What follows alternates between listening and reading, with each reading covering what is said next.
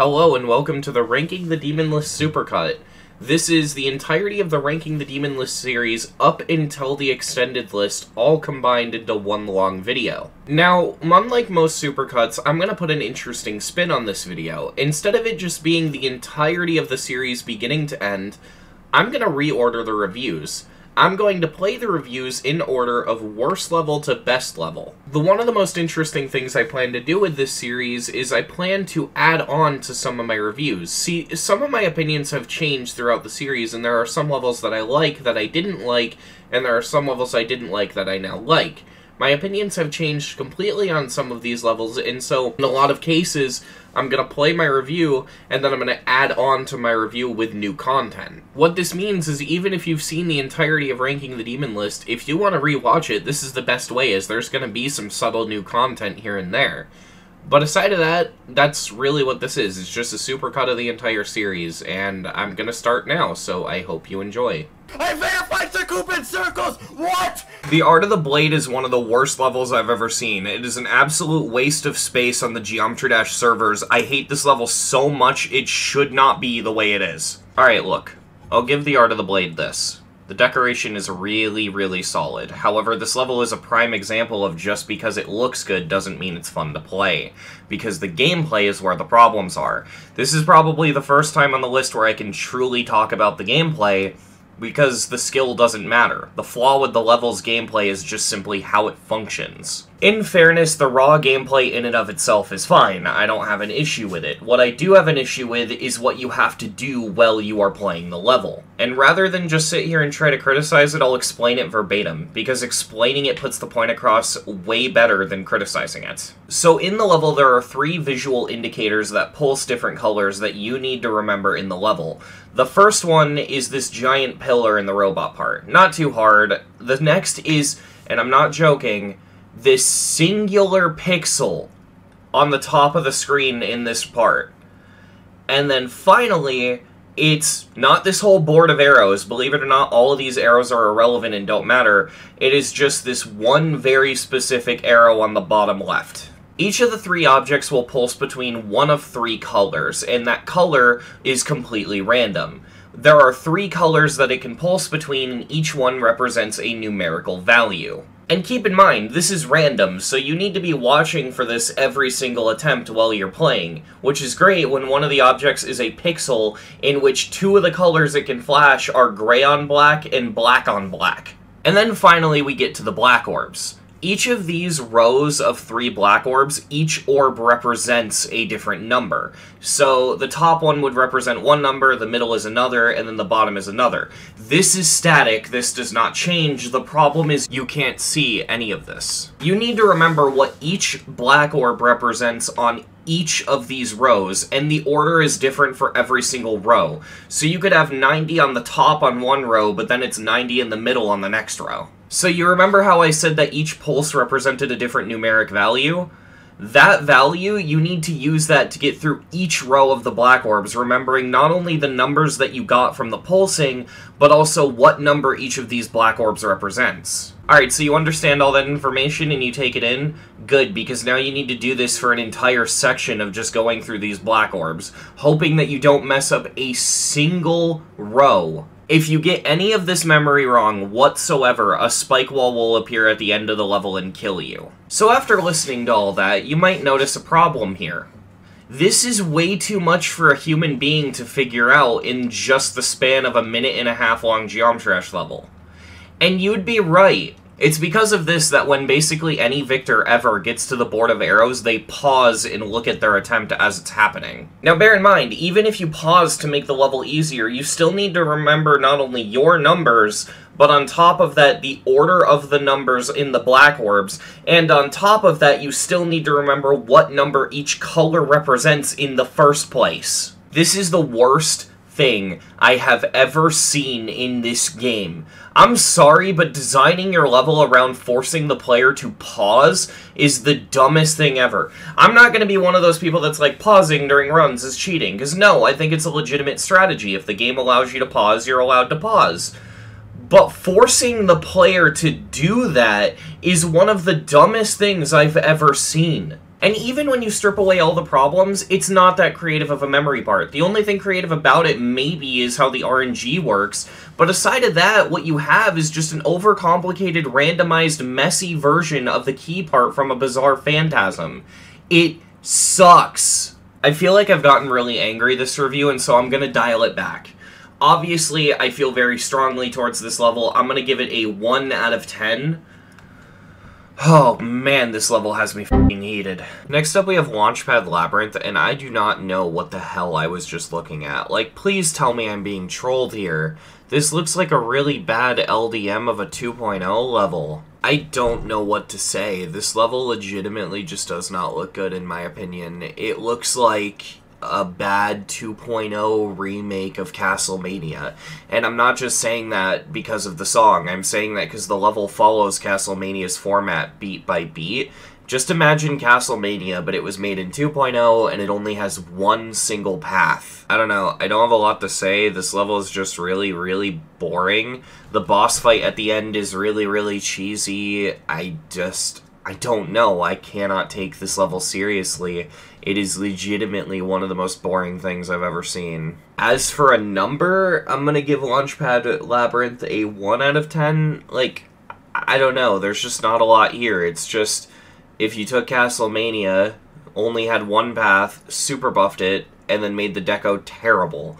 If you want to play a good version of Launchpad Labyrinth, just play Castlemania's Reaper path. I don't know. This just does not look good to me. Next up, we have Renovan, and oh my god, I do not like this level. We're gonna start off with what's probably my more controversial take about this level, and then we'll mention the other stuff, because I only really have one controversial take about this level, and that take is I don't like the song.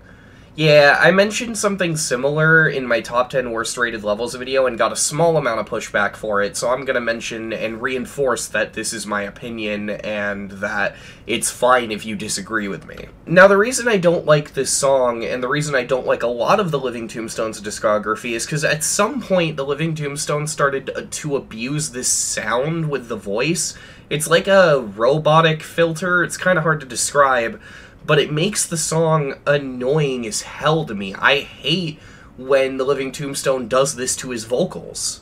So yeah, no, I'm just not a fan of this song, and it's fine if you disagree with this. That's my more controversial take. Let's get into the stuff that's easier to stomach. The gameplay to the level is fine. I don't necessarily see an issue with it, but my biggest problem with this level comes down to the decoration. It just doesn't look good. It's not even an it hasn't aged well thing. Even for its time, this would have probably been seen as lazy at best. This level just does not look good at all to me. The decoration is lackluster. The background decoration just feels non-existent. I don't like the look of this level at all. It's not even that this level looks bad, it just looks generic. It looks interchangeable with any other level using this style. There's nothing to help it stand out. It looks like just another early 2.1 daily level, except it's an extreme.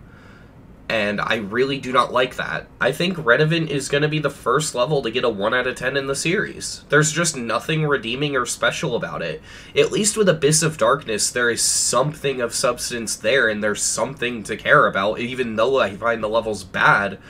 With this level, it's nothing. I don't see any value in this level whatsoever. So next up we have Repentless, and I'm making sure to review this level this time. Okay, so you don't know why I'm so pissed off. I should have reviewed this like 2 or 3 episodes ago, but I kept forgetting it existed. And that really speaks to the quality of the level. It's generic glow, weird song choice to the point where the song doesn't stick out.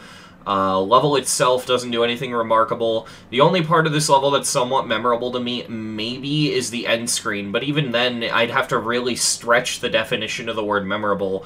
This level is easily Ren's most boring level. I get the feeling that these are the kinds of levels where Ren just changes the name to a Breaking Bad character to make people remember them. Because this level would have benefited from that. Because without it, I can't remember it exists. Just a boring level. Like, I guess it's got the color choices down really well, because the level isn't necessarily unpleasing to look at. Like, it's fine. It's just so irredeemably boring and forgettable. I'm giving it a 1 out of 10 because I kept forgetting to review it due to how boring it is. That's gotta be one of the biggest insults a level can have, making reviewers forget you exist. Next up we have Sakubin Circles, and this is where I need to talk about a very controversial opinion of mine. I don't understand the point of people taking an impossible level, nerfing it despite it being possible without the nerf, and then saying they verified the impossible level. No, you did not verify Sakubin Circles because it doesn't have the wave spam. I get it, people do not like this opinion, but I don't see the point. You're not beating Sakubin Circles, you're beating nerfed Sakubin Circles. That doesn't really have a big influence on score, it's just something that really bothers me. What is the point of nerfing an impossible level just to beat it? That doesn't make sense to me. The whole appeal of beating an impossible level is that you're doing the impossible. So when you make it possible in order to do it, I don't know, it just kind of loses a lot of its magic for me. None of that matters, however, because the level has bigger problems. One of the ones that annoys me the most is the decoration. Now, don't get me wrong, the high detail looks really, really good, but at the same time, no one plays the high detail because it's harder. This is a trend I've actually noticed quite a bit in multiple levels on the Demons list, where the gameplay is just ever so slightly different in the high detail version, for some reason. I have the music muted for copyright, but I'm going to do a visual demonstration of what I'm talking about. So I have a macro of Sonic Wave Infinity. We're going to enable low detail mode, and we're going to run this macro, and you're going to see that I survived the pre-drop.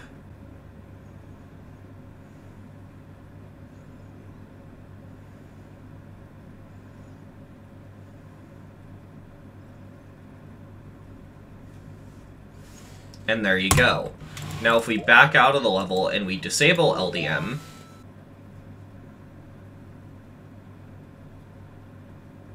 it dies. I have no idea why this is such a consistent issue with Demon's List levels, but in my opinion, the gameplay should stay the same no matter what version of the level you're playing. Now, I know I use Sonic Wave Infinity to demonstrate that, but that's just because Sonic Wave Infinity, I already have a macro on hand that has this problem. The same thing happens with Sakubin Circles. Personally, though, I can't get past the bias of being irritated that this level was nerfed in order to be verified.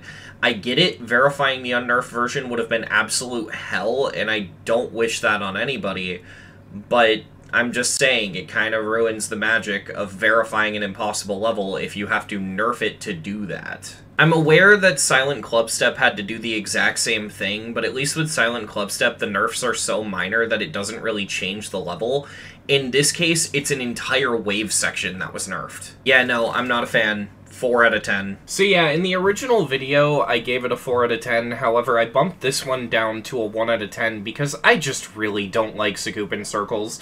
It's not because of the gameplay. The gameplay is the least of my concerns because it's a list level, and half the levels on the list aren't going to be fun. But Sakubin Circles does everything wrong.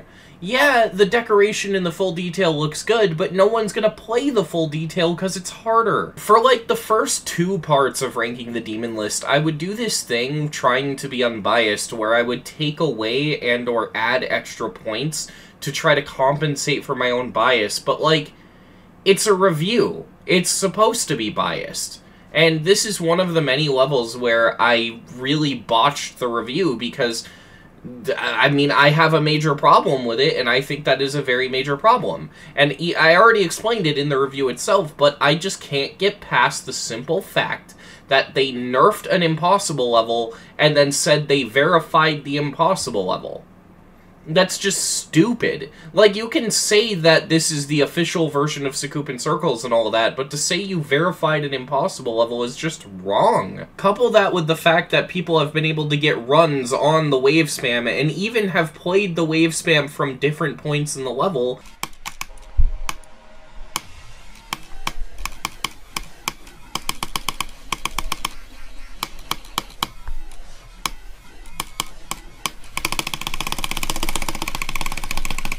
Oh my god, bruh, yeah! And yeah, if they would have just simply waited a few years and didn't rush Sakupin Circles out for no other reason than to dethrone Slaughterhouse, then maybe, just maybe, if they waited those few years and didn't rush this verification, it could have been verified with the spam? I don't know, I just really dislike it, and that's why I'm lowering the score of this to a 1. So next up we have Requiem, and this is a very controversial level, and I've re-recorded my review of this level probably about 8 or 9 times, because this is just such a hard level to talk about in a way that justifies everything I feel about it, but Requiem is a level that I like in concept, but disappoints me in every sense of the word in form of execution. In its core, this level is done really well, and I really like a lot of the animations and aesthetics, and even some of the decoration in this level. Unfortunately, there's a lot of decoration errors that really ruin it for me. There's a lot of alignment issues with the glow, and a lot of things that are just not supposed to be there and are out of place, and on top of that, some of the colors just look way duller than you would want them to, and just a lack of polish overall that I'm not a big fan of. In particular, this glow, it veers to the right a little bit, which I originally thought was just a bug, because this kind of thing happens in a lot of levels, and I originally showcased it in 240.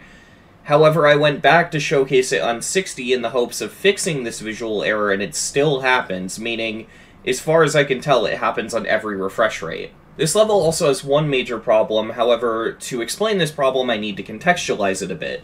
See, the creator of this level, Lithofusion, was going through some false accusations. They were falsely accused of, well, liking animals a little bit too much, we'll just say. And the accusations are completely false, they were proven false, and yet, on the end screen, this text exists. This text was not put here by Lithofusion. If you don't know, this level was spitefully verified by Xylonox due to circumstances that are way out of the scope of this video. And Xylonox, to essentially be a dick, put this here on the end screen to sort of spite Lithofusion. Now that in and of itself would be something I'd be willing to ignore if it wasn't for the fact that this level is a tribute to one of Lithofusion's IRL passed away friends, which is insanely disrespectful. Now, this is of course not Lithofusion's fault at all. This is a level that has been absolutely ruined for me purely just because of how badly the level got fucked up as it changed hands. If this text on the end screen was removed, the level would probably get around a 5 or a 6 for me. However, since the text is there, it ruins the level so much for me that I'm dragging it all the way down to a 1 out of 10. This text is simultaneously one of the most insulting things I've ever seen, and also one of the most infuriating. And honestly, I don't even really give a shit about the fact that it was put there to insult Lithy, because that's not the issue here. The problem is that in order to insult Lithy, you basically disgraced a person who passed away of self-exit game. That's really, really fucked up. Whenever I look at this level, I just get really angry, and I could keep going on and on, but I'm just gonna cut it short. It's a 1 out of 10. I don't like this level. I will say this, though, if you want to see a version of Requiem that's actually good, check out Requiem DX. It's a sort of remaster that Lithofusion released recently, and it can't go on the servers for the same reason I'm not showing it on screen. It has, like, actual gore in it, but yeah, if you can handle the gore, I actually recommend it, because Requiem DX is a much better experience than Requiem. The only reason I bring that up here is because, honestly, I feel like the only way to fix Requiem is if it got updated to be Requiem DX, but unfortunately I don't think that's gonna happen, so not much we can really do about it, unfortunately. I fucking verified AOD! Oh my god, yes! Okay, I gotta be real with you. I don't even know how to begin to review Silent Club, because this level is garbage, but the element of garbage is just, I don't even know where to begin. Basically, this level is just Silent Clubstep, but easier to play. Now, with that being said, it's a lot less fun to play. This level is a lot less creative than Silent Clubstep, mainly because instead of having interesting Impossible Level gameplay like that level does, it's just very generic at-the-time Impossible Level gameplay, like random straight fly and 2-block-wide blue orb spams, and it's just really boring. In my opinion, a good way to put it is Silent Clubstep had gotten a redeco at some point, and in my opinion, it did not need it.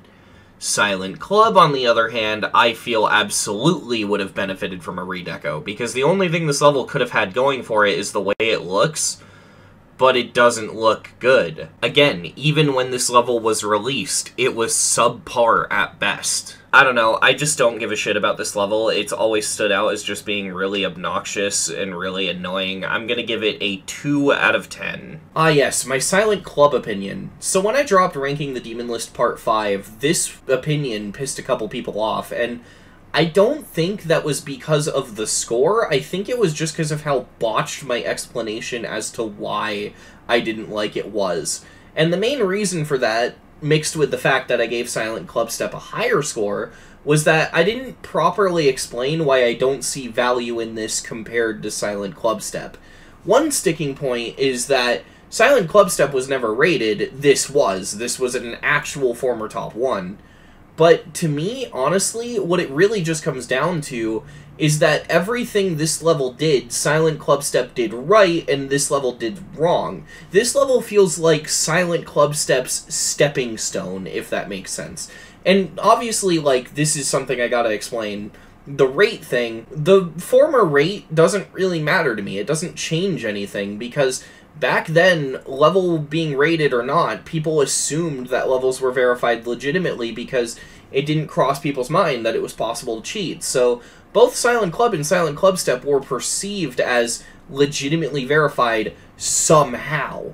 And I feel like people really undervalue Silent Clubstep's legacy when they compare it to Silent Club.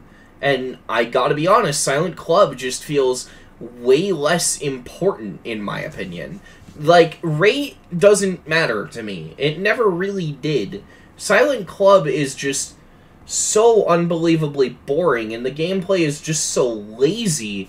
Like, you look at it, and then you look at Silent Clubstep, and Silent Clubstep has so much effort put into it. I just don't give a shit about Silent Club. I'm sorry. Next up we have Mayhem, and this is actually my second time recording this specific review. I feel like the last review already went on long enough, and I don't want this one to drag on, so I'm going to keep it very simple, because there really isn't a lot to say. I just don't know how to say it. But the best thing I can say about Mayhem is that it's 243,655 objects, and it does not need to use all those objects at all. Now, don't get me wrong, this level looks alright, but does it really warrant that many objects? Like, you're telling me this couldn't be optimized at all? The worst part is I know that the background designs are really intricate and that there was a lot of effort put into the deco and designs, but you cannot tell just by looking at the level. As far as I'm concerned, these backgrounds just look empty as hell to me. I gotta say, though, I think my least favorite thing about this level is actually the song. Like, really, a construction-themed level, and you choose the most structurally broken NES game in the NES library. Like, who thought making a level with a song from the Cheetah Men games was a good idea? I mean, what's next? Are we gonna have an 8-bit rendition of the Flintstones be used in a level that's plumbing-themed? Yeah, no, I've always hated Mayhem. I think this level is a failure in almost every aspect, and I definitely think the community overhyped it upon release. Easy 2 out of 10. Next up we have Visible Ray, and I'm just gonna be honest with you, I don't have a lot to say about this level. It is unremarkable, and it is boring, but I very much dislike it.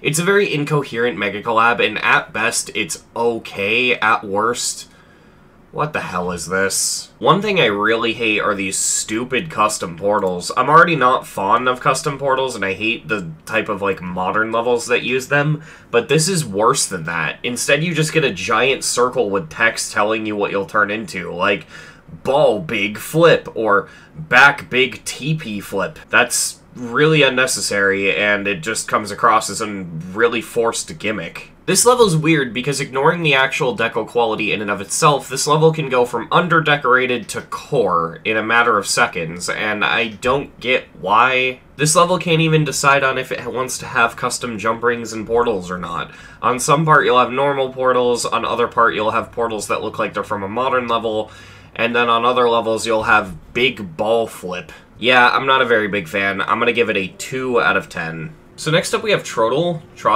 I don't know. Half the time the list levels, I can't pronounce the name of them, so whatever. I tried my best. Trodile, Cherry Team Ice level. This level looks really good up until 37%, and then in my opinion it just starts to look empty and bad. This is another example of Cherry Team putting a lot of effort into a level, only for it to just look like there was no effort put into the level. Sort of like what happened with Mayhem. I don't like any of this block design. Basically, from 37 all the way to the end of the drop, it just looks empty. I get it, it took a lot of effort for them to make, but there's, like, it doesn't even look like there's block design, and the background is just empty. I just don't like this. In general, I'm really disappointed with this level, more so than any other levels we've talked about in this video, because ice as an aesthetic has so much potential as a decoration style in GD. It's such a cool idea having, like, snow and ice deco, and the very rare times we've gotten to see it, it looks really good, levels like Frozen Cave. There's no excuse. This level could have been so much better considering it was an ice-themed level made by Cherry Team, but instead we get the most hollow and empty block design you could imagine with little to no background for a majority of the level. Call it harsh, I don't really care. They are my opinions and therefore they're going to be biased, and if you disagree with me, that's perfectly fine, and I respect your opinion. However, I hate this level so much. It is so disappointing. I'm giving it a 2 out of 10. Next up we have Abyss of Darkness. So I'm really nostalgic towards AOD because I followed its verification progress pretty much since the beginning. That's actually a bit pretentious to say, not really towards the beginning, but when I say the beginning, I'm talking about the redeco. I'm talking about when Nero made the redeco. I don't mean all the way back when Nero hacked the level, but you get what I mean. I was just sort of like a distant watcher of this verification process, and I guess because of that, it makes me feel a little bit closer to this level. But with my bias out of the way, I still hate this level. It feels unfair to criticize this level's gameplay because the level's gameplay was literally made bad on purpose, but as I said in my raid standards video, if you make something bad on purpose, it's still bad. I think the hottest take I have with this level, though, is that the song sucks. They overuse these same stock dubstep sounds throughout the entire song, and because of that, I just grow very annoyed with the song very quickly. The song has actually made me click off completion videos before. There's this one stock dubstep song that the song overuses a lot, and I really hate it. Here's a fun drinking game for you. Take a shot every single time this sound effect plays. Now don't worry, I'll make it easy for you, because I edited the level to only be the parts where that sound effect plays.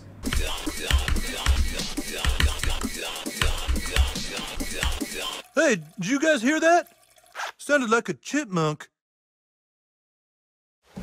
Again, I know this is purely preference, and I've already had people in the Wavix Discord tell me that they actually like the song, but this is my list, so I'm gonna be biased. Aside of all that, there's just not a lot to say about AOD. It's very forgettable, the gameplay's intentionally bad, and I dislike the song. 2 out of 10. Yes! I verified it! Yes! Sorry for the voice track. Next up we have Eternal Moment. It's blue. That's all I can take away from this. I genuinely forgot everything about this level the moment I stopped watching the showcase, and what makes it especially painful about this one is, unlike something like Mirrored Calamity, I literally don't have any takeaways from this. It's just a blue level with nothing unique sticking out. Honestly, in my opinion, it doesn't even use the song that well, because it could use any song and I think I'd get the same impact out of it. This level is just forgettable. There's not much more to it, and I hate when levels are forgettable like this because it just feels like such wasted opportunity. Because you can see a lot of effort being put into the level. Like, there are these little pulses and effects here and there in the level that show that they're made by a competent creator, but they're just the most forgettable thing you could imagine. They don't do anything to stand out. And what makes it especially depressing, and what makes you especially realize why being forgettable like this sucks, is when you look at it side by side with other levels on the Demonlist. Look at Eternal Moment, Sparkling, and Mirrored Calamity side by side to each other on the Demonlist. Sparkling sticks out because it's actually a unique level, whereas Eternal Moment and Mirrored Calamity blend in almost as background filler just to make Sparkling stand out more. It's really unfortunate, but these levels just feel like they exist for no reason other than to fill space. And it's just sad. But this one is so much worse than Mirrored Calamity because there's nothing here. I don't know, this level just fails to stick out with me in any way. I'm gonna give it a 3. Oh, also, one other thing. Why is the level called Eternal Moment if it's below a minute and a half? The level's shorter than the average, and yet it's called Eternal Moment. Shouldn't this be XL? Because it's an eternal moment? I don't know. So next up we have Climax. This level's decoration is fine. It doesn't look bad, but it's just f***ing Kiyuki again. If anything, it looks worse than Kiyuki, but this level just... It's just Kiyuki. It uses the same song, it's got the same decoration style. The gameplay, albeit a little bit simpler, is in the same style. It's Kiyuki. Again. You know what it makes me think of? There's a medium demon called Red Haze, and after beating it for the GDDP, they replaced it with another level called Scarlet Smog, and it was just Red Haze again.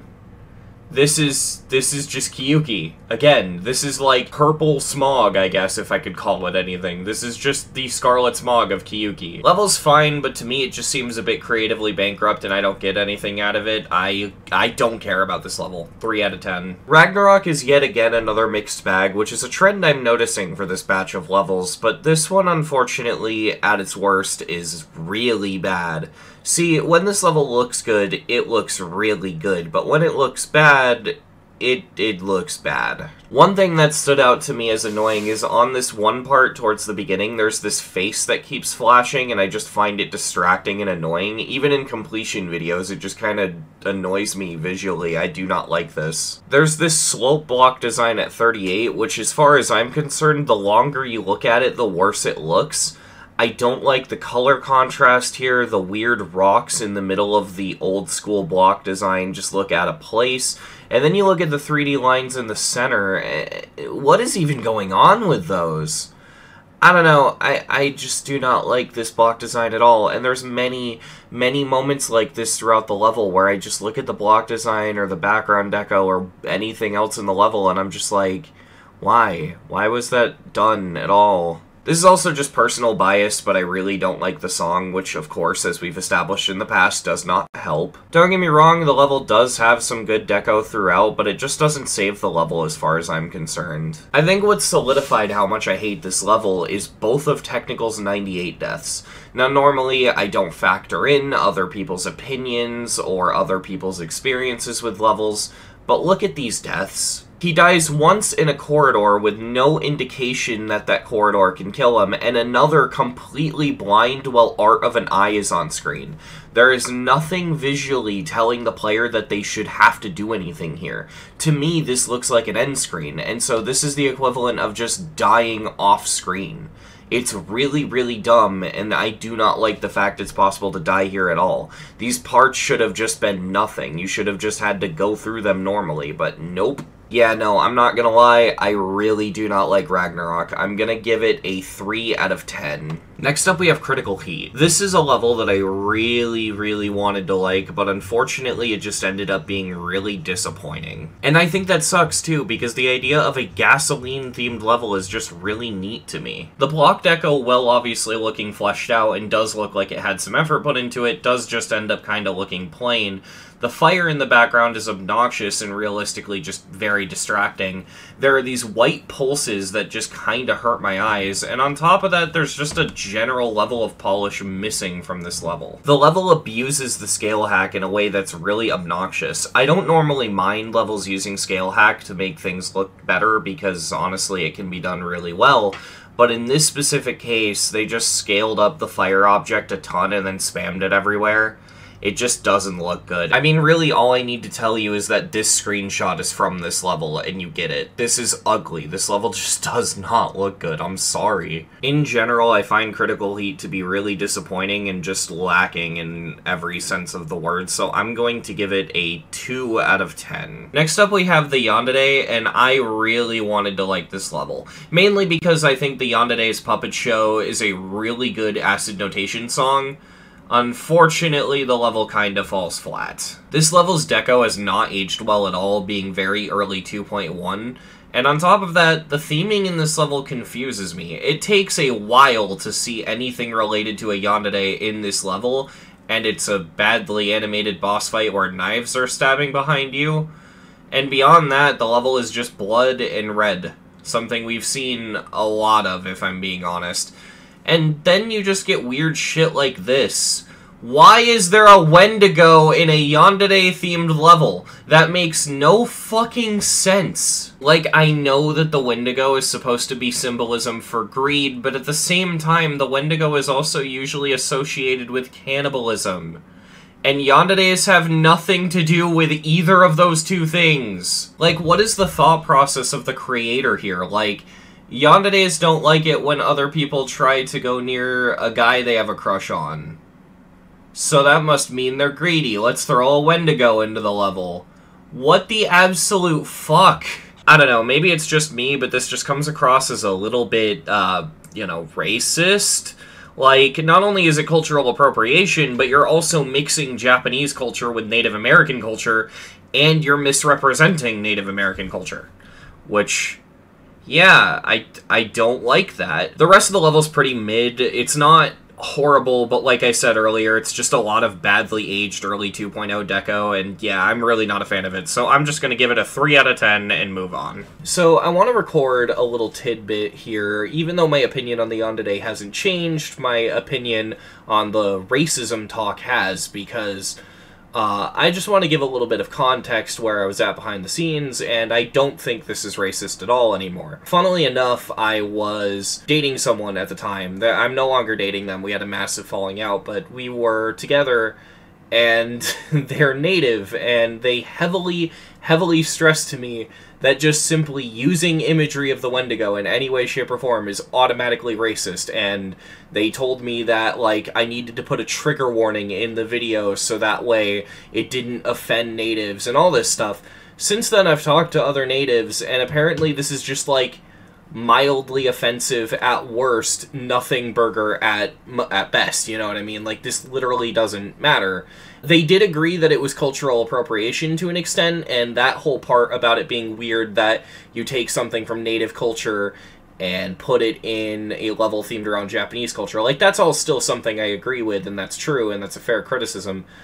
But the point is, this is all a nothing burger, and the person that I went to ask for advice on all this basically just made it sound like it was bad when it wasn't, so yeah, I was misinformed when I went into this review, and this is not racist at all. To make matters even worse, shortly after I put out the review, I was informed that this is J-Ghost's, like, signature. Like, he puts this in all of his levels, and then I saw more of J-Ghost's work, and I saw that for myself, and yeah, I just feel like an idiot for this whole thing. So I wanted to clarify, like, there is no racism here, I was just misinformed. Next up we have Orawa, I don't know exactly how to say this. This is another generic 2.1 level, nothing really standing out, but I'm kind of shocked this level is as not good as it is, considering it was made by the creator of Kyugi.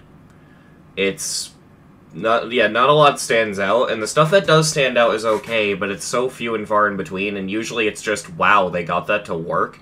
Like, there's this part where they managed to use the connected texture rock 2.1 deco blocks, the ones you see in Finger Dash, and they actually made them look really good, which is shocking.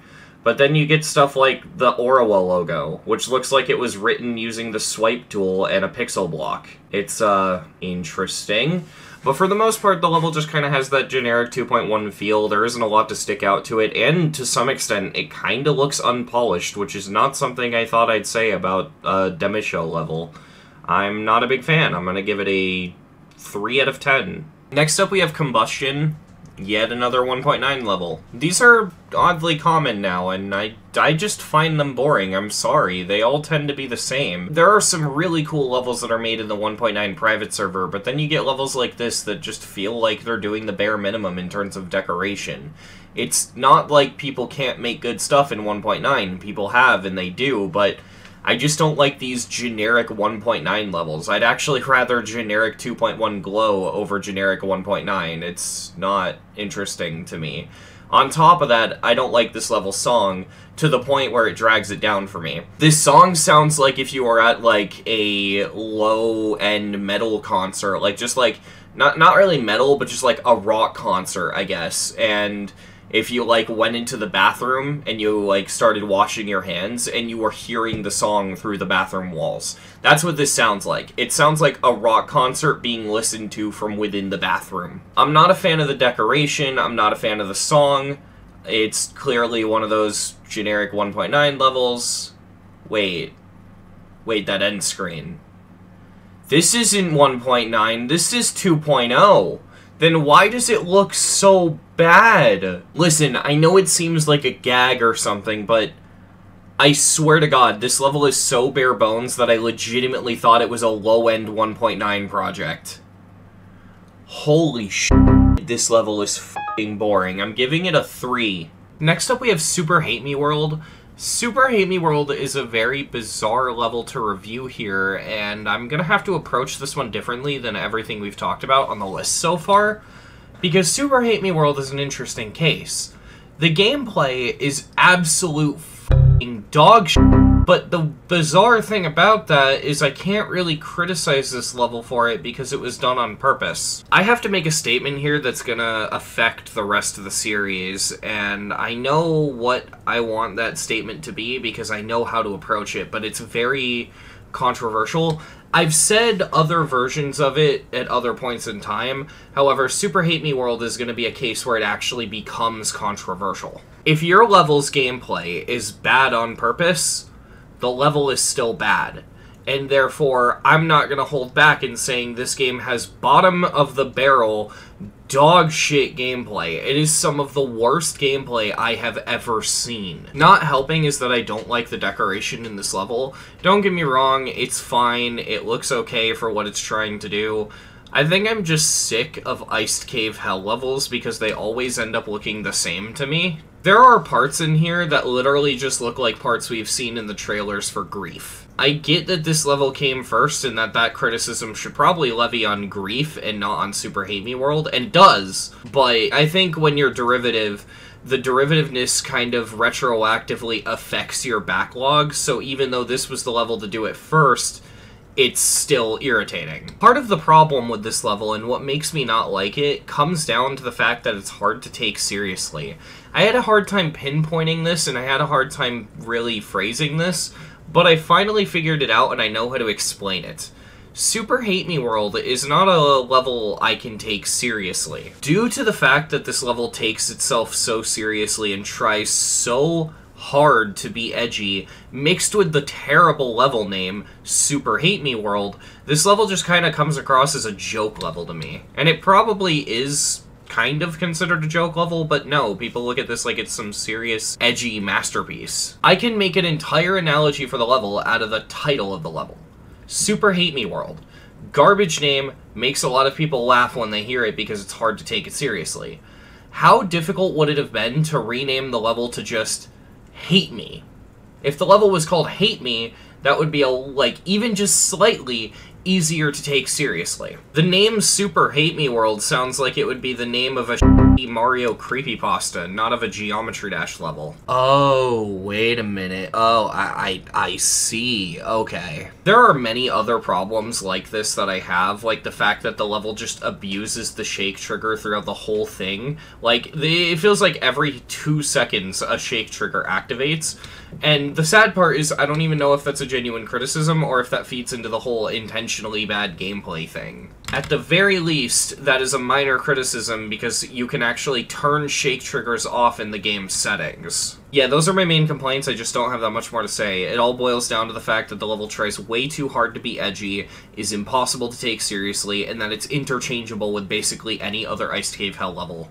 I'm giving this level a 3 out of 10. This review is incredibly outdated and easily one of the worst reviews of the entire series. While I still feel the exact same way I reflected in the review about this level, it's terrible, it's incredibly hard to take seriously. I mean, how do you take a level seriously when its title is Super Hate Me World? It literally just sounds like a bad Mario ROM hack. It's really funny. But the point still stands that I still can't take this level seriously, and its gameplay is bad. But a lot of people got hung up on that criticism, because I've said several times that this series doesn't really take gameplay into account, and yet here I am talking about the gameplay, so what gives? Well, two things about that. Firstly, I can acknowledge the gameplay. What I'm not acknowledging is whether or not a level is fun to play. Basically, enjoyment rate is something I'm not factoring in. What I can factor in, however, is if the gameplay is boring conceptually, like if everything in the level is straight flyer UFO spam, which is what this level is. It's basically just challenge list gameplay. It's not entertaining to watch because it's gameplay you've seen about 1,000 times before. And on top of that, my main issue with this level isn't necessarily that the gameplay is bad, it's that the gameplay is bad on purpose. I do, however, consider this review to be entirely outdated, specifically because of the stuff I said about Iced Cave and Grief in this review, and I want to clarify those. So first and foremost, when I compared Super Hate Me World to Grief, I was talking about a part in the teasers that has actually since been removed. It's not in the level anymore. And on top of that, comparing it to Grief was just a little bit stupid and reckless in my opinion, because Grief wasn't even out. A lot of people were asking me for my opinion on Grief at the time, and I refused to review it because the level wasn't out yet, and I think reviewing a level before its release is a bad idea unless you're giving constructive criticism on things you think should be in it. Sort of like when people were telling the creator of Centipede to put actual Centipede art in the level. That was constructive, and that was fine, but in general, aside of that, I think it's just generally a bad idea to review a level before it comes out, so I refuse to do that. And yet, here I am talking about it before it came out in this video, and that was really stupid of me. The other thing is, when I said I was sick of Iced Cave Hell levels, that was because this was when Slaughterhouse was still sort of the top dog in the community. I don't think it was at the #1 spot anymore. I think Acheron existed by then, but I was still sick of the level and sick of seeing it. We'll get more into it in this video later, as I don't want to spoil things now, but all I'm going to say for now is that I have warmed up to Ice Cave's Hell levels a lot, and I don't hate them as much as I used to. And yeah, I see nothing wrong with Super Hate Me World in that sense. I don't think it's bad because it's a Hell level. However, all of its issues still stand. The fact that it abuses the shake trigger, which I wish I talked about more, to be honest, because the shake trigger abuse is a genuine problem. And on top of that, the gameplay in this level, like I said, is just bottom of the barrel. And I don't care if it was done on purpose, because that just means Iced Cave made the level bad on purpose. Alright, so next up we have Kanos, and let's just get this one out of the way. I feel like a lot of people only know Kanos for the Nepesta reaction and don't know about the actual level. And honestly, that doesn't surprise me. So you take Sock Up in Hell, a level that most people say is garbage, even EVW, who's usually extremely optimistic about the levels he plays, says he hates it. You take that level and you extend it and make it harder. 1 out of 10. Okay, no. We're actually going to review this. That's like a half joke. However, don't be excited. It's going to have a low score. I will give Kanos this. For being nothing more than a buffed and extended Sock Up in Hell, it looks pretty good. I like a lot of the deco in this, and while there are parts where you can't see, which kinda reinforces stuff I said about the Golden in one of my previous videos, it looks decent, and that's something I have to give this level. But I still hate it, and I see no value in it whatsoever. The only thing that good to come from Kanos is Nepesta's reaction. I hate this level with a burning passion because it's literally just... It's one of the most pointless levels on the list. They literally just took a hated level, buffed it, and extended it. That's all this is. It's just harder Sock Up in Hell. What is the point? 3 out of 10. What? Dude, what? So next up we have Terminal Rampancy, and I think this is a very beautiful... I forgot to turn my fan off. Cox! I think this is a very beautiful level. The decoration is stellar, the music sync and the usage of the song is really good. I wanted to give this level a good score, but here's the thing. This level looks too good, in the Sonic Wave Infinity kind of way, where it feels a little too high detailed to where it wouldn't have hurt to remove some of the detail. And the reason I bring that up is because this level has 334,665 objects. Now look, this level, like I said, looks really, really good, and it uses the song really well, but to some extent, I think this level is a little bit too over-decorated, because most people aren't going to be able to see this deco, and honestly, it's not even worth it in my opinion. Like, you will not be able to run this level on high detail unless you have, like, a god PC. Still, I really like this level, but I can't give it a 10 due to that, unfortunately, so I think I'm gonna just be fair and give the level a 9 out of 10. Yeah, this level got moved down pretty far, and it got moved down mainly just because of, well, opinions changing over time, and that's fair. When I first saw this level, I wanted to be nice to it because I can tell that a lot of effort went into it, but dear God, it just doesn't resonate with me at all. First and foremost, it is entirely biased that I'm moving it down, because I've had a horrible experience showcasing this level. This level is so over-decorated that I was having trouble recording showcases of it. And not even because of the bot itself, but internal recorders were struggling to record footage of this level. Like, this is one of the only levels I've tried to showcase that has crashed FFmpeg, which is awful. The other reason this has been moved down so much is because I find this level ugly. It's something I didn't really catch on my first watch through because I was watching these, like, one after another, but now that I'm more intimate with this level and I've seen this level more in just passing, I can 100% say that I hate the look of this level for one simple reason, and that's scale hack. It's a similar thing that happened with Critical Heat, actually. Almost everything in this level is scale hacked beyond belief, and it made the textures look really, really stretched and ugly.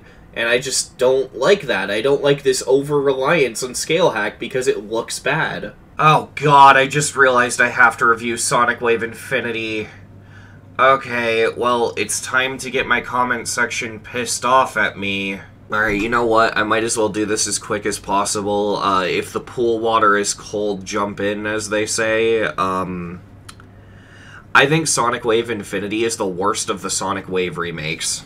Not only is this level harder in the high detail, but some bizarre choices in general were made that I really just don't understand. So in order to properly review this level, I'm gonna have to separate the wave parts from the non-wave parts just so I can make sure I say everything I want to say. So first and foremost, the non-wave parts. There is some really bad over-decoration here, especially in parts like the first ship. I am not a fan of how this looks. Does it really need this much detail? Like, yeah, it looks good, but why?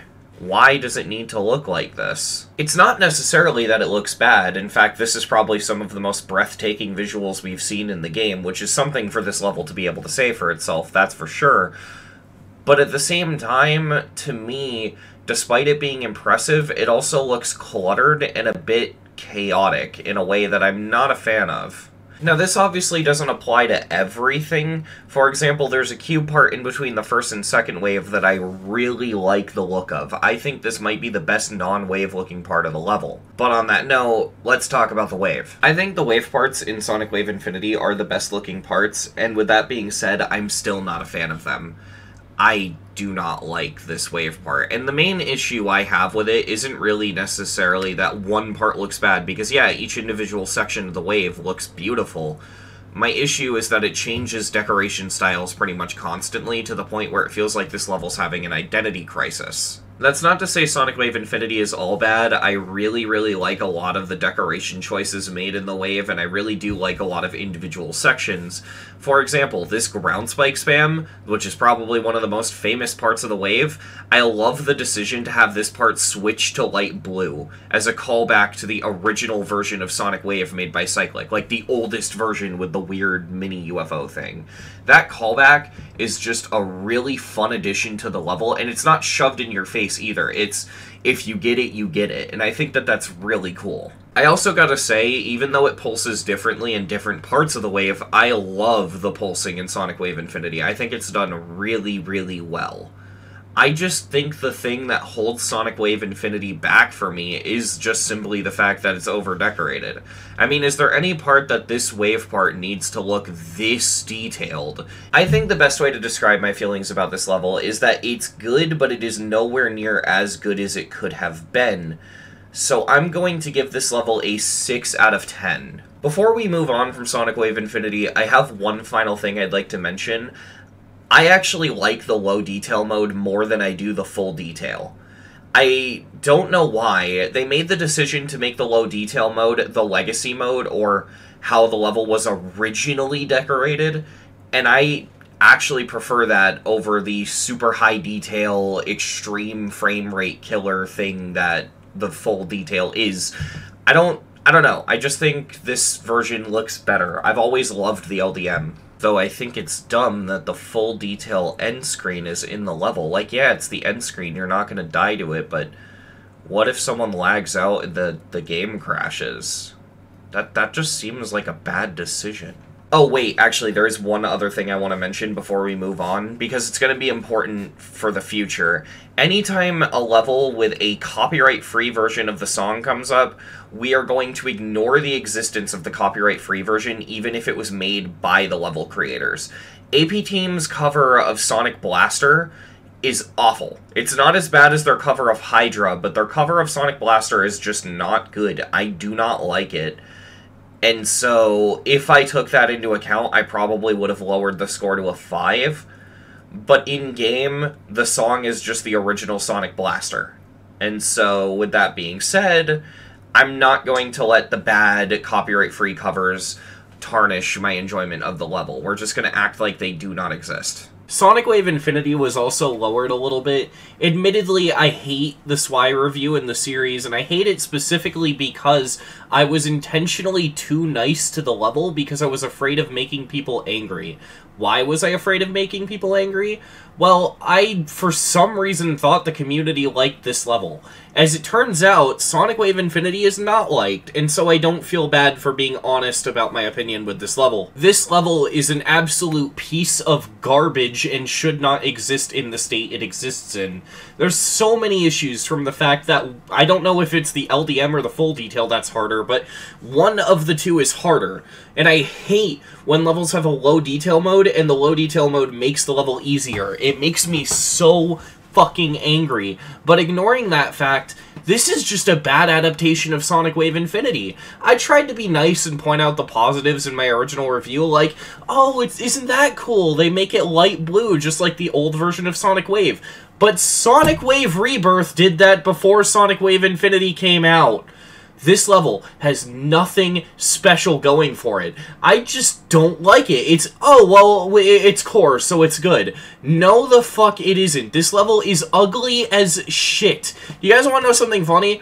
When I first went to showcase this level and upload it to YouTube, I made this the thumbnail. This thumbnail, this image right here, was too large for YouTube, so I had to compress the file. That is how much of a visual overload this level is. On top of that, this level's hitboxes are bad, and there are actual just straight-up hitbox errors throughout the level. You guys hate fixed hitboxes, right? Well, what if I told you this level had extended hitboxes? I'd actually go so far as saying that I hate Sakupin Circles more than I hate this level. Sakupin Circles, don't get me wrong, has no reason to exist in the way it does. They should have given that level several more years to be verified, and they should have waited until they were capable of verifying it. But with SWI, it's even worse, because at least with Sakupin Circles, you can say the deco looks good. With SWI, the deco and the gameplay looks bad. Literally, the only reason SWI has a 4 and not a 1 is because of the Legacy mode. I really, really like the Legacy mode in the level, because I like that it's just the old version of SWI. But my god, this level has so many problems. Never mind the fact that when you average out the Demonlist enjoyment ratings, SWI is one of the lowest because its gameplay is apparently so fucking awful. Which, yeah, it's buffed Sonic Wave, it probably plays bad, but apparently this plays bad even for that. I, of course, have no way of knowing that, and so that doesn't influence my score. However, I will say it says a lot, and I mean a lot, when the community as a whole hates a level this fucking much. Next up we have Critium. The decoration's fine, gameplay's fine, I like how a lot of this level looks, however I'm just going to cut to the chase and say, this is an extremely rare case where, for me personally, a song in and of itself can ruin a level for me, and this song, I don't like it. Now, let me be very clear. I love funk as a genre, and I listen to a lot of it. I listen to a lot of Chord Hell, I listen to a lot of Scored, and this level uses a Scored song, but unfortunately, not a very good one. This song is just so unlistenable. It's it is just a long, sustained, vibrating bass with some cowbells. That is what this song is. It is funk cowbells and an overwhelming amount of bass. I can tell there's more melody here because I can faintly hear it, but it's so drowned out by what sounds like my phone vibrating when I get a cell phone call.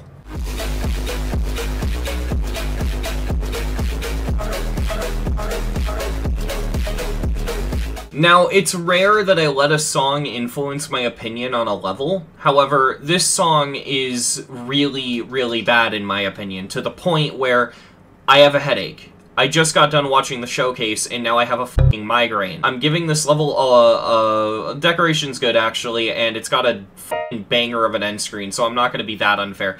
I'll give it a 4 out of 10, and I'm going to go get some Tylenol. Next up, we have Asterios, and oh my god, I do not like this level. So normally if a level is just generic glow, I try to find a silver lining in it to complement, but this is the most generic glow I've ever seen. Like, I don't know how else to put it. There's this one part towards the very beginning where it has these really cool looking planets in this space background, but that's the only real part that stands out to me. The rest of it is just very, very generic glow, and yeah, this level is very boring. I'm gonna give it a 4 out of 10. Moving on. Next up, we have Akashic Records. I'm not gonna lie, I was afraid to review this because I thought it'd be difficult to review due to having a lot to say, but I can actually put it quite simply. This level is one of the biggest mixed bags I've ever seen.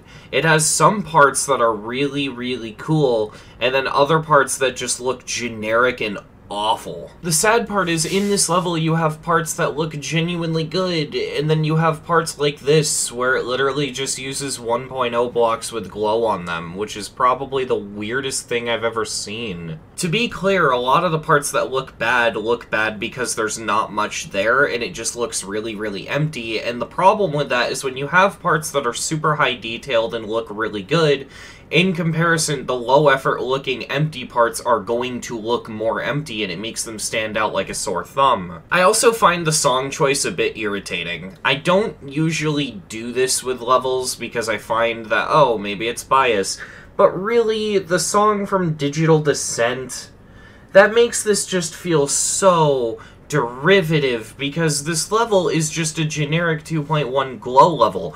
That's not necessarily a criticism. There are good generic 2.1 glow levels, but in this level's case, it uses the Digital Descent song while being a generic glow level, and it doesn't have a distinct gameplay style. It's just traditional, like, click memory, and because of that, I can't help but just wish I was looking at Digital Descent whenever I look at this level.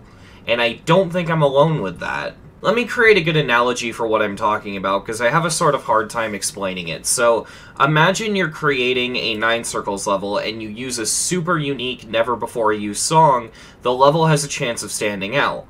Now imagine you're making a 9 Circles level, and it just uses the song 9 Circles. It's going to feel more derivative by default. And that's kind of what happened with Akashic Records, I think. And that's the least of the level's problems. A lot of its problems come from being a mega collab, and I don't just mean like, oh, the parts are inconsistent because it's a mega collab.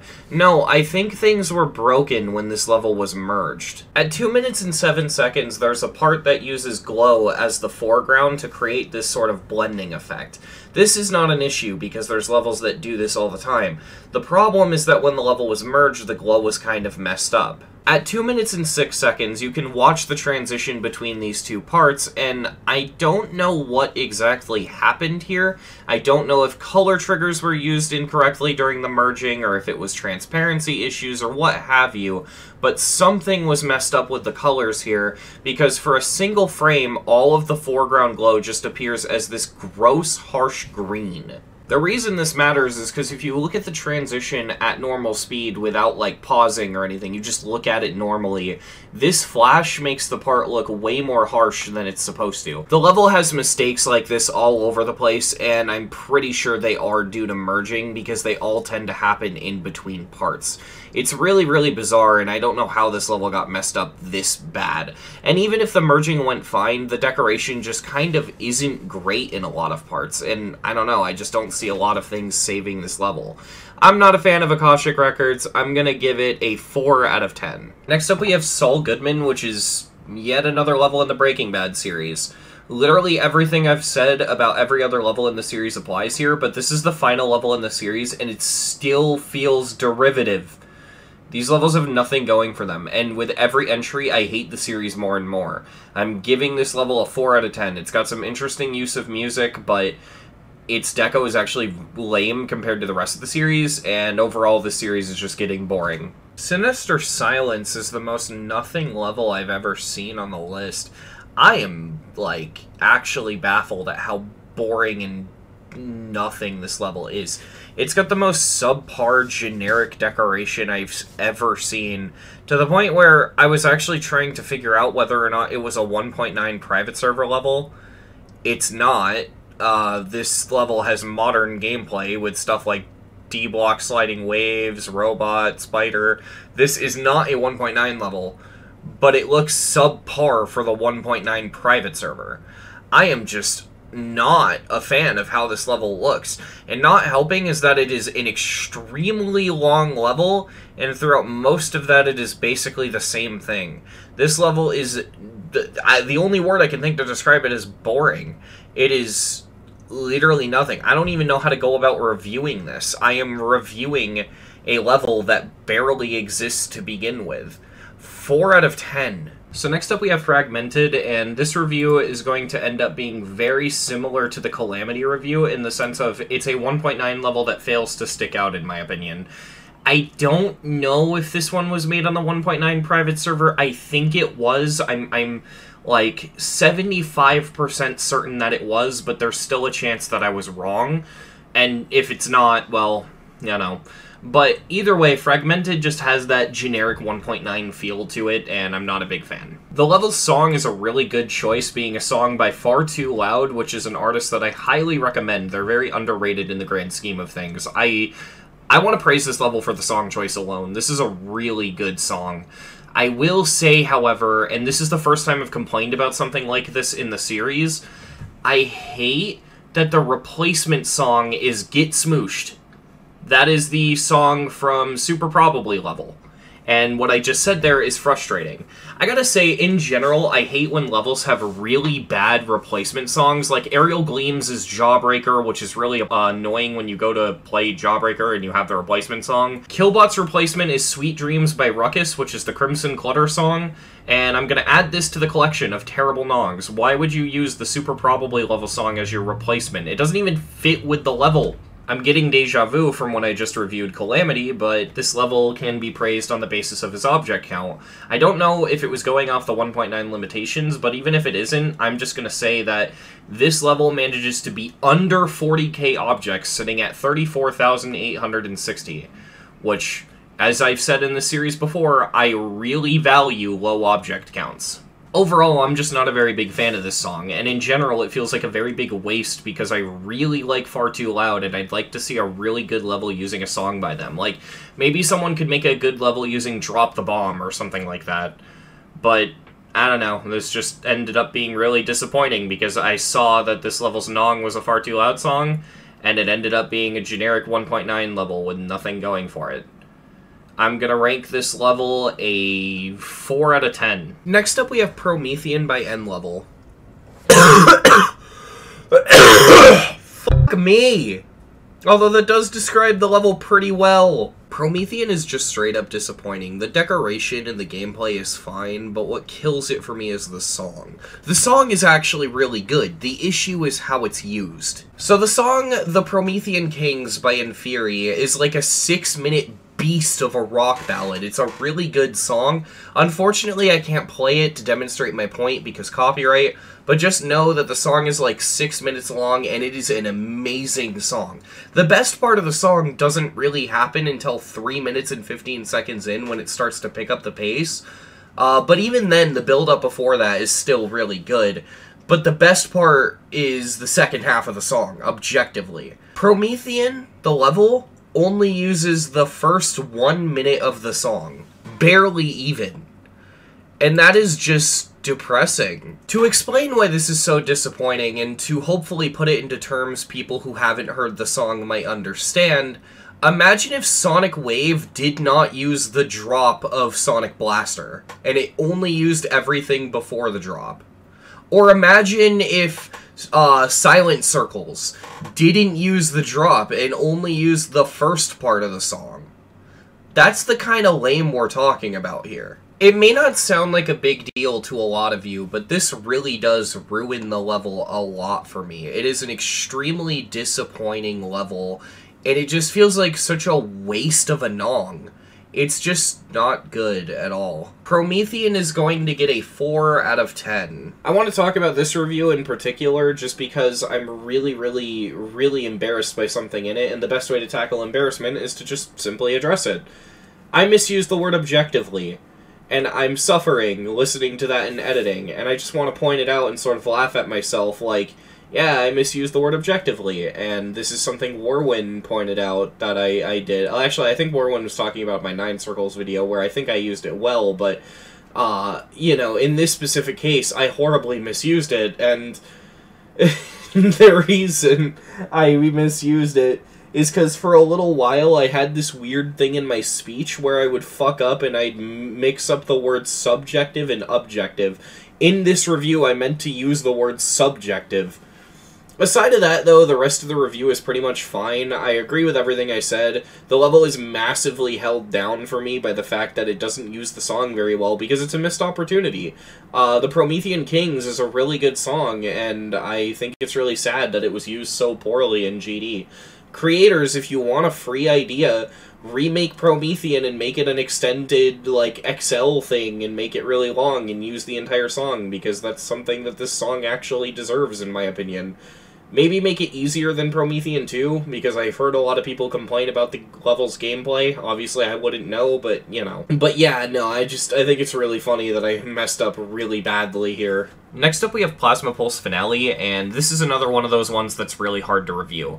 A lot of people remember Plasma Pulse Finale not for the level itself, but for the battle of what's harder, Plasma Pulse Finale or Bloodlust, which, considering how far apart they are on the list now, that's kind of funny that that was a debate at one point. I feel that does sum up PPF's legacy. The fact that people remember it not for the level itself, but the fact it was being compared to Bloodlust. It literally needed another level's legacy just to be remembered. As for the level itself, again, it's not horrible, it's just kind of generic and not great looking. I mean, it's not bad looking, but it's not interesting either.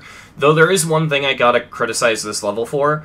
The hitboxes in this level are confusingly bad. There's a lot of hitboxes that are invisible, and they protrude out of block designs, and they require you to do some weird stuff. Like, for example, there's this part where you're the mini-wave, and you're dropping down into a cube portal, and it looks like you can just kind of sweep up, and you would be fine, but there's a little hitbox on the edge of the hill, so you actually have to do a small little movement with the wave to gain a little bit of extra momentum forward, and you don't hit it.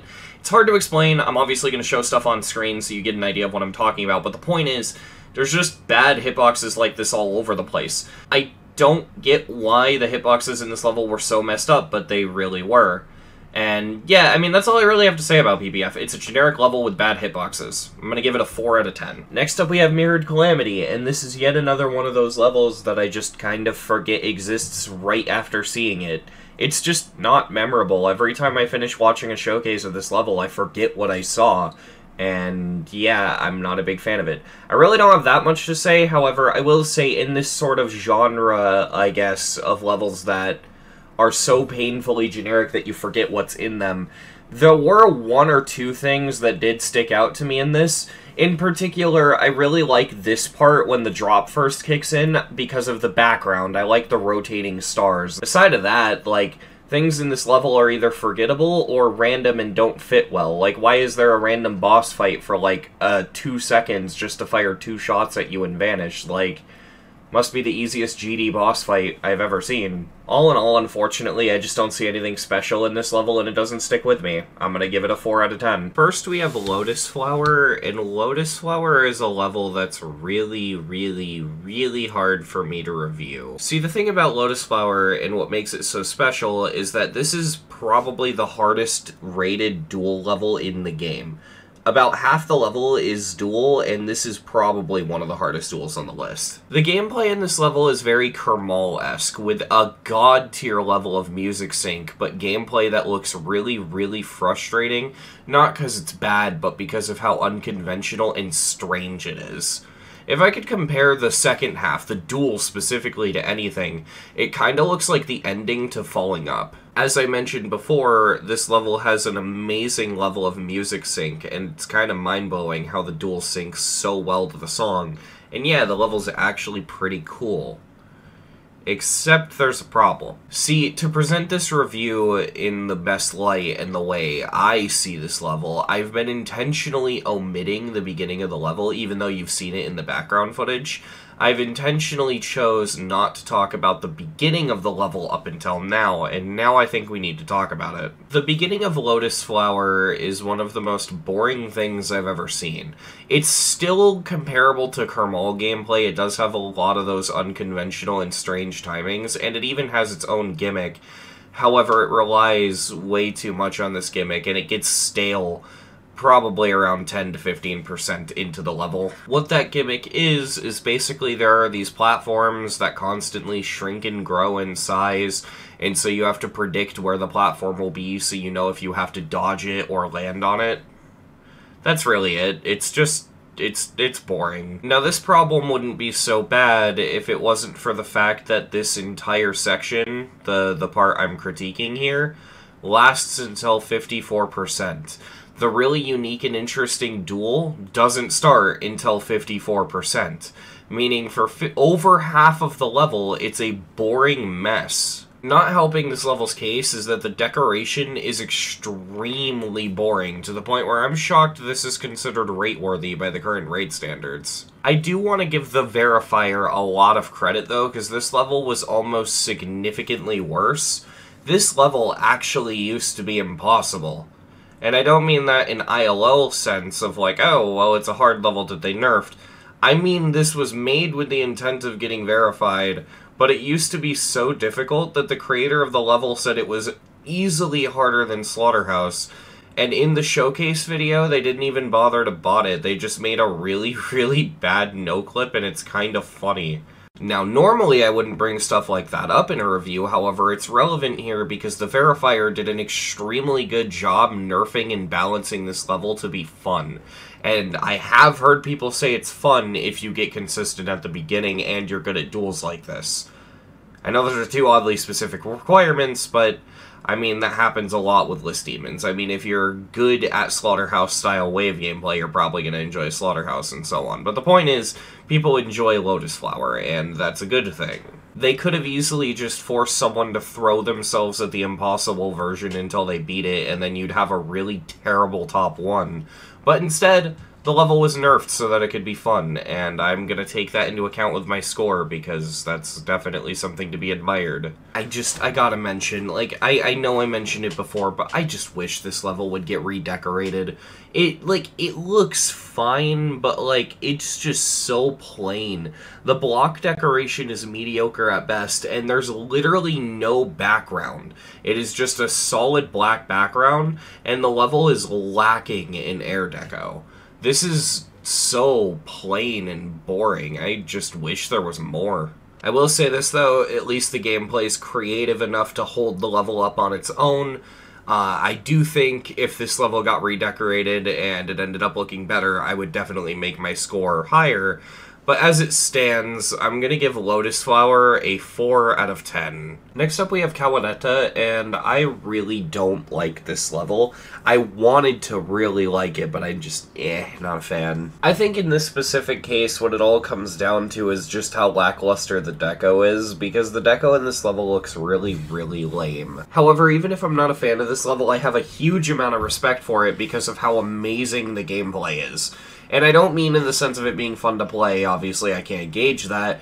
What I'm more or less talking about is how well the level uses the song, and how well the gameplay syncs, and in general just the way the gameplay and the song are meshed together. It creates this really satisfying thing that's kinda hard to replicate, if I'm being honest. The gameplay has this sort of creativity that I can't help but respect, but unfortunately this level is really dragged down by the decoration. I really do feel that Fragile came along and polished this level in a way that it very much needed, because yeah, this doesn't look great. It could have been way better, so I'm gonna give it a 4 out of 10. I just beat Avernus right now!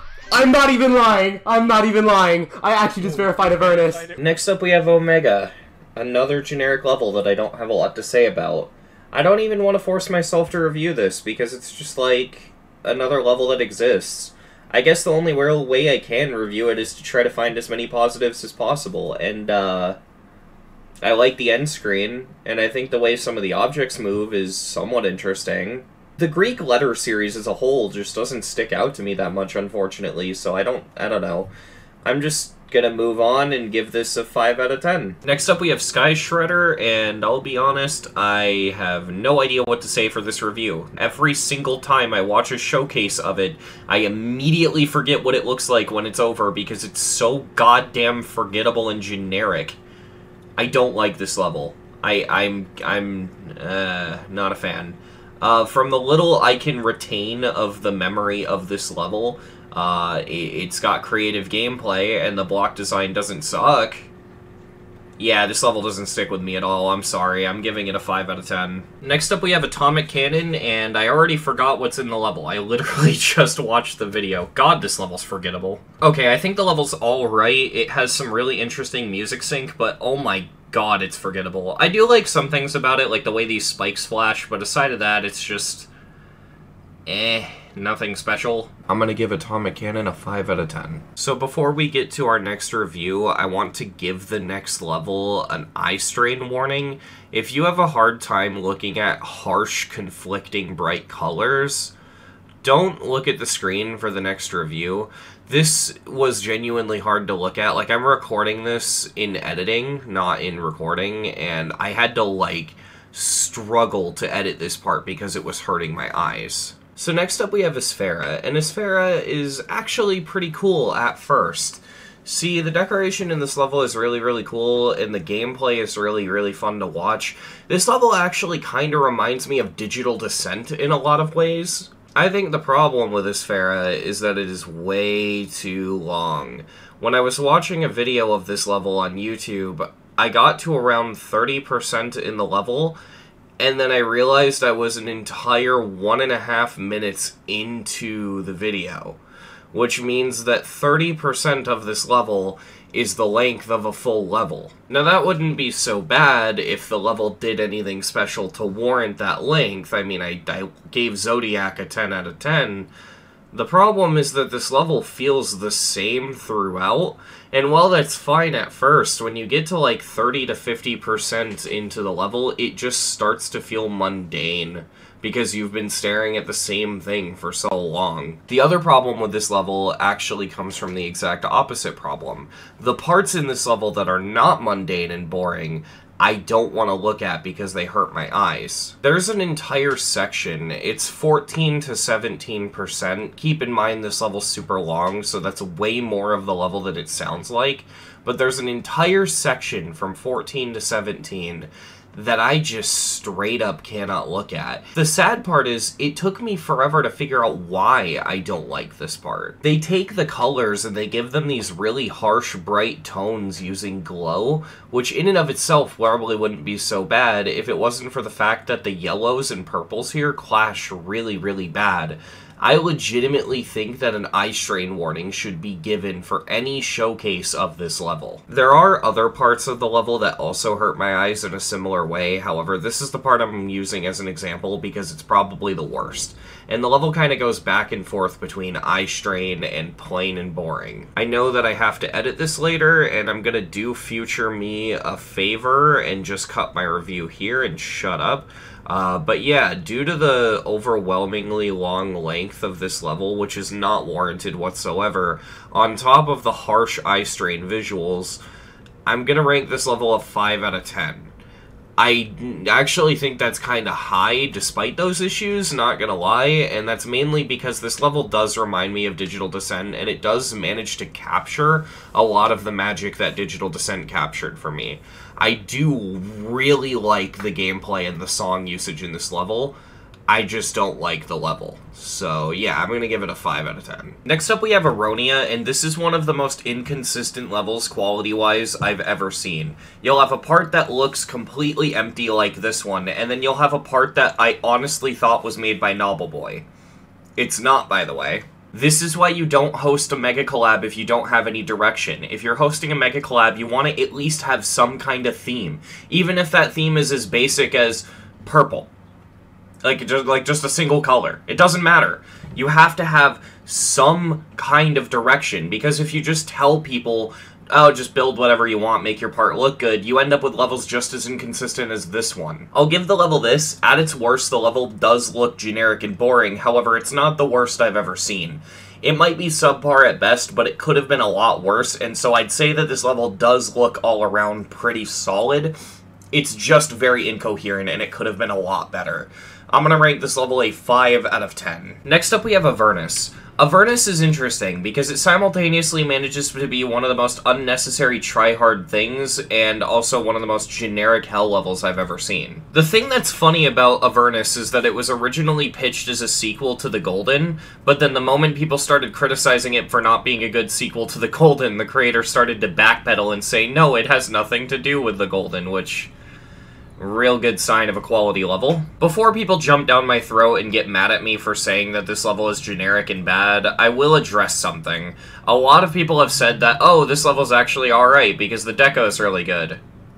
What are you talking about? Here's the thing, even if you like how Avernus looks, you have to at least admit that no effort went into this. Like, for example, the lava. Everyone praises how good the lava looks. The lava is one of the most low-effort things in the level. If you go on YouTube and you type into the search bar, how to make realistic AP Team-style lava in Geometry Dash, you'll find tutorials left and right that give you lava that looks identical to the lava in Avernus. Alright, so the deco is kinda subpar at best, and all the things that do look good are derivative. Okay, well, is the gameplay at least good? Well, this is a rare case where I actually can say it's not, because this level was artificially buffed. What was basically done is they took the level and they filled it with a bunch of fixed hitboxes to artificially increase the difficulty.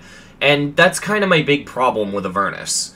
If it was nerfed to be maybe like top 10, top 20, I wouldn't care so much. But this level is just obnoxious about the way it exists because it acts like it has god-tier deco when, let's be honest, it looks worse than the Golden. And that's an insult considering you can't see the Golden. And on top of that, the level just really wanted to be in the top 5 for some reason. At the end of the day, Avernus has no real justification for its own existence. This level is bad. That's all it comes down to. And the decoration, again, looks alright, but you can't sit there and act like that's some saving grace when this deco really isn't that hard to make if you're good at following tutorials. And because of that, I'm giving the level a 2 out of 10. So yeah, my review of Avernus was pretty harsh in this series, and the thing is, I still stand by everything I said in this review. And I think they are all valid reasons to consider this level a bad level. However, while I agree it's not good, I don't think it's 2 out of 10 bad. I think it's a 5 out of 10 because there is still a lot of very interesting and artistic merit to this level, and you can tell at least some effort was put into this level. It probably wasn't a lot, because a lot of the effects can just be recreated with tutorials, but there are still things here and there that did genuinely take effort. In fact, ever since doing this review, I've actually found more issues with Avernus. For example, the level, the entire thing, it's all on one layer, which means if you want to do any optimization or bug fixing or buffing or nerfing, or you want to mess with this level at all, you have to struggle with all of these objects being on the same layer, which is awful. The thing about all this is, I don't hate Avernus as much as I used to. A lot of my hatred towards this level mainly came from the way the creators of the level treated it. Pocky Windfish had a very big ego when it came to this level. However, as time has passed, less and less people are talking about Avernus, and now that things are calming down and the level is less of a cesspool, I honestly think it's okay to take a step back and appreciate the deco here. Gameplay, I'm not a fan of it. Not even because it's unfun to play, because obviously I don't talk about whether or not levels are fun to play here. From a game design perspective, the hitboxes in this level are just bad.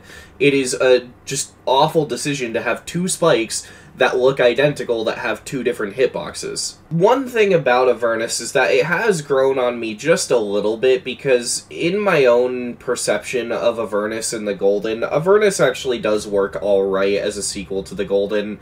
It's not amazing, but if you call it an antagonist level especially, like, this does work.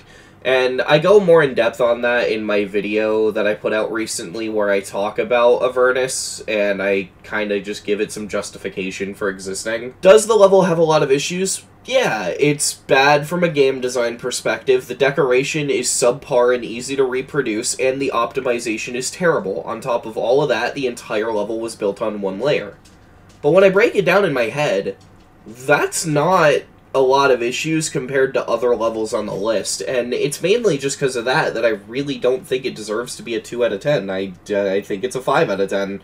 And one other thing I want to point out too is that this level has grown on me quite a bit for one simple reason, and that's persistence. I just find it very impressive that despite all the bullshit, the creators managed to actually finish the level and get the product out, because this is not something that a lot of people would have stuck with. This level could have easily been axed and thrown into the dumpster, but it wasn't, and just simply seeing the fact that the creators pulled through and released it, like, this level's existence is kind of a miracle, if I'm being totally honest. Like, the simple fact is, I've been told behind the scenes that what most likely happened was the level was not always on one layer, it just ended up on one layer during the merging process, and then after that, its layer was moved to, like, 107 so that Zoink could use layer 0 to buff it. And I don't know if that's true, that's just speculation, but the simple thought of just this being a total issue of the level got screwed up as it changed hands, and despite it getting screwed up like that, the creator stuck with it, yeah, no, I'm empathetic to this level. When I break it down in my head, Avernus's biggest problems are mainly just that it's unoptimized and that it was artificially buffed to be a top 1. Nobody likes the fixed hitboxes. I've never seen a single person defend them. Most of the time when people defend Avernus, they usually say, despite the fixed hitboxes, most people find the level fun, and then they usually say the deco is good. And I agree with both sentiments, but no one likes the fixed hitboxes, and they're just bad in every sense of the word. You could actually leave the fixed hitboxes in the level, just so long as you put something in the decoration to indicate to the player that they're there. Don't have two identical looking spikes with two completely different hitboxes. Don't do that. It's just such a bad idea. Next up we have Knights of Thunder. This level starts off really solid, to the point where I'd say the deco is on the same level as something like Truefet, but the longer you watch, the more it falls apart. What doesn't help is that the level is pretty much the same the entire way through. I mean, obviously there are changes to the gameplay with the speed and the intensity, but decoration-wise, it's the same level the whole way through. It never changes anything up. If you watch the first section of the level, you pretty much got a taste of what the whole level is like. It ends on a very improper beat, to the point where it just feels like it ends arbitrarily when it feels like it, and yeah, I don't know how to feel about this level. It's weird, this level manages to feel both competent and directionless at the same time. This level just makes you feel disappointed in a way that's kind of hard to describe. It's just, there's so much potential lost here with the way this level treats itself. It's really hard to describe, but the end of the level and the stagnation throughout it makes it really disappointing, so I'm going to give it a 5 out of 10. Next up we have Walter White, and I'm just going to cut to the chase, get all of the positives out of the way so I can give my one big negative, because I only really have one complaint with this, but I feel it's a big one. Walter White is a pretty good level, it is a good song, its decoration is really good, the level uses the song really well. My biggest problem is that this level has nothing to do with Breaking Bad or Walter White. And I get that that's the joke, but, like, that doesn't mean it could be so far detached. Like, you could have done so many interesting things with this. Hell, you know what would have been really cool? If Walter White had mainly blue decoration, especially if it was like a blue glassy block design. Because if you did that, you could at least make a joke about Walter White's illicit substances. Sadly, I feel like if this level wasn't called Walter White, no one would talk about it. And that's a damn shame, because I can tell that effort was definitely put into this level, but I don't know. Because of that insane disappointment and missed opportunity, I'm gonna rank the level a 5 out of 10. Next up we have Jesse Pinkman, and this level is very similar to Walter White, has the exact same criticisms, the exact same compliments. However, one thing this level has over Walter White is the blue block deco at the very end of the level. Yes, you got it right. You made a joke about the illicit substances that Walter White and Jesse Pinkman made. When I said that in my Walter White review, I didn't realize that Jesse Pinkman actually had it in the block deco, so you know what? This is good enough. This is what I was hoping for. We have blue magic at a GD level. Let's go. So yeah, this level's gonna get the exact same score as Walter White, however, it would get placed above because it actually has blue magic. Alright, let's move on. Next up we have Aquatic Auroras, and I'm not a big fan of this level. I think it's very mid. I think the block design in the post-drop and the pre-drop looks pretty good, but during the wave section, it's just not that good at all. The pulsing is a very muted color, and I don't think it looks good at all, and on top of that, the block design is stupidly basic. But what kills it for me is the fact that they tried to put these little, like, rainbow rocks in the level, and I think they're supposed to be like the kind of rainbow rocks you would see inside of an aquarium, which means at least the level's theming is okay, but the rocks clash with the block deco and the pulsing, especially considering how mute the color of the pulsing actually is. And it just overall gives a very clashing, distracting, and ugly look. Oh, and not to mention, the level has more time in the wave where the rocks aren't there than when they are, so when they do show up, they stick out like a sore thumb. I've never really been a fan of this wave's deco at all, and I don't know, it just doesn't look that good. For a Circles level, this could have been a lot better.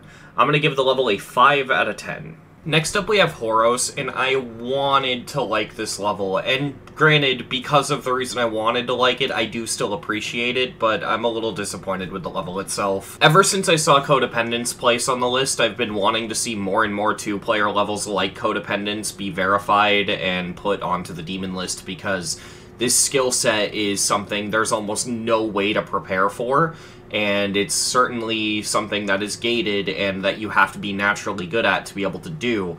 And what would be nice is if people make a range of difficulty two-player mode levels, so that way people have more time to get better and better at them and eventually prepare for Codependence. That way more people will hopefully go for it. This and the next level we're going to be talking about do just that, and I appreciate this level for that because we need more two-player levels to help people get good at them. I'm not even necessarily saying they have to be made for the list or be put on the list. I just think we need to focus a little bit more on this skill set because it's so unexplored and so niche and so difficult to get into. And this level, along with the next level we're going to talk about, helps with that a lot, and so no matter what, I appreciate them for this, and they're always going to stick with me as sort of, I guess, trendsetter levels. I don't really know. Basically, it's going to be a case of, well, I have to appreciate these levels because they were the first to do the thing they're doing. I know for a fact I'm going to look at these levels years down the line and go, these aren't as good as I remember, but they're good because of what they did, and that's basically how I feel about Horos specifically. This level, I don't think it's that good. Like, even isolating the two-player mode thing, I just don't think it's that good. Each section of the level feels like a different level entirely, and it feels very incoherent. And on top of that, the song isn't really utilized that well. This is a very intense, fast-sounding song, but it's also a very pausey song. I don't really know how to explain it, but it feels like it would have worked way better in a flow level, not a very slow-paced two-player mode level. I don't really know, I just don't think the song fits too well. Along with that, the decoration quality in this level is insanely inconsistent, and that probably comes from the fact that each part looks like it's from a completely different level. You have one part that looks really, really good, like the ship part at the very beginning before the duel, and then you could have another part that just looks like a really bad glow part that wouldn't have been out of place in Akashic Records. The only real reason I appreciate this level, if I'm being totally honest, is because of the two-player mode thing. This level is extremely ambitious because people are afraid to even try to turn the two-player setting on, and it's really, really nice to see a level break that mold, and it's a level of creativity I'll always appreciate. In terms of decoration, though, I'm not a big fan. Honestly, even visually, the gameplay is kind of boring to watch, which is extremely criminal for a two-player mode level. So, yeah, I don't know. I'm not the biggest fan of this. I'm going to give it a 5 out of 10. Yes! Yes! Oh my god! It's over! It's over! Yes! Yes! Yes! Oh my god! It's over! It's over! It's over! Next up we have Fusion Dynamics, and what do you want me to say about this? Like, it's just a harder version of Electrodynamics. If you've seen Electrodynamics, just imagine it if it was significantly harder and you have this. Like, some of the block deco, if you look closely, is different, and I'm pretty sure it was built by hand. Like, I don't think they just buffed a copyable. It just looks like Electrodynamics. There aren't a lot of things changed. I don't know, I get nothing out of this. The only part that sticks out at me as, like, unique from Electrodynamics is the final ship, where the spikes are really tall, which I'll admit is really threatening and really cool, but that's, like, the only thing I noticed that's different. Like, it's weird. This level feels like it's trying to be like a modernized redeco of Electrodynamics, but it just looks like Electrodynamics. And on top of that, it does something with the gameplay I'm not a fan of, and again, while I can't factor in the enjoyment of the gameplay because I'm not good enough to beat these, I can at least understand the mechanics of the gameplay, and it does something with it that I really dislike. I'm sure it wouldn't affect the enjoyment rating at all, but it's just bad level design in my opinion. Basically, it does a thing where if you don't hit a specific jump ring, or if you do hit a jump ring you're not supposed to hit and survive, invisible wall will just appear and kill you. In particular, at the very beginning, there's this part where if you manage to stay upside down and then hit this blue orb, the level tells you to kill yourself and puts a saw blade there. Thanks. Why don't you structure your level to make it naturally not possible? I'm not really a fan of this. I'm gonna give Low Tier God Dynamics a 6 out of 10. Next up we have Sazeracs, and Sazeracs is a level that I wanted to like. It looked really, really cool on face value, but the more I look at it, the more it just falls apart. I'm not a fan of the block deco. The gameplay is just strange, which we'll get into more in a bit.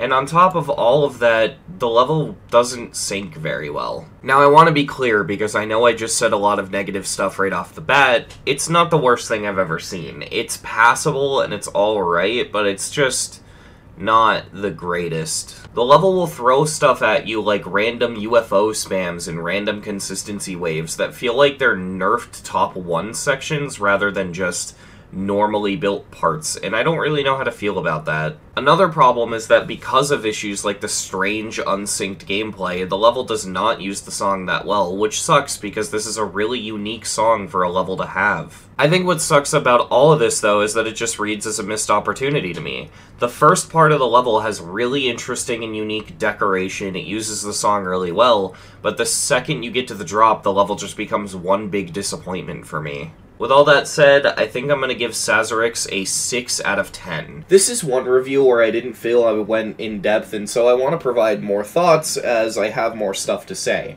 This level, my biggest issue with it is that it reads as a missed opportunity. The pre-drop in this level is handled very well and definitely feels like it's building up to something. Kind of makes me think of Lotus Flower's pre-drop, except way shorter and way more well-handled and way less boring looking. The problem I have with this level really is just the drop. First and foremost, block deco is very lame and very badly handled. It doesn't look good at all. Background deco looks good, but the block design just looks really, really bad. What kills it for me, though, is just how boring the gameplay is to watch. It's mostly wave-focused, with a couple game mode changes to stuff like UFO here and there, and I just find it really boring. It's the best way I can describe the way this gameplay feels to me is like if you combine Super Hate Me World with Slaughterhouse. In the worst way possible. What sucks so much about this is because of how well the drop is built up to, if the decoration was given a bit of an upgrade, mostly the block design specifically, if that was given a bit of an upgrade, and the gameplay was actually interesting and had some more unique movements, maybe focus a little bit more on Cube, I don't really know, then this level could have been really interesting, but instead what we get is wave consistency level number 5000. Next up we have Calamity, and I'm not gonna lie, this level fails to impress me in every way, shape, and form. Now, I will give this level a couple points on this. It was made in the 1.9 private server, and for that private server standards, it's actually pretty alright. I think it does what it needs to do, but I'm not judging this off of being a 1.9 private server level. I'm judging this off of what's possible on the main game servers, and you know, this might be a hot take, but I think if you set an arbitrary restriction to your level, and that restriction ends up hindering the level's quality, it's still a flaw with the level's quality. This is an opinion I've started to have for a long time. It mainly started to bloom whenever I saw Cherry Team's level Cherry Blossom, which is a really bad level, and it should not have had the 1-day restriction. Just seems like a bad move. But that all out of the way, Calamity's block design is very subpar and just not that great. The color usage is pretty cool here, and the gameplay is pretty creative, but those aren't things that can save it, in my opinion, because, my god, this is the most bare-bones, simple-looking 1.9 level I've ever seen. The end screen looks pretty cool. I just wish this kind of quality could have been kept up throughout the level. I don't know if they were limiting themselves to the 1.9 object limit or not, but yeah. I actually did just check, and it is sub 50k objects, which I think is actually kind of neat, I'm not gonna lie. I'm gonna praise this level a little bit for the stupidly low object count, but unlike a level like Cognition, it doesn't hold its own with that low of an object count, because they didn't do anything creative with the deco, and, I mean, like, whenever I praise a level like Cognition for having a low object count, my praise is that it looks good while having a low amount of objects. This just looks bare bones. If you think I'm being too hard on this level, I don't feel that I am, because there are levels off of the 1.9 private server that look significantly better than this. Project Reunion, which was also hosted by Grenade of Tacos, looks significantly better than this. Hell, there were levels that were actually made back in 1.9 that look better than this. I will say, I do like some things about this level. I like how it uses the song. I think the level's alright. It doesn't stick out as anything special to me. I'm gonna give this level a 6 out of 10. Next up we have, Corridor, I don't know how to pronounce it, I did my best. This level just feels like a 1.9 level with moving objects, like what very early 2.0 was before the moving object abuse started to get bad. Yeah, I mean, like, this level just doesn't stick out to me that much. It's got some cool moments here and there, but nothing that excites me or sticks out to me.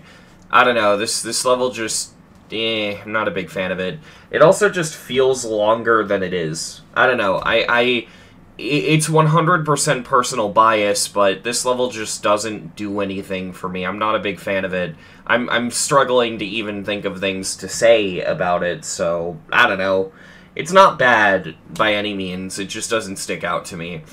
I'm gonna give it a 6 out of 10. Next up we have Sigma, and oh my god, I have been sleeping on the Greek letter series, because I actually really like this level. Don't get me wrong, the decoration can be very, very generic in this level, and on top of that, a lot of it does seem kind of outdated. In particular, Lemon's part stuck out as very odd and very outdated. What makes me love this level so much is how well it utilizes the song. Forsaken Neon has already been one of my favorite GD community songs for a long time, and here comes a level that perfectly syncs up the gameplay with the song, and on top of that has gameplay that flows really, really well, and best of all, it uses the song in its entirety.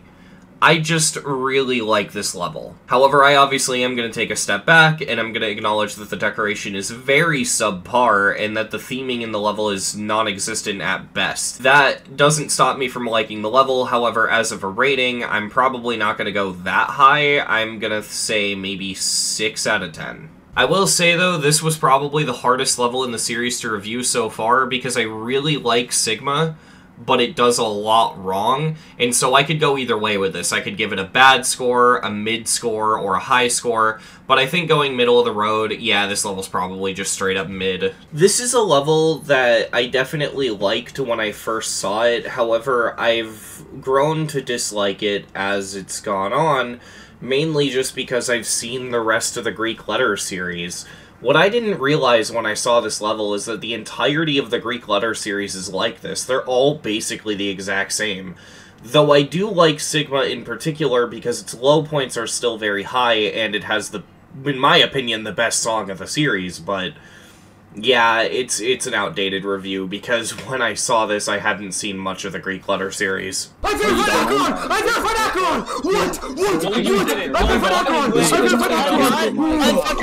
So next up we have Chroma Finale. Chroma Finale is a pretty cool wave-focused level. It's nice and fast-paced and really intense, and it uses the song really well. The effects throughout the level are really good, and, I mean, overall there isn't a lot to say. It's just a pretty solid level. My big complaint is that the level suffers from stagnation. Basically, it's one of those levels where you could look at one tiny part and you get an idea of what the whole level is like, which is, you know, not always the best.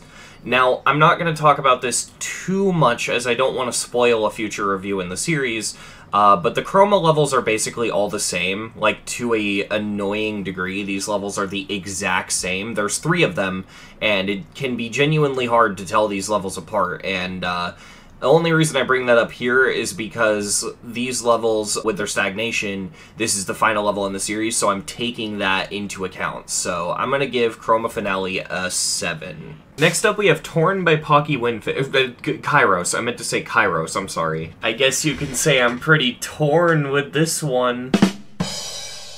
You know, after making a joke like that, I'm gonna, like, wake up, and I'm gonna be laying on my bed, and then I'm gonna look around me and realize the bed I'm laying on is floating in the middle of the ocean. Torn is a pretty interesting level. I don't necessarily dislike it, however, my main complaint is that the backgrounds are really, really empty and that it's too reliant on block design, which is bad when the block design is very simple. However, there are some really neat effects in this level that I really like. In particular, I like these sort of speed lines that pop in and out. They're really well done and well executed. The colors in this level are also pretty solid, and I am a pretty big fan of those.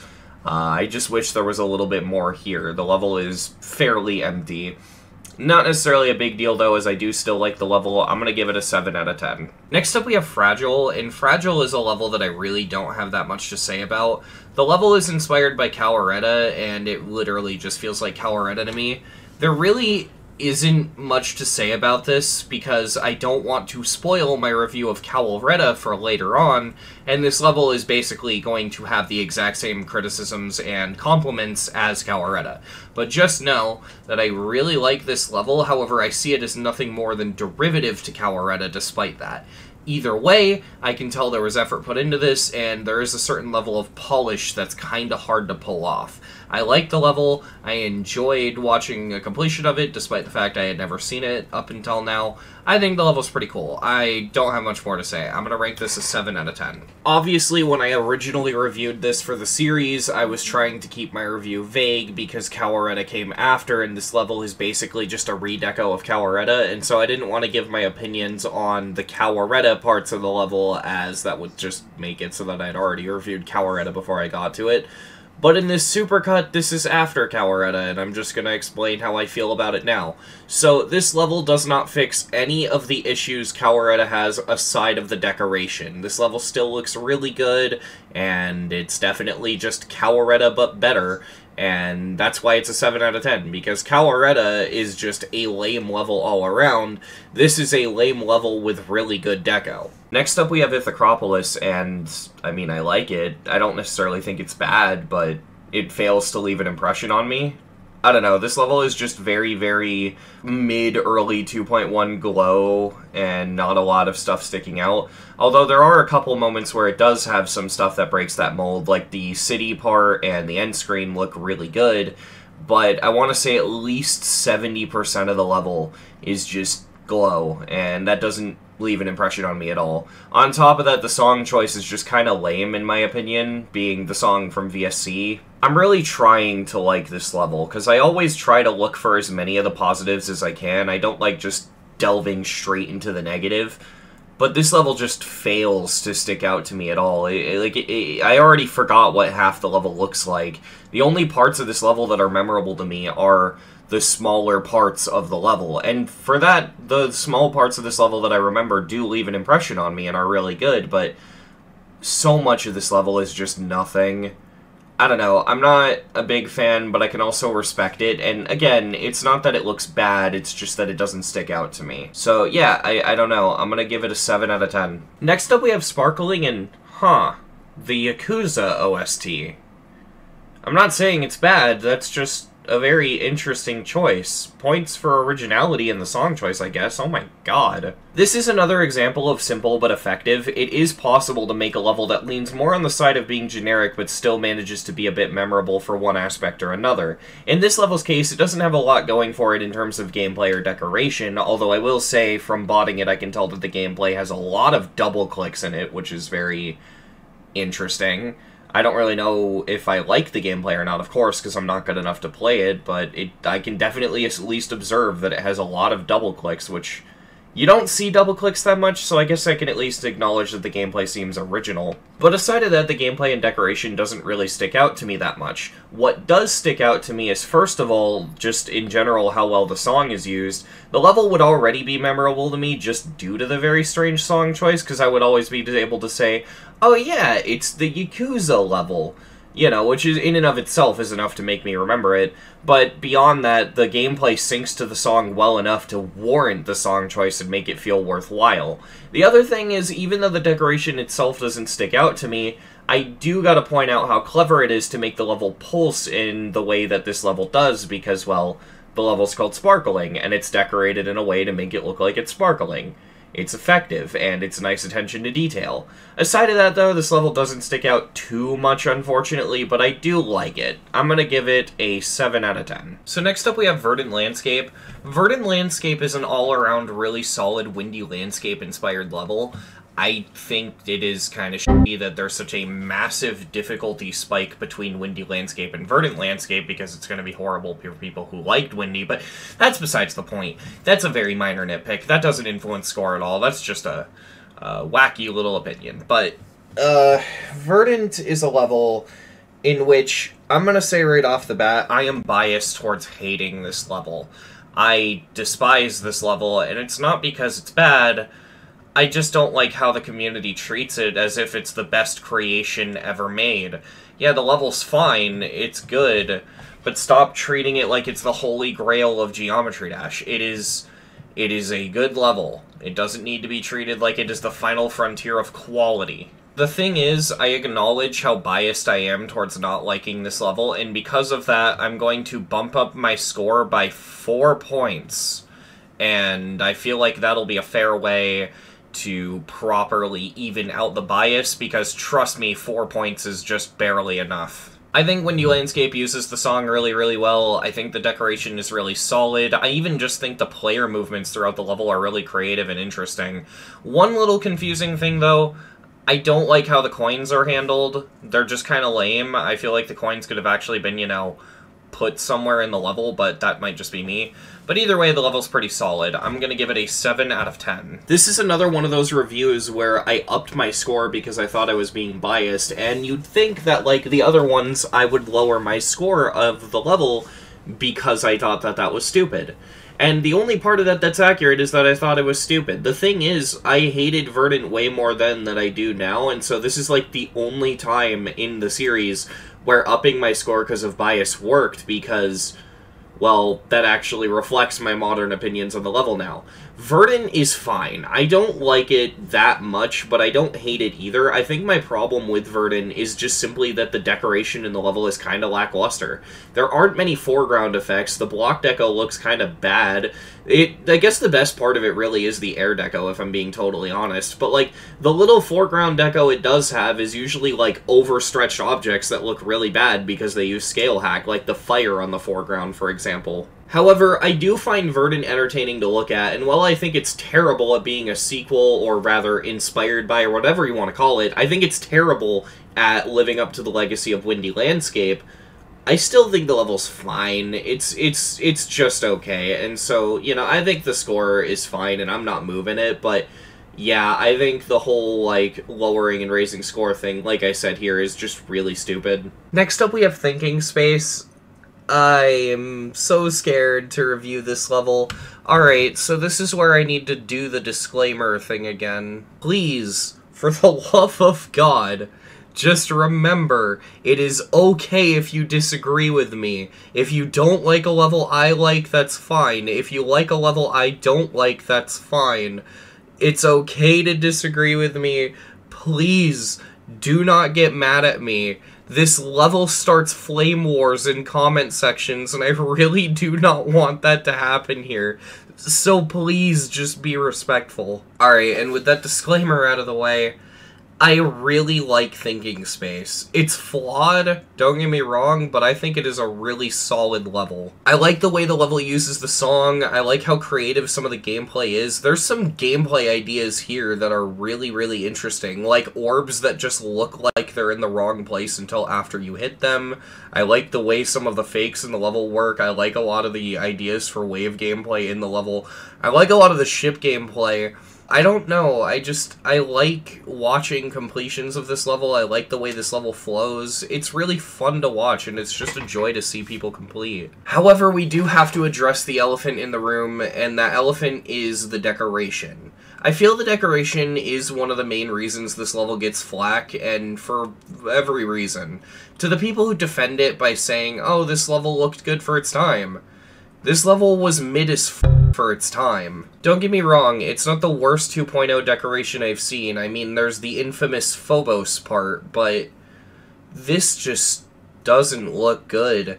But for me, I don't care. This level doesn't need to look good for me to like it, and that kind of goes for a lot of levels for me. If the level has something of value, that factors in. Though a level's value doesn't only come from its decoration. A level's value comes from its creativity and just all the unique stuff it's willing to put forward and put onto the table. I feel one thing Thinking Space is really good at doing is setting up atmosphere. The atmosphere of this level is threatening, it's claustrophobic, and it maintains its atmosphere throughout the entirety of the level.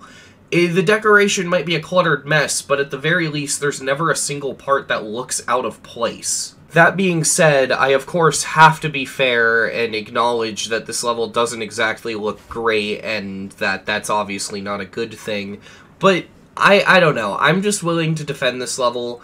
My score, I think I'm going to give Thinking Space a 6 out of 10. Yeah, so I bumped this one up to a 7 out of 10, and it's for one simple reason. I really think the hate towards Thinking Space is very unfair, and it's kind of funny looking back. See, this level is not a modern level. This level was a 2.0 level that was verified in 2.1, and people were trying to hold it up to the standards of 2.1. And a lot of the criticisms I heard towards it have just aged horribly, in my opinion. Like, oh no, Thinking Space has frame perfects. Look at where the list is now. You know what I mean? The only criticism towards the level I really get is that the deco looks bad. A lot of people didn't understand what I meant when I said this level looked mid as fuck even for 2.0. It's because if you compare it to other 2.0 levels, there are other 2.0 levels that look better. Things like Dance of the Violins, for example. This level has not aged well at all, and even at the time you could definitely notice some issues with it. It was definitely one of those, like, Hyperbill 2.0 impossible levels, if you get what I'm trying to say. That being said, I don't know what it is, it's just something about the atmosphere of this level is really, really interesting. I don't think this level is good for the reasons the creator intended it to be. I just think this level comes together in a way that I like, and I don't really know. It's a level I'm very weird on, but yeah. If you couldn't tell, when I recorded my review for Thinking Space for the original review, I was horrified, and I outright stated why. It's because this level's insanely controversial, and I thought that, like, I would receive death threats if I gave the level a positive review. I did. And you know what? I don't really care anymore. I'm a reviewer, I have to be honest about my opinions, and yeah, Thinking Space is a banger and definitely deserves to be considered at least a 7 out of 10. It'd be way higher if maybe the deco got some kind of upgrade. If you would have asked me, I want to say a month ago, my opinion of Acheron would have been very, very negative, because I saw Acheron as nothing more than a Tartarus ripoff that's grayscale. I've had a change of heart in recent months, however, because Acheron's gameplay is really, really cool. You can't really tell watching a video of it, but if you play the level in practice mode, even if you have to slow it down, you start to appreciate how intricate and detailed this gameplay actually is. There's a lot of thought and effort put into the gameplay, and it's honestly just really cool. Where Acheron falls flat for me, being honest, is the deco. I've never been a fan of Acheron's deco. It just feels like it's the same the entire way through. I get a lot of people are nostalgic for the 1.9 look, but levels like Project Reunion have proven to me that you can make a level that looks like a nostalgic 1.9 level without looking generic. That being said, however, when you know how Acheron's gameplay works, watching it being beaten by someone from zero is really entertaining, and I think this is one of the most carried by gameplay levels I've seen on the Demons list. It's a really creative and really cool level, and for that reason I'm giving it a 7 out of 10, mainly held back by the deco. So next up we have Tartarus, and I'm going to open my Tartarus review with a really, really controversial opinion.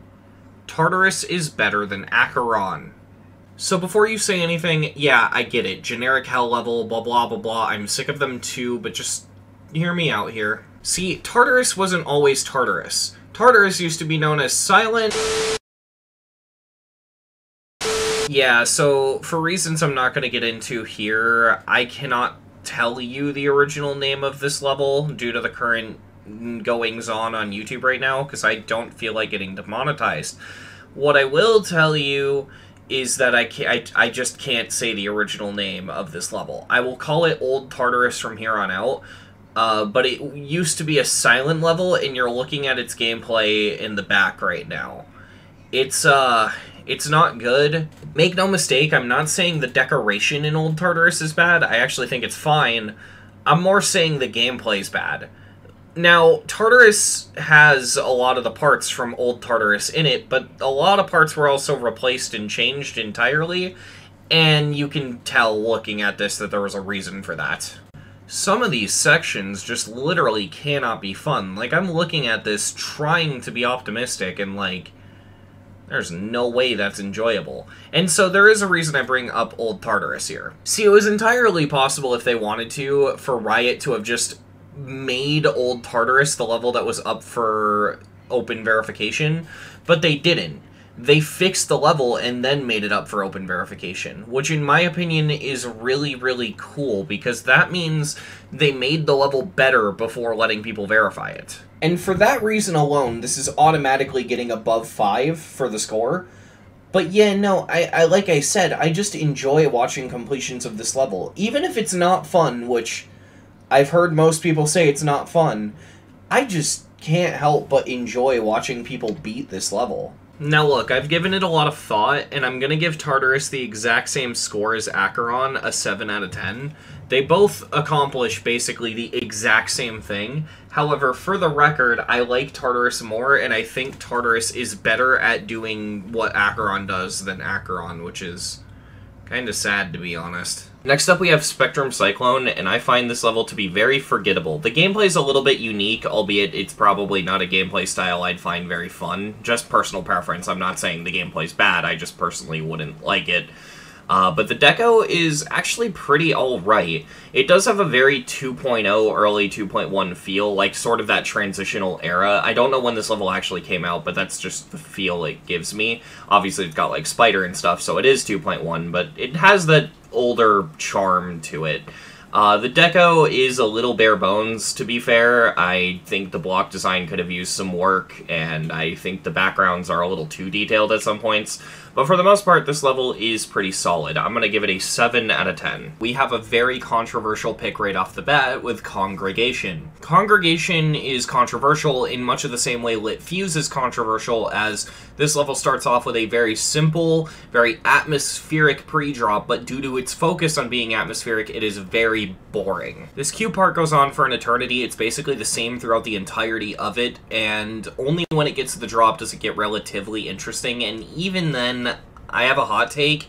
I think the decoration in the drop is kind of bland. I think that's my biggest problem with Congregation, is that it's as bland as it is, because I get the whole argument that it's just being done for atmosphere and artistic choice, but you can't tell me that they couldn't have just put some kind of decorative background or something, just something other than pure pitch black.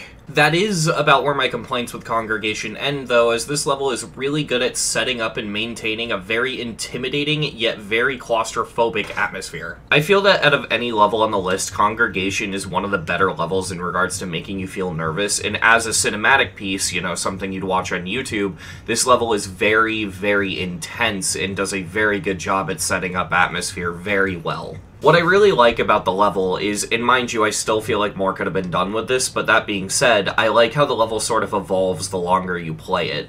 It just feels like the decoration starts super simple, and the farther in you get, the more complicated things get, and I do like that kind of progression. As much as I do like this level, I do agree with a lot of people that the level is boring, and that there could have been a lot more done with the level, especially in the terms of background design. Because of that, I'm gonna give the level a 7 out of 10. Shit, I forgot about Arcturus. Okay, so let me just review this really quick so I can throw this in the video. Arcturus is a pretty interesting level. It has old-style 1.9 gameplay, but still manages to look like a modern level. My problem with it is that it drags itself on sort of artificially. If you remove all the black screens, the level is probably around 40 seconds long, however, it is exactly a minute. I don't have a lot to say about Arcturus. It's a pretty cool level. I think it's interesting. However, I gotta admit, the level's extremely basic. One thing, if I have to complain about it at all, is I'm really not a fan of the song. The song makes me think of really stereotypical horror movie cliches, which really doesn't fit a generic red and black hell level to me.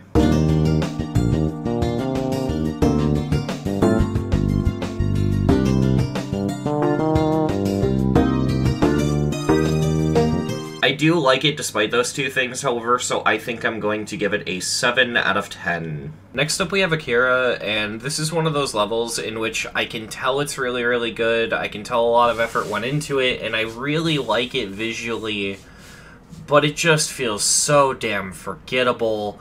Like, I had to watch the completion, like, 6 times just to remember anything. Like, I'm recording this seconds after watching a completion just so that it stays fresh in my mind. Like, I can't remember a single section from the level, and it's not because it's generic, boring, bad, it just doesn't stick with me. I don't know, it's probably just a me thing, but I'm not a big fan. However, I can definitely tell that effort went in, and for what it's worth, the music sync of the level is really, really good. I'm gonna give it a 7 out of 10. So first up we have Rust. I think Rust starts off pretty cool on the first half. It's got a lot of Kermal-esque gameplay, which is gonna make it divisive by default, but it's pretty solid for the first half. The problem, in my opinion, is the second half. The end of the level just has the most generic and boring 33 seconds of Cume gameplay I've ever seen. It just goes on and doesn't change anything up. And to make matters worse, the level doesn't end on a satisfying, proper beat. It just kinda ends while the song keeps going, so this just ends up feeling like a very directionless and dragged out ending, which makes the second half of the level very frustrating to watch. It really does just make the level feel dragged out, because without this 33 seconds of gameplay, the level is less than a minute long, but with this, it is a minute and a half. That tells me that the reason the level ends on such a random, improper beat is because the level doesn't end properly. It just ends the moment it gets to the 1 minute and 30 second mark. I am convinced that this level's ending is just there to pad the level out. That is about where my complaints end, though, because if you disregard the last 33 seconds of gameplay, which I'm going to, because at worst they're boring, which isn't the biggest crime in the world, so if you disregard the last 33 seconds of gameplay, the beginning of the level and the entirety of the drop is genuinely really entertaining. It manages to capture a similar energy to Black Blizzard, which I think is what the level was going for, hence the Kermal-style gameplay. Another thing I'm going to praise the level for, this level is drastically under the object limit. The object limit is 80,000, this level rests at 39,000. This means not only is it below the object limit, but it is below the high object count limit. I'm honestly just blown away by how well optimized this level is, and that gives it massive points for me, because I respect levels that can pull that off, because anybody can run this level. That being said, I'm still going to take the ending into account for my score, and with that, I'm going to give Rust a 7 out of 10. Next up, we have Descent into Exile, and for limiting itself to grayscale colors, this is really well made. I think it looks really good. I don't have a lot to say about this one, because normally with a lot of these levels, I can talk about how the gameplay looks visually, even if I don't understand if it's fun to play or not, because obviously for all these, I'm not good enough to beat them. Usually with a lot of them, I can at least say if I like the way the gameplay looks in regards to if it's creative. Like with Shardscapes, I can say that that level's really creative, I can call it a challenge level style gameplay. Even if I don't know how difficult it is, I can at least give my thoughts on what type of gameplay it is. I literally do not understand this level's gameplay. I watched the video of it like maybe 5 or 6 times, and I just don't understand how this level works. Basically, the only thing I can do here is talk about the deco, how well the song is used, and all that stuff, and that's basically it, so, you know, whatever. On the note of the song, though, I will admit I'm not the biggest fan. The level has this big, intense feel that's sort of hard to describe. It's just a really weighted level, like, it's very claustrophobic. Yet the song, I don't think the song fits the deco or the level at all. Bad song choice, in my opinion. It's like someone took a really, really edgy Geometry Dash level and then put music from the Tempest 2000 soundtrack over it. It just doesn't work. The song is just a minor gripe, though. I really do like the deco in this level, and I think there were a lot of things done right. Again, I can't comment on the gameplay for this one, so sorry if this is a bit of a half-assed review compared to the other ones. I just don't have a lot to say. I'm going to give Descent into Exile a 7 out of 10. Next up, we have Widestep, which actually has a lot in common with Sidestep. Another level made by the creator of Kiyuki, except unlike last time, I'm not disappointed. This level's actually genuinely good. Something about the way this level flows and uses the song is just really satisfying. Again, oddly enough, it's very comparable to Sidestep in regards to what makes it good. I don't know, it's just a better version of Sidestep. It's, you know, on the Demons list, so it's way harder than Sidestep, but it really does just feel like if someone took Sidestep, made it harder, and made it better. I don't know, it's a cool level. I'm gonna give it a 7 out of 10. Next up, we have Gustavo Fring. Another one of the Breaking Bad levels. And you might think, oh no, another one of the Breaking Bad levels. He's gonna absolutely hate it, isn't he? No, this is actually the best of the series, in my opinion. This is easily the best of the Breaking Bad levels, albeit still part of the Breaking Bad series, and it still suffers from a lot of the issues from that series. And that main issue being, it has nothing to do with Breaking Bad, so why is it named after Breaking Bad? I know that's the joke, but you could at least put some references to Breaking Bad here and there in the level. Maybe some text or some jokes. It always, with this series, feels like Ren just took a random generic glow level that he had and slapped a funny name on it so that the level would get more attention. I do find it mildly amusing that the level named after one of the people of color in the show is mostly the color white. And I think that's really funny. I'm sure this wasn't intentional, but, oh no, oh, the end screen. Oh god, why would you whitewash Gustavo Fring? What are you doing? You're making it worse for yourself, Ren. Oh no. As funny as these jokes are, they are obviously just jokes, but, you know, the level itself, decoration is really good. The main reason I say this is the best of the series is because this is the only one where the word generic can't really be thrown at it, Glow level, absolutely. It is just like a stereotypical 2.1 level, but the word generic doesn't work on this one because, well, the decoration's actually really solid, the gameplay's really creative, and overall the level's just really interesting. I know I don't normally factor gameplay in, but we're getting low enough to where I can start playing these levels at faster speeds in practice mode and understanding the gameplay a bit more, and I can say I thoroughly enjoy this level's gameplay. It's really fun. Overall, I think this is the best of the series, however, that's not a very high bar, unfortunately, and it does suffer from a lot of problems that I've talked about with each of the other levels in the series. I'm going to be giving this one a 7 out of 10. Next up we have Tunnel of Despair, and as much as I really do like this level, it is kind of a mixed bag and it could have been improved quite a bit.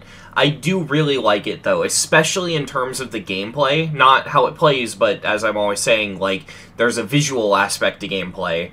And visually, this gameplay is very stimulating to watch. It's very entertaining, especially in the wave parts, which make up a decent chunk of the level, but also most of the gameplay after the wave is pretty interesting as well. The only part that I find somewhat boring is the pre-drop, but it's a pre-drop, so I can deal with it. What I think this level's mainly lacking in is the decoration, and I think it's lacking in the decoration pretty hardcore, I'm not gonna lie. This level has some really good color usage and really good pulses, but it looks really empty due to the lack of a background. Most of the level is just the color black throughout, and I think it looks kinda bad. Yeah, I don't think this level looks that good, I'm not gonna lie. I will say, though, the end screen, as simple as it is, for some reason sticks with me. It's a pretty cool end screen. I know it's just text on a black background, but if you look, there's like a faint static effect that I think looks really sick. I do still think that the decoration is passable. It just could have been a lot better. I do like Tunnel of Despair a lot, though, and so I'm going to give it a 7 out of 10. Next up, we have the Golden, or as I think it should be called... Remember to replace this audio with a joke about the Golden being green. I just think people harp on the theming way too much in this level, and that's not my biggest issue. My biggest issue with the Golden is that you can barely f***ing see anything. Yeah, I don't even know if I can criticize the decoration in this level, because I can't see it. I'm giving this level a 2 out of 10. The Golden, yeah, the worst review in the series. Like, flat out, this is the worst review in the series. I hate my review of the Golden. Iced Cave put it very well in Dasher podcast when he said it, but to paraphrase, certain levels have certain levels of visibility depending on what device you look at them on. So, in my case, I just so happened to be using a device where I couldn't see the decoration in this level, and on top of that, it was a constant meme in the GD community that the Golden was too dark and you couldn't see it, and so I just assumed, hey, this level's too dark, I can't see it, that's my criticism. But no, if you have, like, a decent monitor on a PC, the level looks fine. I actually think the decoration in this level is amazing, to be honest. Whether or not you can actually see the decoration literally just depends on what your device is, and that's actually why, despite me bumping up the score so much, I'm not bumping it up to a 10, because here's the thing. I definitely think I was too harsh on the level because of the brightness, but the brightness is still a flaw nonetheless, and it wouldn't have hurt to just up the brightness of the Golden a little bit, because, you know, I watch a lot of YouTube on my phone, you know what I mean, and I'd like to be able to see the level there, so, I don't know. But assuming you're looking at it in the right scenario, the decoration in this level is amazing, and I love the theming. People constantly give the Golden shit because it's called the Golden, but it's green, but people don't understand the point of the title, and the theming of this level is that you're going through a jungle looking for the ancient golden city of El Dorado, and, yeah, when you think about it, this level's really cool in that perspective, because this level is you going through a jungle and looking for something, and I think that that's really cool. You'll learn this about me going forward through just all of my content in general, but one of the things I appreciate the most is when a level tells a story, especially when that story is vague and up to viewer interpretation. I don't know why, I love that kind of stuff. But yeah, the Golden, in my opinion, is easily the worst review in this series, and I completely disown the review from the actual series. This is my actual review, everything I'm saying here. And yeah, this is why I've bumped the score of the Golden up to a 7 out of 10. I really, really think it is a good level. It's just unfortunately hindered by the level's brightness.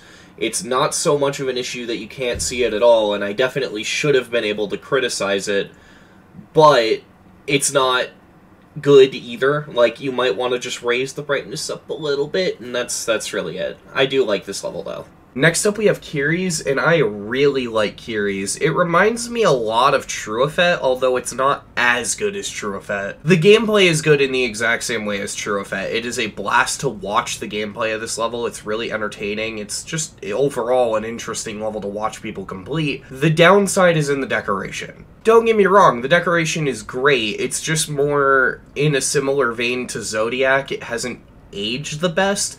But despite that, I still think it looks really, really good and still holds up pretty well. It's definitely held up a lot better than Zodiac, which is saying a lot. I think Kiri's is also going to get a 10 out of 10. This is another review I don't fully agree with. I agree with the stuff I say in it in the sense of, like, nothing I say is wrong. I do think the level looks good, and I do think that despite the fact it looks good, it's clearly aged a bit. But the problem is that I didn't go that in-depth on this review, and that's mainly just because I was going through the level so quickly. I just kind of looked at this level and reviewed it and called it a day. I didn't open it in the editor. I didn't go as in-depth with this level as I did with some of the others in the series, and knowing what I know now, this level is not a 10 out of 10. The level looks okay. It doesn't warrant its object count. It's about the length of a normal level, and yet for some reason it has 179,000 objects. This level looks like just your typical Glow 2.1 level. It's a pretty good-looking Glow 2.1 level, but still not anything special in terms of deco. It's just okay. So why is the object count so high? You're telling me you couldn't optimize this at all? In 2.2, this isn't as big of a deal as it would have been, but this level was notoriously very difficult to run in 2.1, and knowing the object count is this high, I kind of get it. This level should have been optimized a bit, and yeah, I can't justify that. That is really, really bad.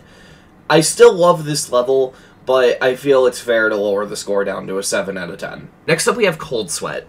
Cold Sweat is one of those levels where it's really bad at some things, but it excels at other things. This level, you need to be looking for a specific niche to get anything out of this level. Cold Sweat was an extremely popular level in 2020, but I feel a lot of its popularity has died down in recent years.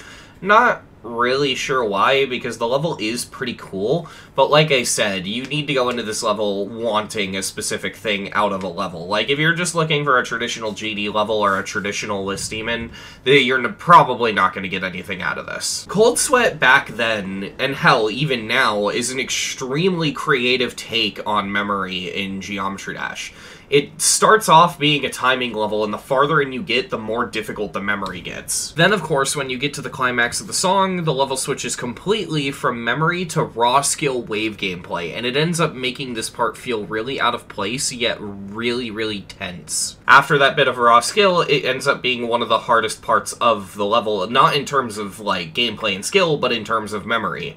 This part is nearly unsight readable, and that makes the nerve control here insane. Obviously, as I've said before, take any statements on gameplay with a slight grain of salt. I'm not good enough to play these levels. Unfortunately, that's kind of where my compliments for Cold Sweat end. I'm not very fond of Cold Sweat. I've never really liked this level.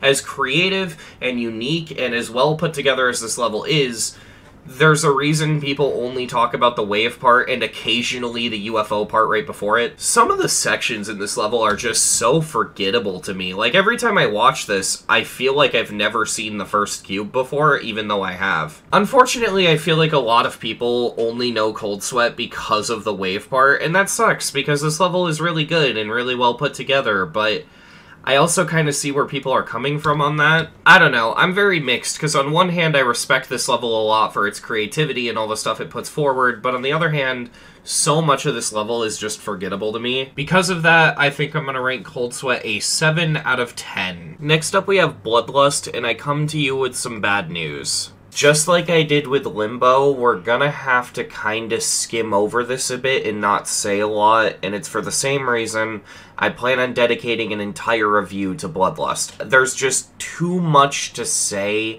in such a little amount of time, and I just don't have a lot to say. What I will say is that this level is a pretty good remake of Bloodbath that does a lot of stuff right, but then it does a lot of stuff wrong, and so this level is a massive mixed bag to me. So short answer, and just giving my review right out of the way, I'm giving Bloodlust a 7 out of 10. A few things about this review.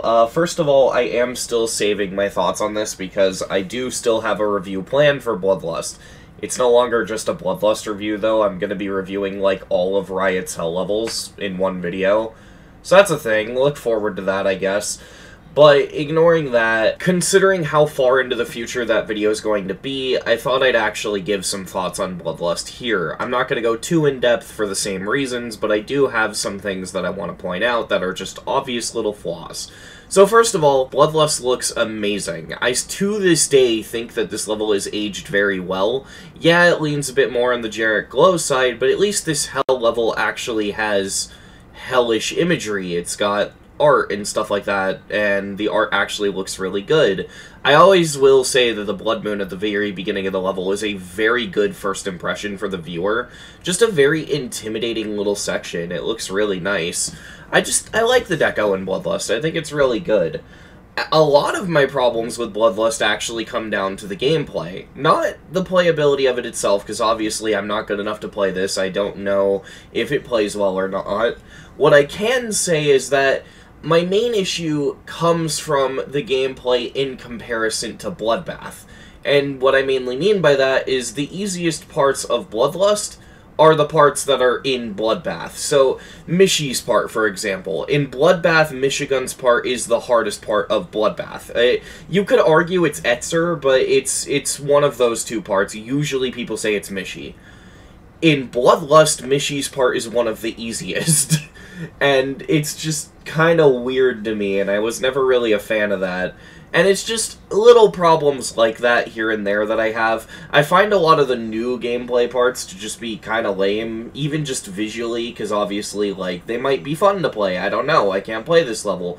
But I just kind of think stuff like randomly putting a swing copter in a Bloodbath remake is just a bit odd, and I've never been a fan of that, so yeah, that's why the level's a 7 out of 10. It looks beautiful, but I'm just not a fan of some of the decisions that were taken with the gameplay. Next up we have Controller, and this is one of those ones that's really hard to review, although I do have some things to say about it. This is a very fast-paced level with some very interesting gameplay. Gameplay I unfortunately don't fully understand, but interesting gameplay to watch nonetheless. I do find one thing in this level a bit weird, but there's something cool that stems off this weird thing. The weird thing itself is just there's this effect in the level. I guess it's part of the theme, which I don't fully understand, so fair enough. But there's this thing in the level where it tells you the temperature of the level. Like, there's a canonical temperature inside of the level. And, like, I don't know if you're supposed to be inside of some sort of machinery that's overheating, or what the theme is. The cool thing that stems off of this slightly weird detail that I don't understand is that as the temperature in the level changes, so too does the temperature of the colors, so to speak. I don't know the proper term for it, but basically, when you learn about colors, there are terms such as warm colors and cold colors. And it's really hard to describe, but to keep things as simple as I can put it, warmer colors would be stuff like red and orange and yellow, whereas cooler colors would be stuff like blue and green. And what I really like about this level is the warmer the temperature, the warmer the color, whereas the colder the temperature, the colder the color. And I think that that's a really interesting detail, and just a form of attention to detail that I have to call out, because it's really cool. Aside of that detail, though, unfortunately not much sticks out with me. However, I definitely appreciate the attention to detail, and by no means is the level boring. It's very entertaining to watch. It just doesn't stick out to me as much as I'd like it to. I really like the attention to detail, and I think this level looks really good overall. I'm gonna give it a 7 out of 10. So first, we have the hallucination, and before I even say anything, trying to review this level has pushed this video back a day, mainly because I have no idea how to approach talking about this level. See, the thing is, the hallucination is a 9 circles flow and memory level. And not memory in the sense of how 9 circles levels are memory, more memory in the sense of how sedulous is memory. It's click memory. The reason this matters is because I am f***ing horrible at click memory. And because of all that, and the reason I'm telling you all of that is because this is going to probably be one of my worst opinions in the series, because I am not qualified to talk about the gameplay at all. And so, I'll just leave the gameplay portion of the review at this. Everyone I've talked to says it's fun. So I'm going to go into this review assuming the level is fun. So I'm probably going to piss people off by saying this, and this is where I want to reiterate the disclaimer. I'm perfectly fine with you disagreeing with me. In fact, I expect it. I don't like the look of the hallucination. Yeah, so the reason I'm not a big fan of the hallucinations deco all comes down to block design for me. I think everything in the pre-drop looks great, but what it mainly comes down to is the circles effect. I do not like this block design at all. It's just, I don't know. I am not a fan at all. This is one of the few levels where I can say my favorite aspect of it is the gameplay, not in the sense of how it feels to play or playing it, more in the sense of watching the gameplay. I'd actually argue that the wave trail in this level is a part of the decoration. The way the wave trail flows through this level and fades in and out, it makes watching this level a treat. Even if I'm not a fan of the decoration, just the movements in this level are jaw-dropping. I know it's a very weird way to describe it, saying that the level is using player as the decoration, but that's honestly how this level feels. It feels like the player is a part of the level. You could pick the worst colors ever, and this statement will still be true, because what I'm saying is mainly because of the wave trail, and the wave trail color doesn't really ruin it for me. Overall, I feel like we've spent too long on the hallucination, and I've also feel like I've said everything I need to say, so I'm just gonna leave it at this. The hallucination for me is a 7 out of 10. Yes! Yo! I beat it! I beat it! Next up we have Oddsy by Sync. Yeah, so we have Sync by Oddsy and Oddsy by Sync. Kinda funny. Ignoring that, this level I don't really have a lot to say about it. Song is really good, usage of the song is executed well, and the gameplay is very visually appealing to watch, and the decoration looks good. Of course, it is a 1.9 level, so the creator of the level giving himself an arbitrary limitation that makes the level a little bit worse. However, with this one, it doesn't hinder it as much as others do, because this level still looks pretty good. Yeah, I don't really have much else to say. It's a solid level. That's it. There isn't really much more I can say to review this. I think it's okay. I'm gonna give it a 8 out of 10. Next up we have Escape Room by Slay. This level is really, really interesting in regards to how it pulls off the industrial and mechanical aesthetic. It's a very claustrophobic level, which makes sense for the name Escape Room, and it's just overall really, really well made and really cool. It is similar to one of the earlier levels we reviewed in this video. It also has those really tall spikes, and my god, these are oddly intimidating. I have no idea why. I really like the level. I think it goes really well with the song. If I could complain, maybe, about anything, I think maybe the level's a little too slow for the song. It would have been better if some of the 2x speed sections were 3x speed sections. But aside of that, it works really, really well. My only other complaint that I can really think of is that some of the backgrounds are really empty, but in the context of this level, I don't think that's the biggest deal in the world. I kind of like Escape Room, but it does kind of leave a little bit to be desired in terms of just emptiness and all that, but it's still a cool level. I'm gonna give it an 8 out of 10. Next up we have Random Access Memory. Yeah, so we have RAM and Random Access Memory. Random Access Memory is a really, really cool level, and I would abbreviate it to RAM to make reviewing this more fluent. However, if I say RAM, it sounds like I'm talking about another level. God, I hate this level's title. Random Access Memory is a very interesting level. It kind of interchangeably uses generic gameplay and generic decoration, and then unique gameplay and unique decoration, and it switches between them to make the unique parts stand out more, and that's an interesting approach that I've not seen done, I'm not gonna lie.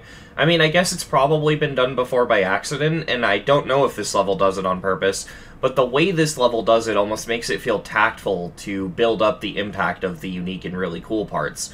I don't know how to describe it, but the way the pre-drop works is you start off with a somewhat generic ship section. Most of this is just generic up until the drop when it just explodes into some unique, really cool gameplay. There's this really cool duel, which is followed up by this really interesting memory-based wave part, and then there's a somewhat forgettable but still interesting memory orb part after that. Then the level chills out and becomes a little bit more generic again. Again, not in a bad way, it feels very tactful to build up the very interesting parts.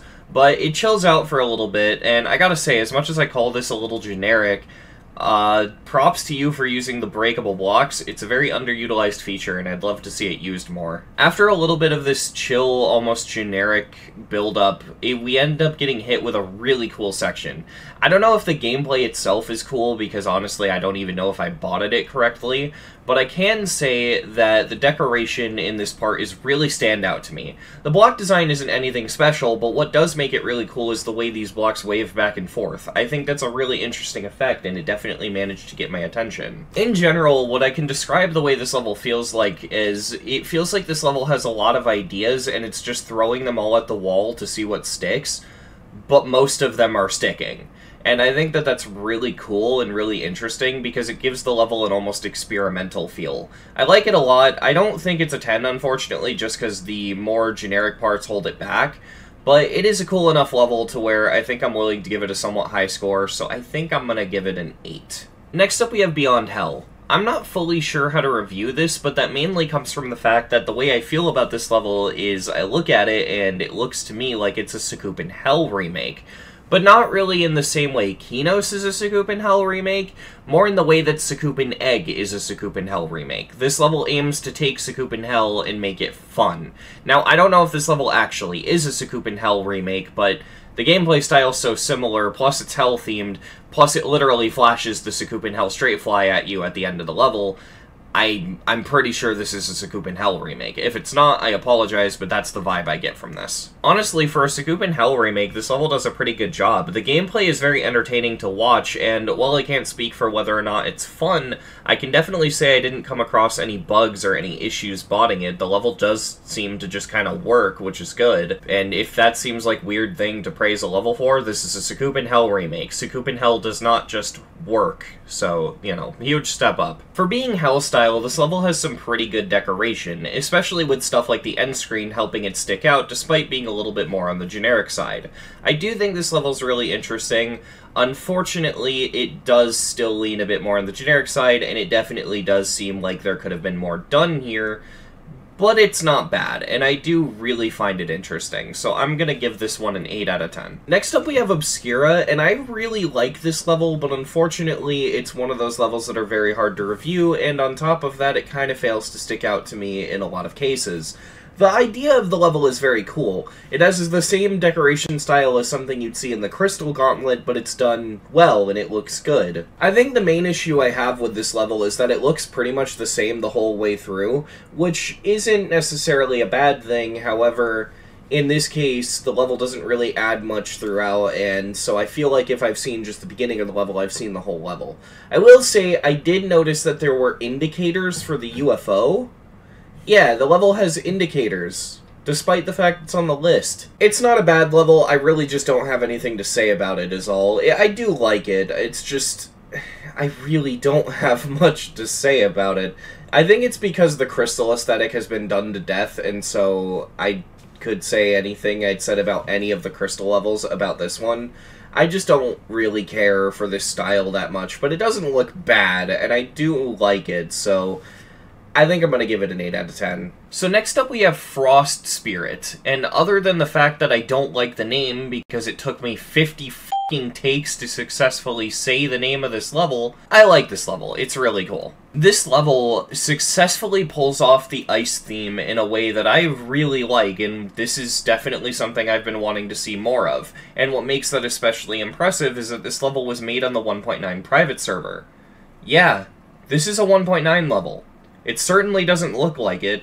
In regards to the gameplay, and again, as I must always remind you when I talk about the gameplay, I'm talking strictly visually, this level has a similar feel to some of Majako's levels. In particular, it makes me think of stuff like Future Demonlist. However, what makes this level stand out from other 1.9 levels for me is that the decoration actually, you know, looks good, which is something a lot of 1.9 levels forget to do.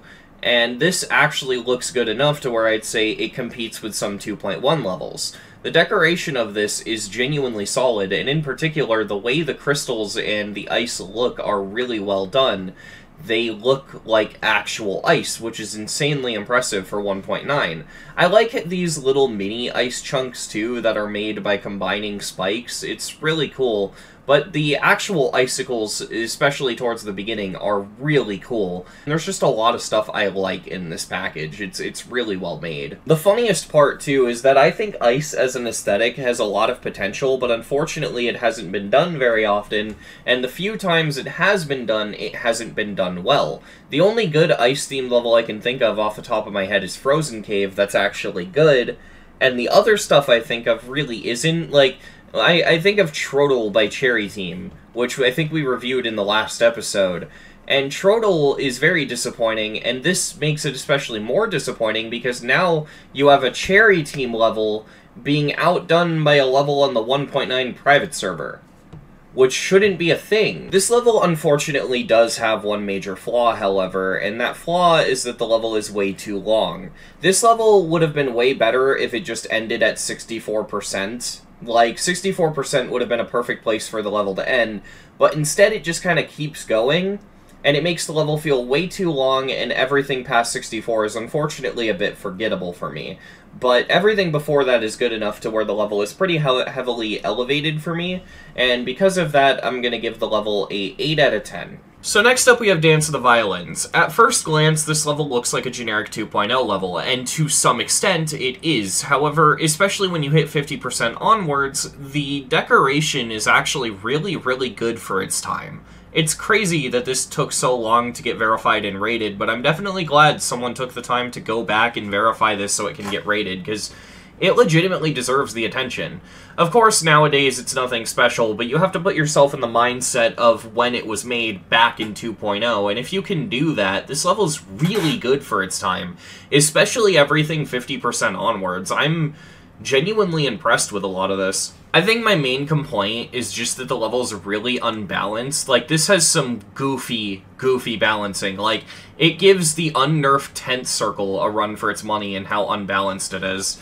It's kind of funny because Cyclic's parts are ridiculous compared to the other parts. It's so hilariously unbalanced that this level goes from, like, Insane Demon to List Demon to, like, Medium Demon back to List Demon just rapidly. It's so funny. It just can't decide what difficulty it wants to be. Really, that's my only issue with the level. Honestly, I love a lot of the visuals here. There's some levels that have aged horribly coming from 2.0, but this genuinely looks pretty solid, and I like it.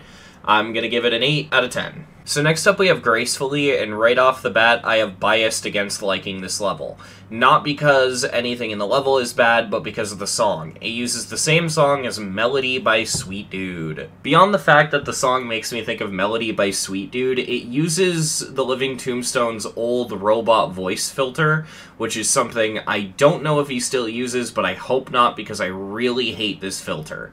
This song annoys the crap out of me to the point where it would have actually probably lowered the score by 2.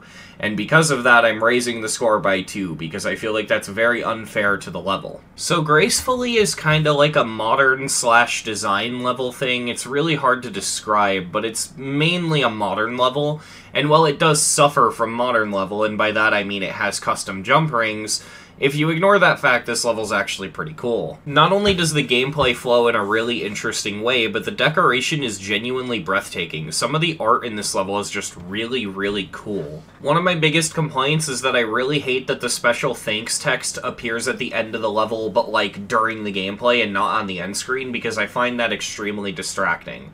Other than that, this is a really solid level. I'm gonna rank it a 7 out of 10. And the only reason the score is as low as it is mainly just that in a lot of places the background looks really plain and empty. But overlooking that, it's a really solid level. This one doesn't take that much time to explain. I got bumped up to an 8 out of 10 purely just because I found out you can use the instrumental version of the song, and so the version of the song that I dislike, you don't have to use. Granted, that requires using a Nong, but I think that's fine, so yeah, I bumped it up to an 8. Next up we have Deimos. Now, don't quote me on this, but I'm pretty sure Deimos is literally just unnerfed Phobos, but it got redecoed. I don't know if it's truly unnerfed Phobos, or if there are still some things that are easier than unnerfed Phobos, but the basic idea is that it's pretty much unnerfed Phobos. I'm mixed on Deimos, because on one hand, the redeco does look kinda generic in other parts, but in other parts there's a lot of polish and it looks really, really really cool. There's a lot of cool decisions made with this level. I like the entirety of the critical error part. I don't know what else to call this part, but I like this part. It looks really, really solid. And one of my favorite parts is the, like, weird 2.0 part. I'll get more into it in a future episode, but Phobos has this awful-looking 2.0 part. It's just... you go from a 1.9 extreme, and then it'll just suddenly have random 2.0 moving objects, and it's unsight readable and disgusting looking, and it comes out of nowhere and it goes away just as quick as it showed up. This level kinda did something interesting with that part. See, Deimos obviously couldn't just keep the moving object part from Phobos because that part is so bad. It's like the one part that they actually had to change.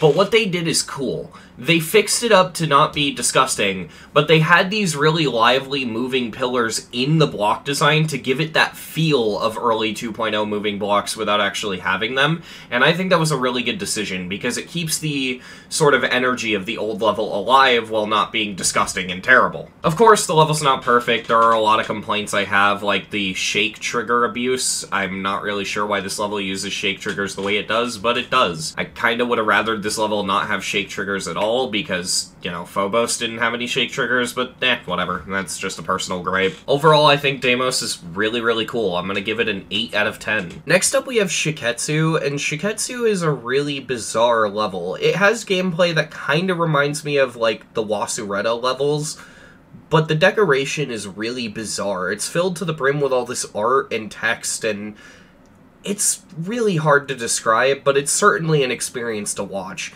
This is the first level in the series so far that has honestly perplexed me more than anything. Like, I have to watch this multiple times and pause to look at the decoration to really grasp what I'm looking at here. I love the little jokes in the text. They really crack me up, like the fake IP addresses and the Discord accounts and all that. That stuff's really funny to me. But yeah, this is a very interesting level. I don't really know what to say about it. It is one of those levels that's extremely hard to review, but I'm gonna give it a 8 out of 10. It's pretty solid. Next we have The Rupture. The Rupture is very heavily inspired by a classic Insane Demon called, well, Rupture. The Rupture is kind of like, if I could make an analogy, it's like how there's Stalemate and then there's Stalemate Redux. They're both very similar and they fill the exact same niches, but the second level is significantly more difficult. My only complaint is that the deco is just a tad bit too dark. It's not like in the Golden where you can't see anything. It's just a minor gripe. It's just a little bit too dark. But aside of that, this level's really neat. I don't have a lot to say because it pretty much is just a harder version of Rupture with better deco. But yeah, no, I think it fills a niche and it does a pretty good job. I'm gonna give it an 8 out of 10. So next up we have Poo Cubed, and Poo Cubed is a level that I really love. The decoration is amazing. I really like the song, as shitposty as its energy is. The song just makes me kind of happy, and I don't know why. And overall, I think this level is really pretty. There really isn't a lot to say on the deco side of things, just because I can't really think of 100 different ways to say the level looks amazing. But what I can say is that the thing I like about the deco the most is, A, it's not hell-themed. It's got, like, this colorful, almost playful decoration style to it. Kinda reminds me of Happy House, but actually executed well. This level does have one major problem holding it back, however, and that's the gameplay. Across every victor, they all seem to agree that this has some of the worst gameplay on the list, and if you have a keen eye and you just know how this game's physics and how the gameplay works, even if you've only beaten a couple hard demons or insane demons, you can probably look at this level and understand why the gameplay isn't that great. However, as a counterpoint to that, I can say that a lot of levels above this that we've already reviewed do have similar gameplay. Like, I can't help but compare this to something like Abyss of Darkness. However, just because other levels have bad gameplay doesn't mean this level doesn't, it just more justifies it a little bit. But with that being said, I can definitely tell that the gameplay in this level is definitely less than stellar, to say the least. Poo Cubed is a level that I really, really like, but would probably never play. I give Poo Cubed an 8 out of 10. Next up we have Minus Drive, which is a sequel to Hard Machine. Now I have mixed opinions on this, because the deco is really good, and I find the text Don't Get Wet really funny, but at the same time, and this may sound really weird, but this feels more like a sequel to Seri Neverclear than it does a sequel to Hard Machine, but I don't know, maybe that's just me. I think it's pretty funny, I don't have a lot to say, it just looks alright. Better than it should for being such a dumb joke level, but yeah. I'm gonna give this an 8 out of 10. Next up we have Seri X Neverclear, and I'm assuming that's how it's supposed to be pronounced. Again, I apologize if I'm butchering this, but that's what I'm gonna assume it's supposed to be pronounced. Seri X Neverclear is a remake of Seri Neverclear with some creative liberties taken in. It's basically... it feels like it's supposed to be a better version of Seri Neverclear, like... I don't know how to explain this. Like, I call it a remake or remaster, but that's not telling the full story because the gameplay in this is straight up different in a lot of places. Of course, there are some parts that are referencing Seri Neverclear, and it's very obviously a remake, like there's the Spike Cave, and there's the part with the purple jump orbs at the very beginning with the weird, like, aligned timing stuff. It's got a lot of parts where it makes it very obvious it's a Seri Neverclear remake, but then it's got a lot of parts that are just straight up unique to this level. There's a lot of stuff in this level that's done right in terms of decoration, sync, and gameplay. Mostly decoration, but I do want to call out two things in this level that stuck out to me as being really cool. First and foremost, and I can't really show this because the song is copyrighted, unfortunately, but this actually uses a remix of Electroman Adventures. It doesn't use the original song, and in the remakes, there is a text-to-speech voice that every so often says the word Electroman. And in the beginning of the level, the first time it says this, it actually syncs with the decoration at the top of the level, like it pulses and flashes with the song, and it's pretty cool. And then there's this. Holy shit. These creators did exactly what I said people should do in my Avernus video. They wanted to add fixed hitboxes, so they made the spikes visible and part of the decoration, meaning these are fixed hitboxes done right. This is exactly what I said people should do, and this works. I am really happy to see this because this is fixed hitboxes done in a way that isn't bad game design. I can actually appreciate this because it's not dishonest to the player. Now, I don't know if the creators of this level happened to see my video and took that into account when building the level, or if they just kind of also thought to do this, because in fairness, it's not a very groundbreaking idea, but regardless, it's just nice to see a criticism be taken into account and used to improve a level. It's something that I definitely appreciate seeing, and just improvement like this from the creating community as a whole is a really nice thing to see, so I really appreciate the level for doing this. Sadly though, I do have one complaint, and it's not very insignificant either. It's a pretty major complaint. See, the original Seri Neverclear, it was kind of a meme. Like, yeah, it was a real old impossible level that had been buffed and all that stuff and decorated. Like, Seri Neverclear was a serious level, but it was also a joke level at the same time. It's kind of hard to describe what I mean, but basically Seri Neverclear had a lot of text making fun of Seri in it, and it was really funny. It had stuff like, "How are you clear my map?" which is really funny. Unfortunately, Seri X Neverclear doesn't really have text like this. The only text that's reminiscent of Seri Neverclear is "ugh," which is funny to see, but it's the only real text like that. The little joke text that does exist in the level is unique, but also not as funny. Stuff like, "this part was buffed by," and then a name. I don't remember the name off the top of my head, I'll show it on screen, but text like this isn't that funny because it's just a statement. Yeah, this person probably did buff the part, I don't know. It doesn't really work in the same way, I don't think, because "how are you clear my map" is funny because it's making fun of the whole thing of Korean players speaking in broken English, because Seri is a Korean player, so that actually happened. It's funny. This is not as funny, and unfortunately a lot of the joke of Seri Neverclear is lost on Seri X Neverclear, which is a little unfortunate, but that's honestly not that big of a deal, because as long as the level looks good, I don't think it matters whether or not it's funny, but it's still something I wanted to call out as it's a little unfortunate. Even though I consider that complaint to be pretty major, I don't really think it drags the level down that much. I really like Seri X Neverclear. It's clear that a lot of effort was put into this level, And I do like it. I think it's pretty solid. I'm gonna give it an 8 out of 10. So next up we have Lucid Nightmares, and I really like Lucid Nightmares. It uses the song really, really well, the decoration is really, really good, the gameplay syncs pretty well to the song. Overall, it's just a really, really fun level. I am going to do something I don't normally do, though, and I am going to take community opinions into account here.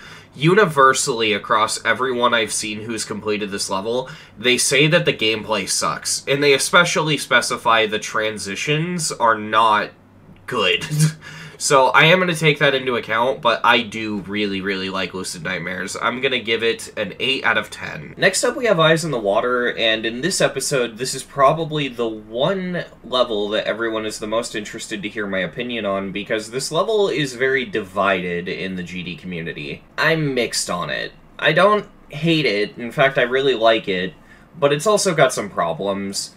Now, I really like the drop onwards. I think it's really cool how it uses this grayscale effect and manages to look pretty alive while being grayscale. I also like the fact that the end screen is filled with, like, some really absurdly hard gameplay. It adds some really interesting nerves to the end of the level that are really fun to watch streamers go through, though I imagine it would be very insufferable if you actually played it yourself, but obviously I can't say that for certain. There's even smaller details, like I like that the level gets eaten by this, like, weird glitchy darkness at the end when you actually hit the level complete screen. Stuff like that's really cool. But then everything before the drop is just incredibly boring and uneventful, and I just dislike it so much. You have the intro to the level where you're a ship and you're just flying through all of these eyes, and the eyes themselves look really bad to me.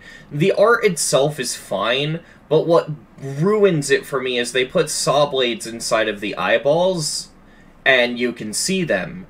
It's hard to see them because they're the saw blades that fade in and out of visibility, but they're there and they look really bad. And honestly, as much as it would have made the gameplay here a lot harder to read, I would have just preferred them use invisible objects. Like, I'd rather the saw blades just be invisible. I'm sorry, this just looks really weird, and I've never been a fan of this. Beyond that, I do think that the section in and of itself is a problem just because of how long it goes on for. I think it would have been nice if the song started a little bit sooner, and that way you didn't have so much of the ship section, because the ship section just drags on for way too long, and after that you have a part that's raw memory, which wouldn't be an issue if it wasn't for the fact that the decoration is so dark you can hardly see it.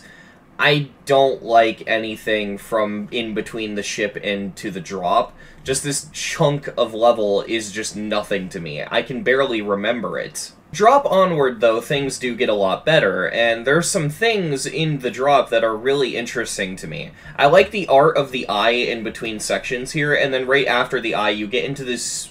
I don't really know what to call... I'm gonna call it a duel because that's the best way to describe it, but I'm not even sure it uses a duel portal. But you have this duel section where the top and bottom are constantly switching, so instead of it playing like an actual duel, it's more like you play gameplay on the top, and then it switches and you play gameplay on the bottom, and it goes back and forth like that. And I think that's a really cool idea. And see, this is where I sit. I sit very mixed because I like everything drop onward, but I absolutely hate everything before the drop, so I really don't know how I feel about this, but in general, I do find the pre-drop of this level to make the level very disappointing, because if you want to see everything drop onwards, you have to sit through the pre-drop, and I don't really find that entertaining. I mean, even during this level's verification, it was boring. It took Vader so fucking long to get past the pre-drop, and then the moment he got past the pre-drop and got to the drop, his progress just excelled, and it's just... I don't know, I feel like the pre-drop just drags the level down way too much for me, and I find that very unfortunate, so I'm gonna give this level a 8 out of 10, its score mainly being carried by the drop onwards. For some reason, I thought I already reviewed Codependence in this series, so I'm recording this last minute while editing. Yeah, Codependence is really, really cool. I do like this level. It's just unfortunately a little disappointing on the decoration side. Now, that's not a big deal at all, because this level's obviously supposed to be a spectacle in terms of its gameplay, and it is. It is one of the most creative two-player levels I've seen aside of maybe Master Duel, but I don't know, I wish there was a little bit more to the deco. It's not bad. It's really good. I think the song choice is brilliant, and it uses the song really, really well. And yeah, no, I mean, for being such a complex level, there shockingly isn't a lot to say about Codependence. It's really creative, and it helped break the mold and open the door for two-player mode levels being more common, and I obviously don't know how these two-player mode levels feel, however I do see them as being the future of difficulty in this game, so yeah, I don't know. A lot of people try to say that the level being split into two halves like this is kind of a detriment to the level, however I kind of disagree. I find it really, really interesting that instead of being just one level with two controls, it's effectively playing two levels at the same time. I don't think I need to tell you that that is one of the hardest things you could probably do in this game. It is not easy. Even if it was in an easier level, like there was an Insane Demon where you had to do this, just playing two levels at the same time is rough. Codependence is really, really cool, and I do really like it. However, it is a stepping stone, and it is very obviously so. This level is very flawed, and future levels that would come out and try to essentially do what this level did but better would obviously, well, do it better. I mean, compare Codependence to Sides of My Mind, and it's night and day, so yeah, I think this level is more of a stepping stone than anything, and it's not perfect, but that's kind of part of its charm. It's an interesting level to look back on, and because of that, I'm going to give Codependence an 8 out of 10. Directions is really cool. The level starts off looking really basic with this very intricate and cool yet very simple looking block design and a background that just screams detail. It looks very plain and simple, but it's also kind of intricate and cool at the same time. Kind of hard to describe. You get this forest background with these telephone lines.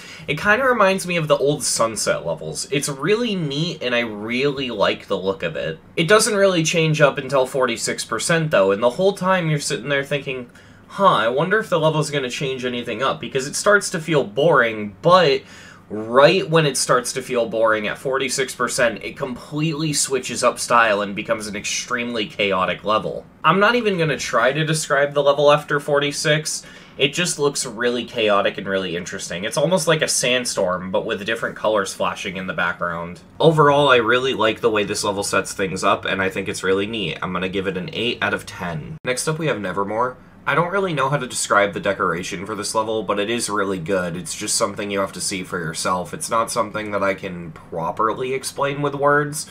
I can say that the color choices throughout this level are really good, and it overall just looks really nice.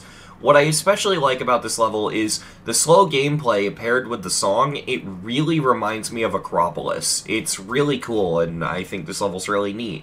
I don't have a lot to say about this one, it's just a cool level. I'm gonna give it an 8 out of 10. So next up we have Instinct, and this is a really cool level breathing with life. You can tell that Kermal was involved with this level, or, Crazy Man 50 Real. You can tell that he was involved with this level because it is amazingly creative and it is all filled with gameplay gimmicks that I've never seen before. This level is breathing with creativity in terms of the gameplay. Decoration, a little bit of a mixed bag. None of it's bad, however. I just say it's a mixed bag because you have some parts that look like, I don't really know, early 2.1 glow, but in a creative way, not in a bad way. That's not supposed to be an insult in this specific case, but it just has that early 2.1 feel is what I'm basically trying to get at. And then you have other parts like this, which look really, really good for today's standards. So it's just kind of weird that this level kind of ups and downs in quality, but the downs are still high quality, so it doesn't really bother me that much. Yeah, I don't really have much more to say. I can't really talk about the color choice that much because, while it looks good, it's not like they had any other choice. The levels are themed around Pokemon Go teams, so of course Instinct is going to be yellow. What else would it be? Fucking brown? Genuinely a really solid level through and through. I'm going to give this one an 8 out of 10. Next up we have Lumina. This level is everything I wanted Congregation to be and more. I don't think this is a sequel to Congregation or anything. I'm pretty sure it's just its own level, but progression-wise it's very similar to Congregation, in which it starts off with minimal to no background deco with very simple block deco, but the farther in you get, the more chaotic it gets.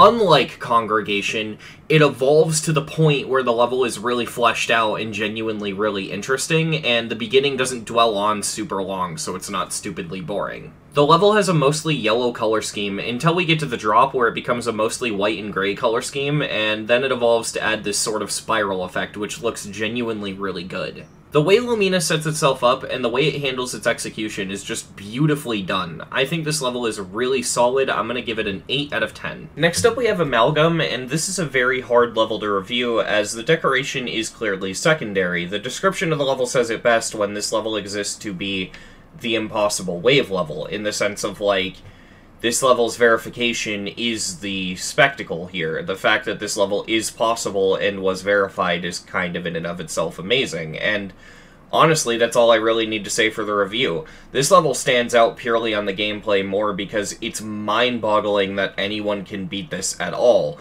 This is one of those levels where the difficulty alone can elevate the level, and I am just purely shocked that anyone did this. This is so unbelievably hard. Considering the level has a legacy like that, it is pretty interesting to me that the decoration and the gameplay are entertaining in and of themselves to look at. Like, the decoration in this level is good. It's really good in and of itself, so it's not like it's just a Silent Clubstep type deal where the gameplay is very interesting because of its legacy, but it looks bad.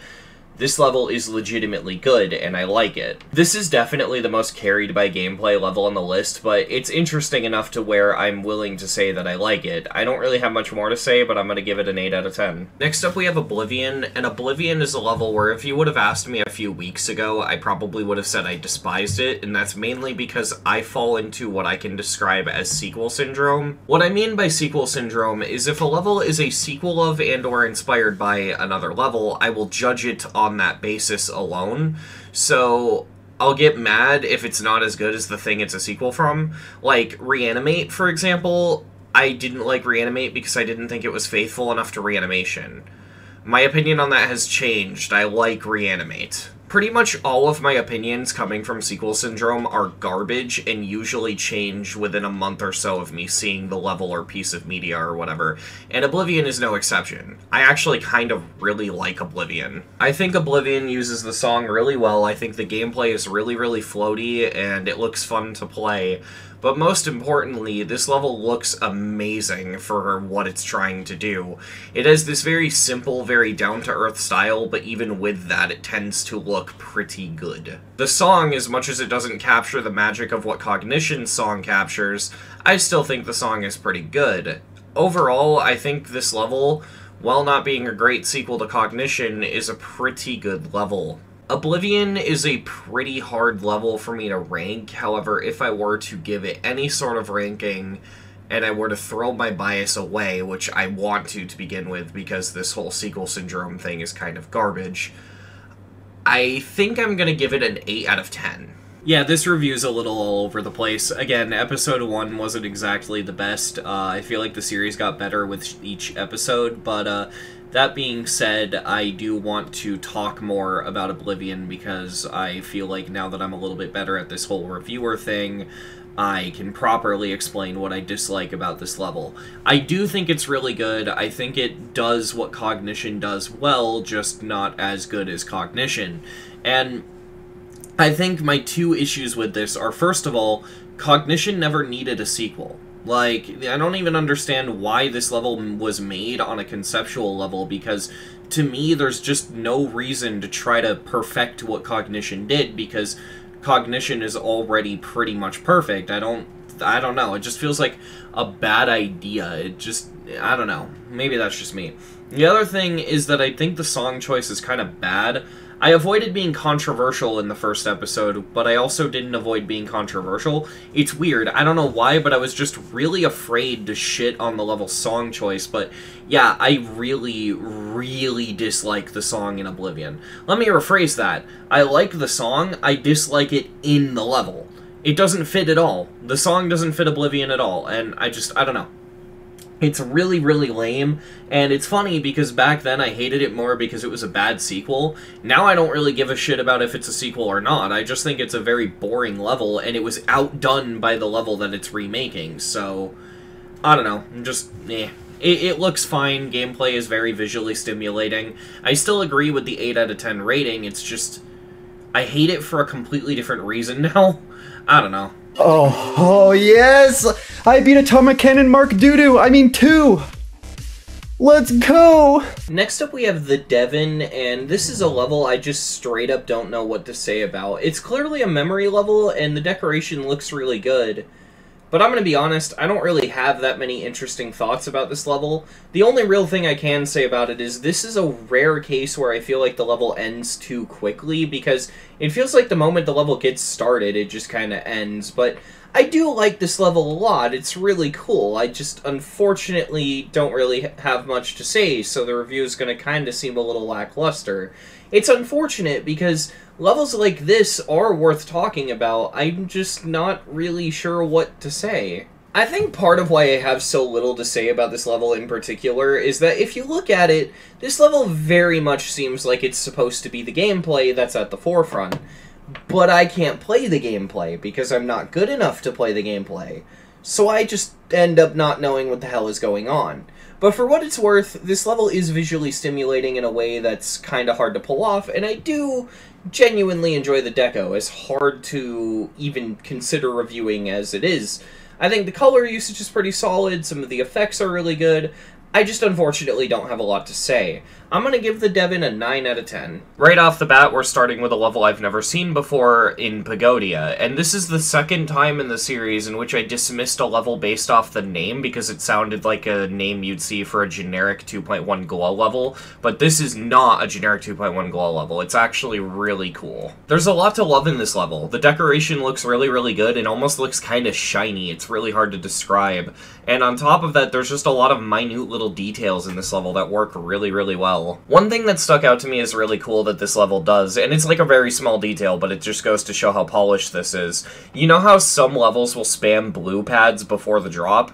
This level kind of did that, but without doing that. It did something completely different to supplement it and make doing that still feel unique. Basically, instead of blue pads, they just enabled the ghost trail and made the icon invisible, but what's cool about them doing that is due to the speed the level is moving, the icon's flickering actually syncs up with the beat of the song, and it's actually a really, really cool effect. That's just one of many examples I can give of this level having some genuinely solid polish. I'll even go so far as saying this level uses this song better than Verdant Landscape. My one complaint is that the level can lean a little bit onto the forgettable side, not because it's bad or generic, but just because it doesn't do a lot to stand out. It's got some cool stuff in it, don't get me wrong, but a lot of those cool things are subtle, and they're basically there to give the level sort of flavor. The level does unfortunately lean on the forgettable side for me, and because of that, I'm gonna give it a 9 out of 10. Next up we have Citra, and this level has amazing decoration. Now don't get me wrong, it's not the best thing I've ever seen. There's obviously a bunch of levels on the list that top it in regards to deco, however, it is still really solid. My only complaint about the level, realistically, is that the background deco tends to look pretty empty throughout most of the level, but aside of that, I think it still looks pretty solid. Of course, I also have to point out that this level is under 80k objects. In fact, it is really close to, but under it at 77k,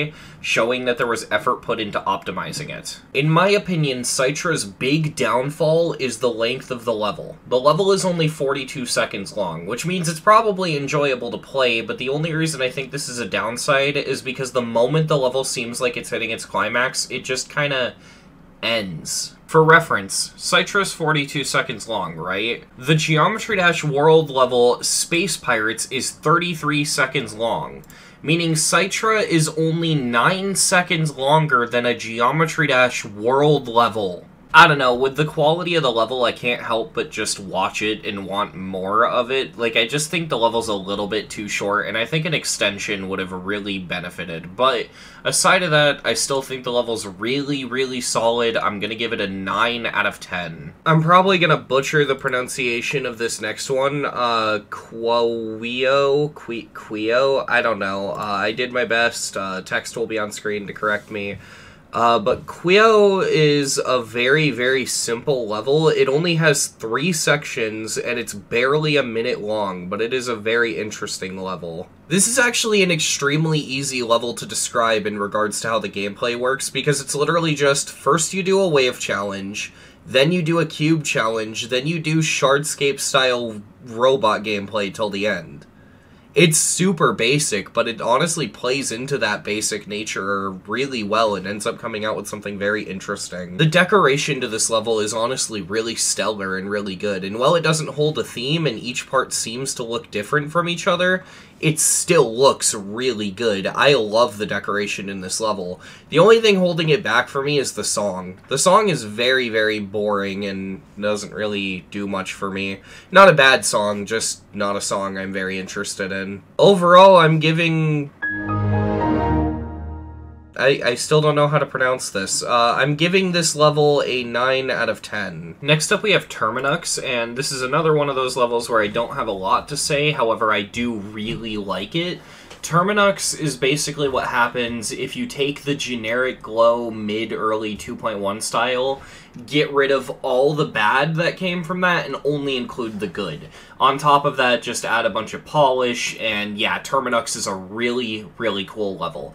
Again, I don't know about the gameplay, I can never really truly speak on that, but the level does look pretty interesting gameplay-wise at the very least. But the decoration in this level did genuinely blow me away, especially for being in the sort of generic glow style. This level just looks really solid, and yeah, I'm gonna give it a 9 out of 10. Next up we have Sari Neverclear. Sari Neverclear is a very similar situation to Hard Machine, where they just took a really, really old level and they redecorated it and verified it. I think this one is actually better, though. Dare I say that this is actually really f***ing good. Now, don't get me wrong, this is very obviously a joke level. Like, the level was clearly redecorated as a joke, and it was clearly verified as a joke, with text in the level like, "How are you clear my map?"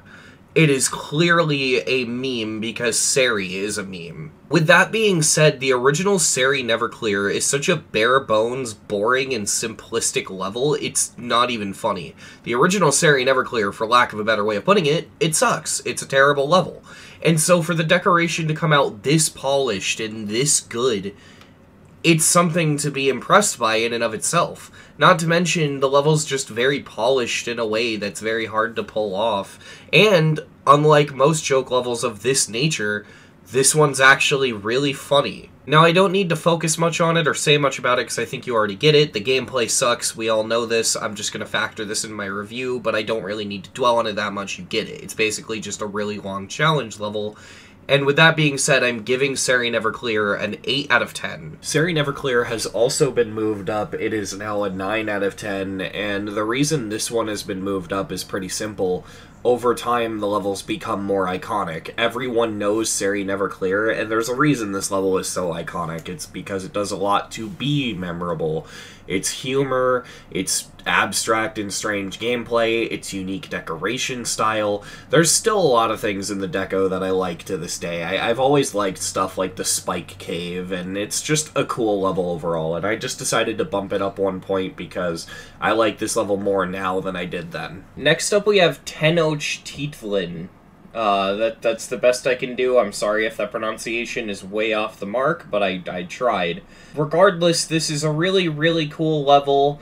I like it. It's reminiscent of Acropolis, and I honestly think that might be intentional. It's very, very similar to Acropolis in terms of gameplay. The decoration in this level is really solid, and some of the transitional effects in this are really cool. I only have one small complaint. In my opinion, the thing that makes Acropolis special is that all that gameplay is possible under the confines of normal, like, not messed with game physics. And if that sounds weird, I'm complaining about D-block usage. That's what this is. Acropolis was impressive because it was made in 1.9 when you were restricted to just the normal game physics and you couldn't do stuff like place a J block inside of a block to prevent an orb from leading into a jump, or putting a D block to make the wave slide, and stuff like that. And this level uses specifically H blocks in a way that I'm not a big fan of, because Acropolis, the whole thing about it was that it was really, really claustrophobic, but the cube could just barely fit through. In this level, it doesn't feel as claustrophobic because The cube can literally bounce off some of the ceilings. It's not that endearing. I like the decoration, and I especially like the effects throughout the level, especially the transitional ones. And the theme of the level is really cool, too. The idea that you're going into these golden ruins and all that stuff, that's really cool, and I like the level. I just think it would have been cool if the gameplay felt a little bit, I don't know, less assisted, which is weird to say because this gameplay is really, really hard, but I feel like if it was going to be a good Acropolis-style level, it wouldn't use stuff like H-blocks. But maybe that's just my opinion. I don't know. People might disagree with me on that, but I don't know.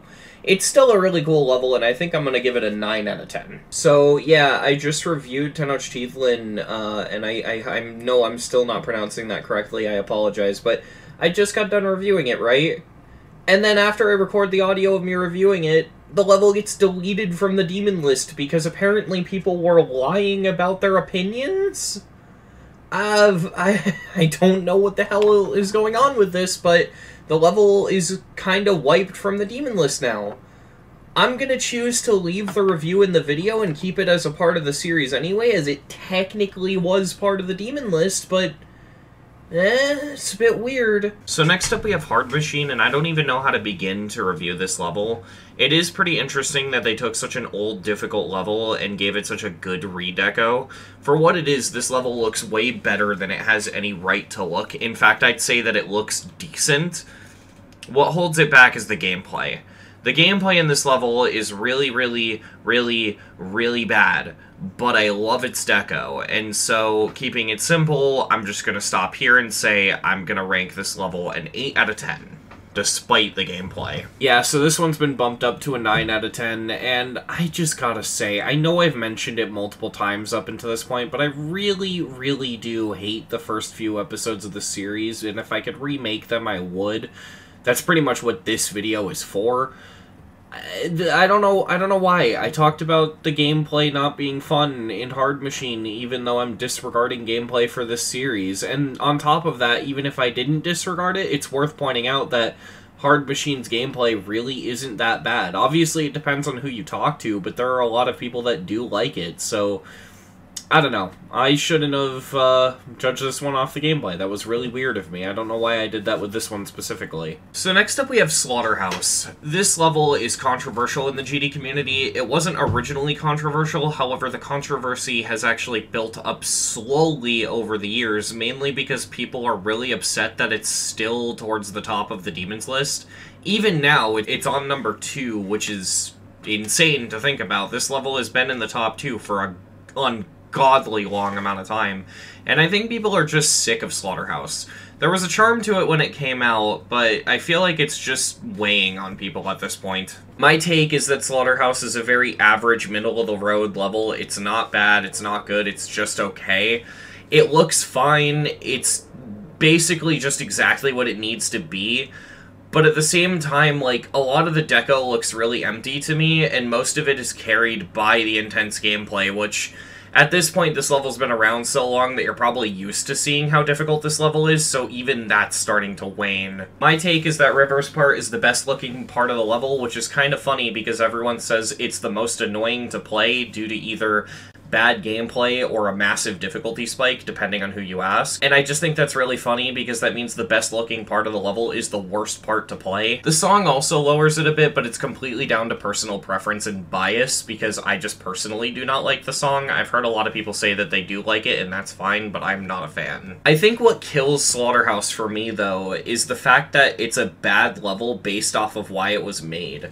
See, Slaughterhouse wasn't supposed to be made as a Demon's List top 1. It was supposed to be an impossible level that Iced Cave was making to be inspired by Slaughterhouse. You know, the old one, the Tosh Deluxe one, the Haha Funny one. And, yeah, this level is not faithful to Slaughterhouse at all, and it does not do a good job. You could have told me that this level was called Kinos 2, the Kino Sing, and I would have believed you. I think the best way to put it, though, and realistically the best way I can sum up my feelings on Slaughterhouse, is just simply that it's an empty level that focuses too much on its difficulty and doesn't really focus on looking good, or doesn't focus on having good gameplay. The level is meant to be hard. Not good. It's really funny to me that Iced Cave's statement was that this level was supposed to be the best impossible level. No. If you go on the ILL right now, you can find levels like Vitrification, The Descended, La Magichibro... I don't even know how to pronounce that. That level that you're seeing on screen. I don't know, I could just sit there and name a bunch of ILL levels like that, but you get the gist. Slaughterhouse trying to be the best ILL level while looking like this makes me not like it. But yeah, so sorry my segment on Slaughterhouse has gone on so long, I just had a lot to say about it. In my personal opinion, Slaughterhouse is a 4 out of 10. I really do not like this level. Yeah, not only did this level get bumped up to a 9 out of 10, but I really hate the review of Slaughterhouse in Ranking the Demonlist Part 1. Out of any of my reviews in the series, this is the one that I disagree with the most, and honestly, that's not too shocking. Episode 1 of Ranking the Demonlist, which is the one that has the Slaughterhouse review that you just listened to, came out while Slaughterhouse was top 1 right when people were getting sick of the level, and I was one of the people who was kind of sick of it. This level existed in this sort of air of ego and annoyance, and part of that had to do with Space UK as a person. Y'all know the story, all that sort of stuff, but I hated Space UK even before they were exposed, and, you know, I was sort of ahead of the party when it comes to that. What I will 100% say, though, is that this has aged really badly. Not only does it use Space UK's completion, quote-unquote, in the background, but my opinion is basically just that people are sick of the level, even though the level isn't top 1 anymore. If you want my current opinions on Slaughterhouse, I feel a very similar way to that I did back then, well thinking the level is actually kinda good. I do still agree that the backgrounds are a bit too empty, and I definitely think that there are impossible levels that are better looking than Slaughterhouse is, and I definitely think it would have been cooler if maybe a different impossible level got the chance to do what this level did, especially maybe an art-focused one.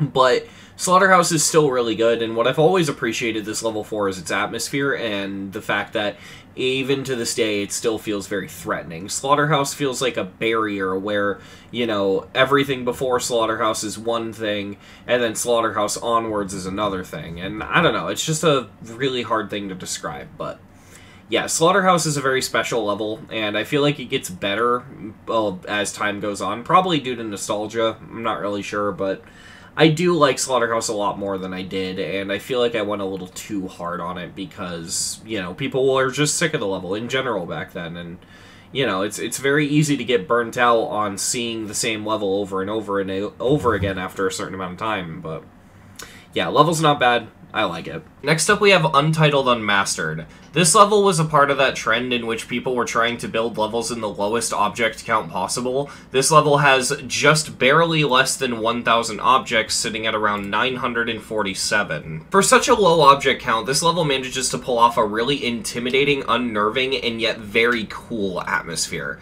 It's actually kind of shocking that this level is as good as it is for its object count, and yeah, I really like it for that. I do have one complaint, though. I know it's kind of a lot to ask for a level with such a low object count to have good gameplay, but even with lowering my standards with that in mind, this just doesn't look that fun to play. In particular, the UFO gameplay really just looks awful. The rest of it, I guess it's fine. I don't really see an issue with the ship, but there's a lot of double clicks in this UFO, and I'm not a big fan of that. That being said, that is just a minor complaint, as, you know, most of the levels on the list aren't going to be fun to play, let's be real. But Untitled Unmastered, I think, does what it's trying to do really, really well. I'm a huge fan, I think it was done really, really well. I just think maybe the gameplay could have been polished up a little bit. I'm going to give it a 9 out of 10. So first up we have Zodiac, and I'm not going to beat around the bush, dude. I love Zodiac. This level is so cool. Zodiac is an extremely playful and an extremely cheerful former top 1, and it does not fit in at all all with the rest of the former top ones, but I think that's why I love it. It's a top one that's not afraid to be something other than a spooky, edgy hell level. This level has character and personality behind it, and a lot of it really is just a joy to watch. The one word I use to describe Zodiac a lot is playful, and I don't really know how to describe what that means, but it's just a cute level in a way that I don't know how to describe. The level is just oddly charming and wholesome. This level's not all perfect, however, and I think my biggest complaint comes down to the fact that the level just has not aged well. And I don't mean in the, oh my god, I just realized the stand-up comedian I listened to as a kid used to say the N-word kinda way. I mean it more in the, why did I used to wear that sweatshirt, that looks ugly on me kinda way. Unfortunately, that's a really good way of describing it. Zodiac is like the ugly sweatshirt of the top ones. It's just, you look at it and you question why we decorated things like that. For me though, personally, I'm able to overlook that because there is still a lot of creativity there. There's a lot of cool effects in regards to how the blocks move around, and the gameplay is extremely creative. A lot of people complain about how the parts basically don't match together at all, and I mean, I agree, they don't. It's funny how Samifying's part, the level just suddenly becomes sedulous, but I also don't think that's a point against the level because I don't think the parts needed to fit well with each other. Here's the thing, Zodiac's song is really repetitive. I don't mean that in a bad way, I like the song, but it's just naturally repetitive. It's the same thing the whole way through. And mix that with the length of the level, and if this level looked the same the whole way through, that'd be mundane as hell. So I personally feel that all the parts looking different the whole way through actually helps it more than hurts it. Overall, despite the fact that visually it hasn't really stood the test of time, I still really like Zodiac. I'm gonna give Zodiac a 9 out of 10. Next up we have Crimson Planet, and I love Crimson Planet. I think this level is really, really cool. I don't really know anything about the gameplay, whether or not it's fun or not. It's kind of hard to tell watching it, and I really don't have any good opinions to go off of because every player seems to give a different opinion. But what I will say is that the level uses the song really well, the decoration is really, really good, and it's a very energetic level, and I really, really like it. I don't have a lot to say about Crimson Planet, it just looks really, really cool. I am shocked not as many people talk about the end screen. The end screen in this level is really cool. I don't know, I wanted to call that out. I love Crimson Planet's end screen. But aside of that, Crimson Planet looks really, really cool. I really like the way the gameplay looks in videos and stuff. Again, I don't know if it's fun to play, but, you know, I like the way the decoration looks. I like the way the song is used. The sync is actually really, really good. Overall, I think this level is way better than it had any right to be. So yeah, I'm gonna rate Crimson Planet a 9 out of 10. Next up we have Shimmer, and Shimmer is a perfect example of simple but effective. This level is straight to the point, it's not overly complicated, it's just everything it wants to be, and that's it. This level puts its cards on the table, and it just gives you what it has, and my god, it has a lot. In terms of raw speed, this is definitely not the fastest GD level I've ever seen, however, it really feels like it due to how intimidating this level makes its atmosphere. Just in general, I don't know how to explain it, it just puts things together in such a way. It's like you already had the puzzle pieces, put them together to make a puzzle. And this level made one hell of a puzzle. Due to the simplicity of this level, it's extremely hard to review. However, pointing out the obvious things, color choice is magnificent, and the level overall just looks gorgeous. I don't really know what else to say. You'd have to see it for yourself to get the kind of appreciation I get out of it. What I can say is that this level has mastered the art of making speed portal usage match the speed of the song. None of this level feels like it's the wrong speed, it just works, and I love it for that. This level works really well, I really like it, I'm going to give it a 9 out of 10. Next up we have Ego Killing, and this level's decoration is excellent, so much so that I didn't believe this was an extreme. Not because extremes don't tend to look good, but more because levels of this kind of quality usually settle between the medium demon to insane demon range, with stuff like Ring Trick. I don't really have much to say, it's just an overall solid level, however what I will point out is that some of the visual effects in the level are amazing. Block deco-wise, it's about what you would expect from just a top-tier level. It's very simple, yet very well executed in terms of color, and overall it's just one of those things where it's so good you usually don't think about it.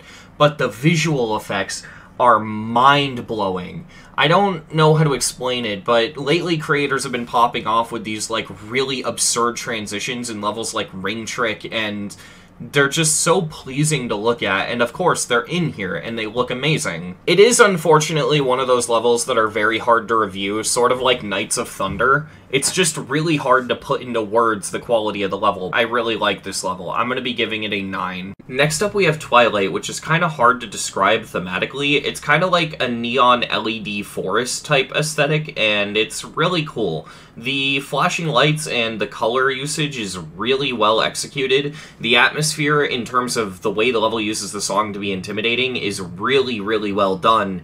And in general, there's just a lot of cool stuff here. I like the little blue jump pad trees that appear like a quarter of the way into the level, and in general, this level is just really cool. I don't have too much more to say, it's just very solid. I'm gonna give it a 9 out of 10. Next up, we have Atomic Cannon Mark II. What, is the level of f***ing Wonder Weapon in Call of Duty Zombies? Speaking of the Call of Duty Zombies series, Atomic Cannon Mark II is what I would imagine would happen if you took Atomic Cannon and you shoved it into a Pack-a-Punch machine. It is an amazing, mind-bendingly cool level. Everything about this sticks out to me as creative and interesting, and oh my god, I don't understand what's happening in the gameplay at all. Yeah, I had to bot this to showcase it, and even after botting it, I have no clue what the hell is going on when I look at this gameplay.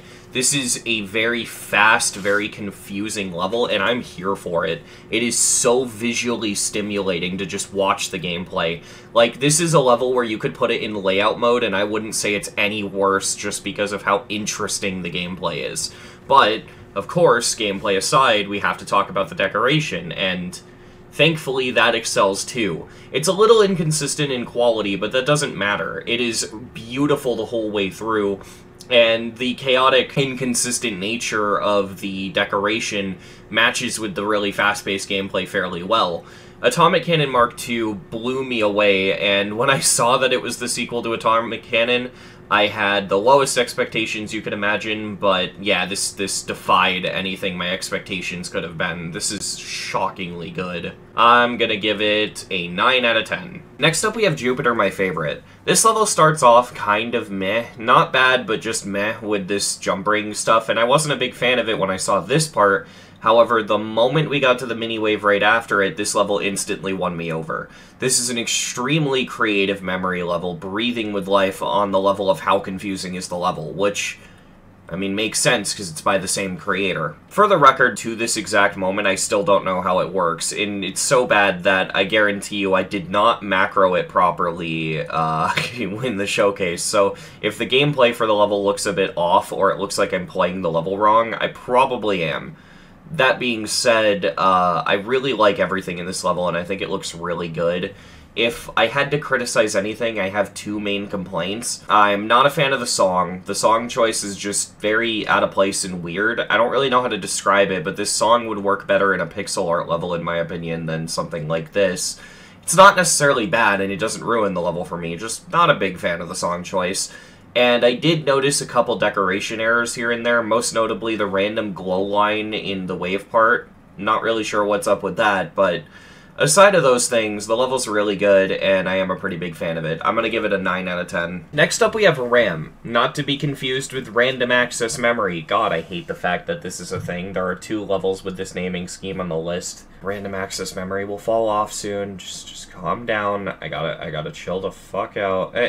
Anyway, RAM is a really cool level. I really, really like the aesthetic this level goes for. Unlike Random Access Memory, this uses the term RAM more literally in the sense of it is supposed to be RAM, like computer memory. So the level's filled with a lot of circuitry decoration and just in general a lot of like computery circuit board-esque decoration. It's kind of hard to describe. I will say it is kind of weird that this level has a lot more reds than it does greens, because you'd think that if it was circuitry theme, it would have a lot more greens in it, but I digress. I think for me, the thing that sticks out the most in this level is the gameplay. It just looks really, really pleasing, and I have to remind people every single time I talk about the gameplay in this series, I'm not good enough at the game to say whether or not the gameplay plays well or is fun, because I can't play it, but Like, visually, this gameplay is really, really cool to watch, and I like it. It's really interesting. It does lean a little bit more towards being gimmicky, but that's okay. I think it's really cool. I also just like the song choice. The song in this level is really, really just pleasing to listen to. It's a good song, and couple that with gameplay that pairs with the song really well, and yeah, honestly, it is the gameplay in this level that's the most memorable to me. Not to say the decoration is bad, the decoration is good and definitely adds a bit of flavor to that, but this is a level that seems to be way more focused on having entertaining gameplay, and it definitely succeeds. Couple that with the fact it does actually put forward the effort to have good decoration, and yeah, I like this level a lot. I'm gonna give it a 9 out of 10. So next up we have Firework, and Firework is a level I'm extremely biased towards loving. I just feel like there isn't a lot to say. Firework is a very well-rounded and polished level throughout its entirety, and it never really ceases to be good throughout. Ironically, my biggest complaint about Firework is that it's too consistent.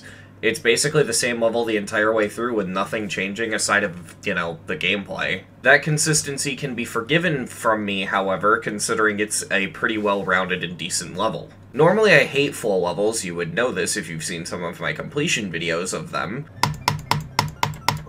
Fuck you. But in this case, I don't think it matters that much, because the level's in the top 10, and I'm nowhere near being able to come close to beating this. And honestly, if I like Firework enough, I can get used to its gameplay.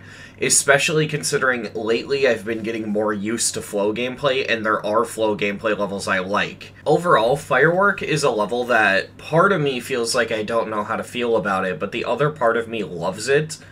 I might also be biased, though, because I was around for the entirety of Trick trying to beat it, so there's that. There's a lot of parts that stand out to me. Of course, there's, like, the infamous parts like the orb flying, the dual mini-wave dash orbs, and all of that stuff.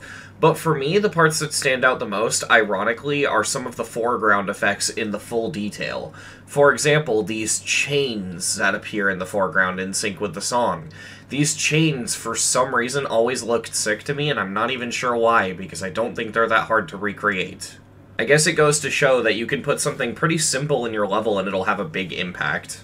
With all that being said, though, I really like Firework. I'm gonna give Firework a 9 out of 10. So next up we have Calculator Core, and I love Calculator Core, like, a lot. This level is so cool. A lot of what I say about Firework actually applies here, because this level reminds me of Firework a lot. It's an XL Extreme with a grayscale color scheme that uses an amazing song. It goes with the song really well. The sync is like S tier. This level syncs with the song really, really well. Funnily enough, for being such a long song, it uses the entirety of the song, which kind of blew my mind, I'm not gonna lie. This level is actually very, very similar to Firework. You could compare the two, and you'd understand why I see so many similarities. Now, I'm not saying they're derivative of each other, I'm not even saying they're inspired by each other, or taking inspiration from each other, or anything like that. I'm more so just saying I like Calculator Core for the same reasons I like Firework, and both the levels remind me of each other. I'm not gonna lie, a lot of why I love this level is that I f***ing love the song in the level, and that alone doesn't usually make a level good, but what makes it so good is that this level complements the song really, really well, and that makes me like this level even more because it's a song I love, and that song I love is being polished with a really good level, and I think that's really, really cool. However, that is where the compliments end. Calculator Core has a massive, and I mean massive, problem that we can't overlook. Calculator Core has an extremely large object count, clocking in at 345,073 objects.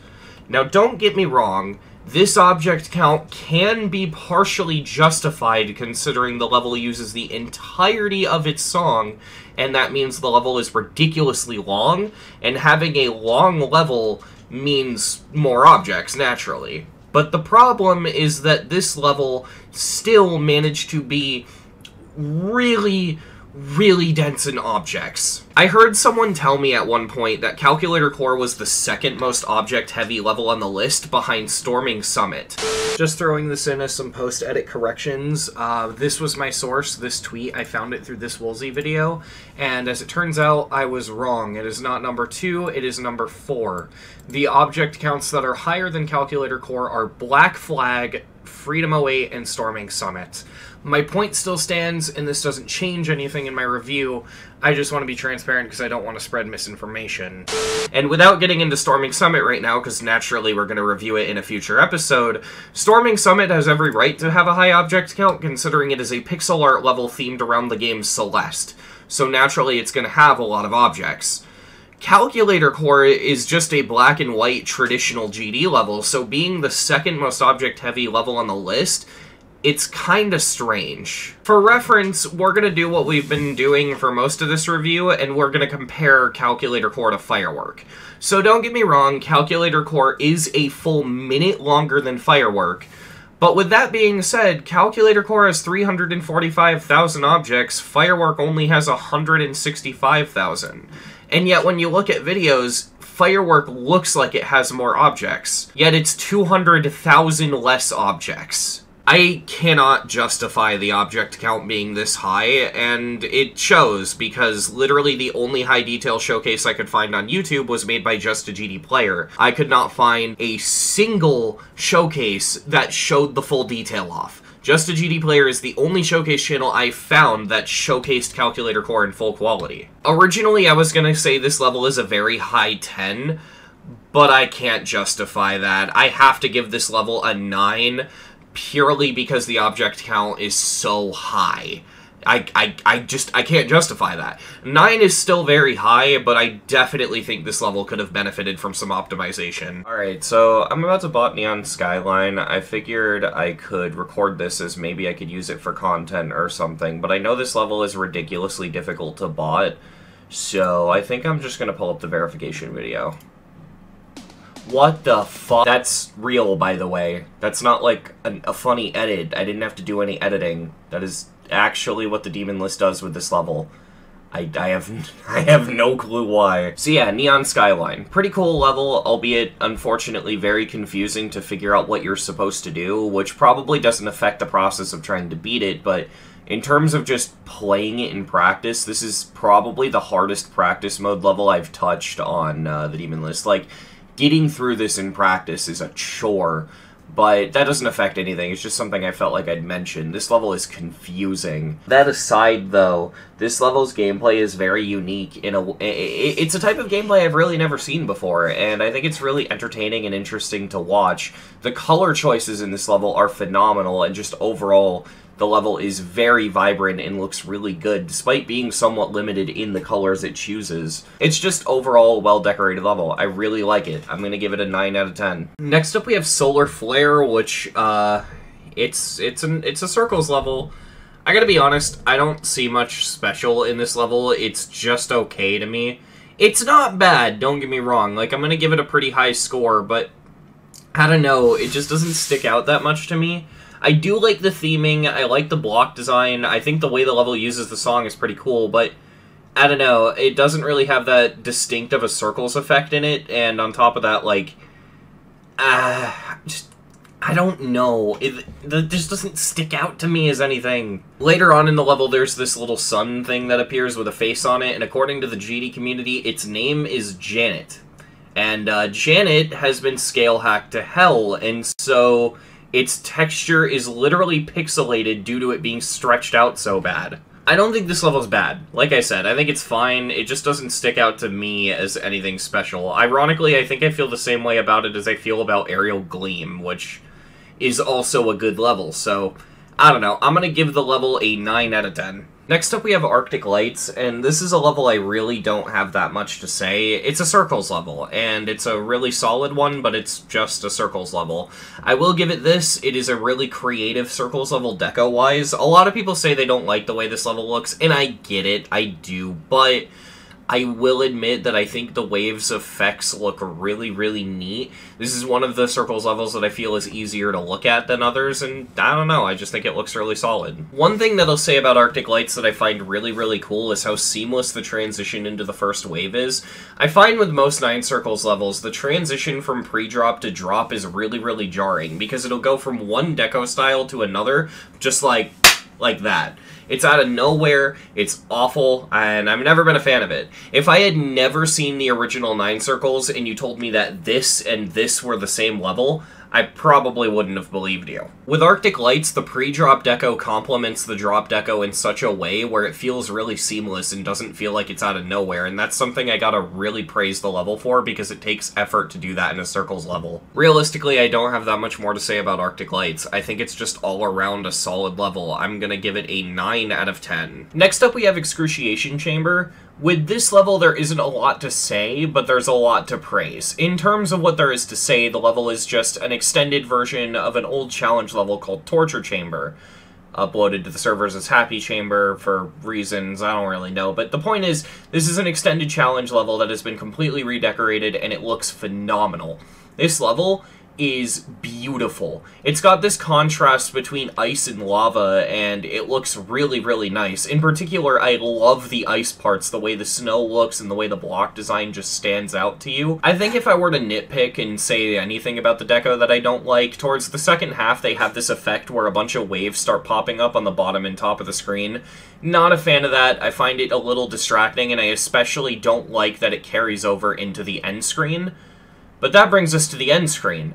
Genius end screen. Simple, sweet, and to the point. Not an overly complicated end screen, but the idea of having it just suddenly fade into the old challenge level as the end screen is a really nice touch. Unfortunately, there is an issue of the quality throughout the most of the level kind of conflicts with the quality of the beginning part, but I really don't think that's as big of an issue as people make it out to be, because the beginning is the actual gameplay from the old challenge, the one that already existed on the servers, so it kind of makes sense for that to look not as good. And on top of that, it is sort of the intro to the level. It's like the pre-drop, so to speak, even though this level really is just one long wave section. It is basically this level's pre-drop, and it makes sense for that to be the worst looking part, because even then it doesn't work that bad. It just looks like the level's setting itself up, and I really don't think it's that big of a deal. This level is just a masterpiece in every sense, and while the gameplay in and of itself probably isn't too appealing, mainly appealing to challenge players,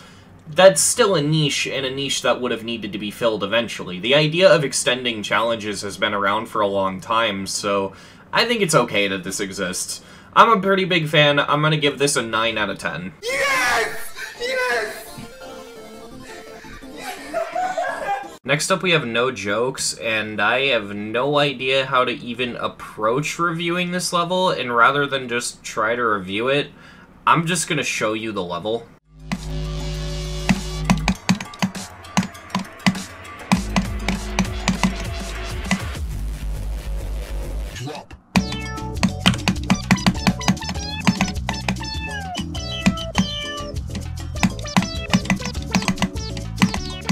This might be the funniest joke level I've ever seen.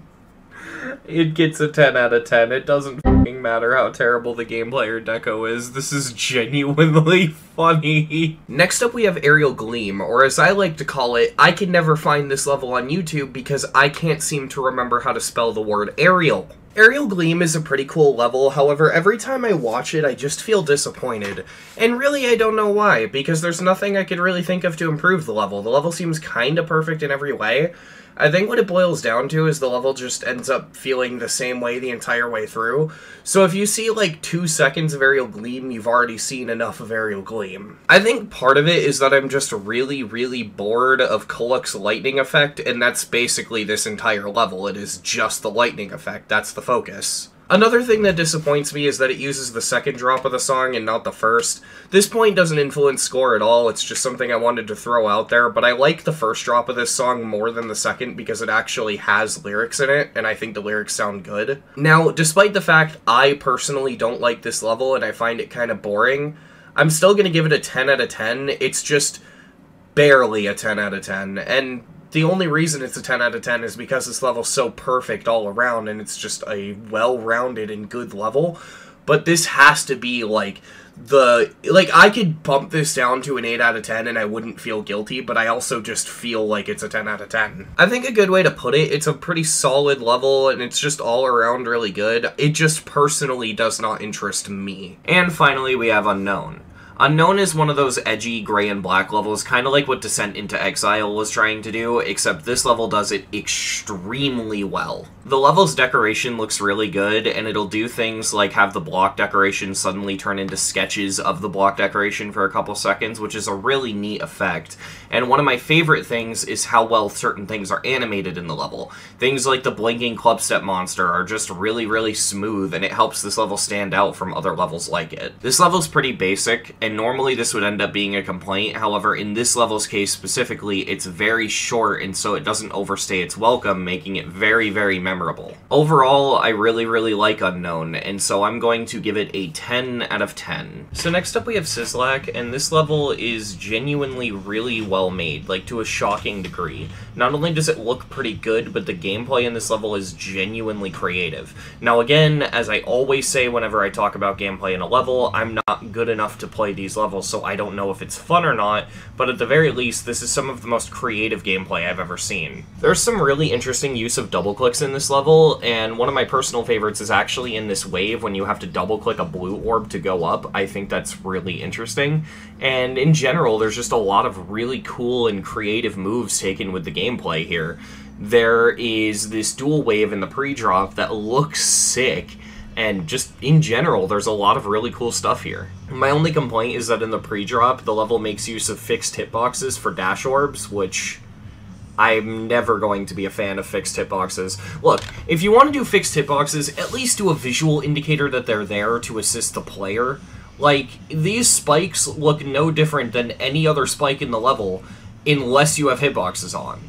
That is irritating. That's really my only complaint, however. This level is just genuinely solid. I'm gonna give it a 10 out of 10. Next up we have Fog. Very solid song, very solid decoration, really cool gameplay just throughout, and everything about this level is breathing with life despite the color scheme being grayscale.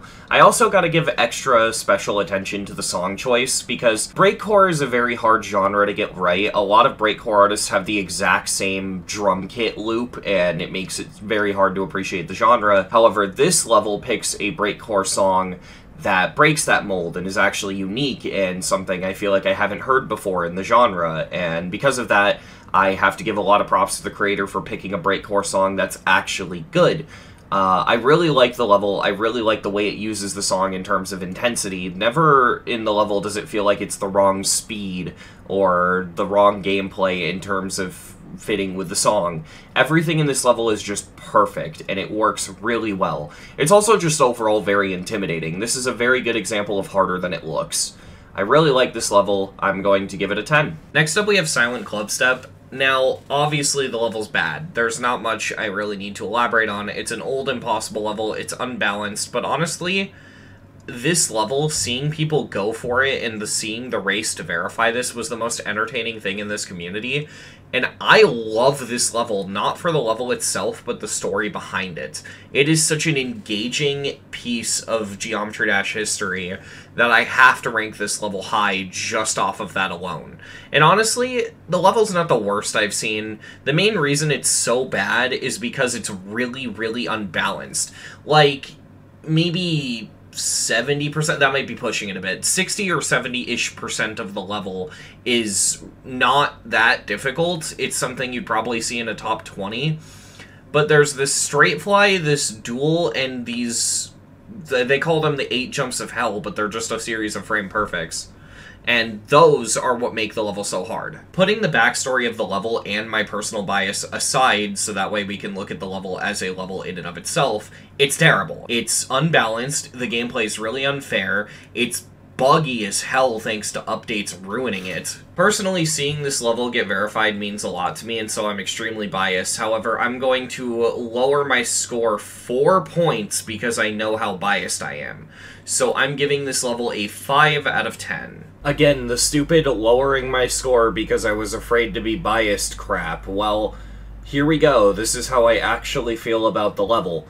Silent Clubstep, in my opinion, is an absolutely amazing, impossible level, and the only thing that sucks about it is playing it. However, When it comes to levels that are this hard, I really don't care if they suck to play, because at the end of the day, they all will, and from what I understand, just simply being able to beat this alone is enough for a lot of people to find this level fun. Yeah, if you can't tell by now, I kinda hate the early episodes. I'd say maybe the first 3 or 4 episodes. There are some good reviews in there, of course, like not everything is bad, but I was way more unprofessional, and I was way more afraid to give my own opinions, which obviously changed, considering the controversies that my opinions would later get me into, and I feel like this is going to be one of my more controversial opinions. I mean, I'm going to give Silent Clubstep a 10, just based off its creativity and legacy alone. Again, obviously the decoration's a little bit more outdated, and obviously the gameplay isn't the best, but I don't care. I really like Silent Clubstep, and the amount it managed to do now, let alone when it was originally made, is insane. It's really cool. And on top of all of that, the only critique I have towards Silent Clubstep is that it's not better. It could have been better. There was a decorated version of Silent Clubstep that I would have much rather get verified than this, but that's fine, because honestly, I like both versions, and this is the most reluctant I am to give something a 10 out of 10, but the more I think about it, the more I realize, yes, I absolutely love Silent Clubstep, and I think it absolutely deserves to get a 10 out of 10. Next up we have Deimos, and I know some of you might be thinking, what are you doing? You've already reviewed Deimos in this series. Well, we reviewed End Levels Deimos, not Hybrids Deimos. And Hybrids Deimos is not a remake of Unnerfed Phobos. Hybrids Deimos is a sequel to Phobos. Different song, different gameplay, and different decoration. I gotta say, as a sequel to Phobos, I think this level is masterful. This is a very well executed sequel to Phobos, and a lot of people would disagree. I've seen people say that this level has nothing to do with Phobos, but no, this represents Phobos really well. You have the memory orb part at the beginning, you have the grayscale wave at the beginning, you have the cryptic duel at the end. Pretty much most of Phobos is represented here pretty well, while still standing on its own as a brand new level and not just a Phobos remake. This is exactly how, in my opinion, a sequel should feel. Vaguely reminiscent of the original, while still its own thing. It shouldn't have to rely on the original level to be successful. I think this level is a really good modern interpretation of Phobos in terms of quality and also in terms of just the chaotic gameplay and the chaotic decoration. Unlike Phobos, however, this level really doesn't have any low points. It's just one really long high point. All of the decoration in this level is fantastic, and I gotta say, I'm very blown away. The only downside I can think of to this level is that it is very, very, very much one of those levels where you look at it once, you don't really care about it, but the more you see it, the more you like it. But I will say, when it grows on you, this level is phenomenal. I'm not gonna lie, I don't really see any major complaints with this. This is just a good level. I don't know what else to say.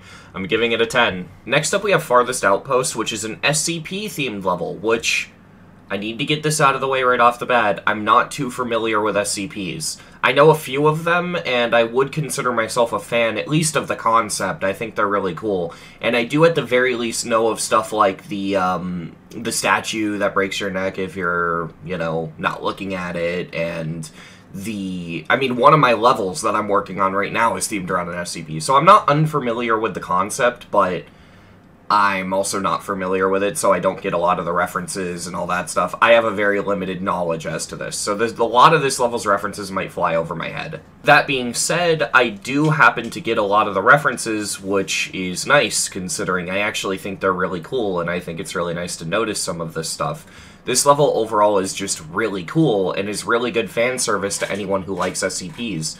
Beyond that, the gameplay is breathing with life and creativity in a way that's kind of hard to describe, but I just overall like the way this level's gameplay visually looks, and a lot of the decoration does stand out to me as being very unique. In particular, I actually want to point out this X-ray section, not because there's anything wrong with it, not because I'm pointing out anything good with it, more so to ask the question.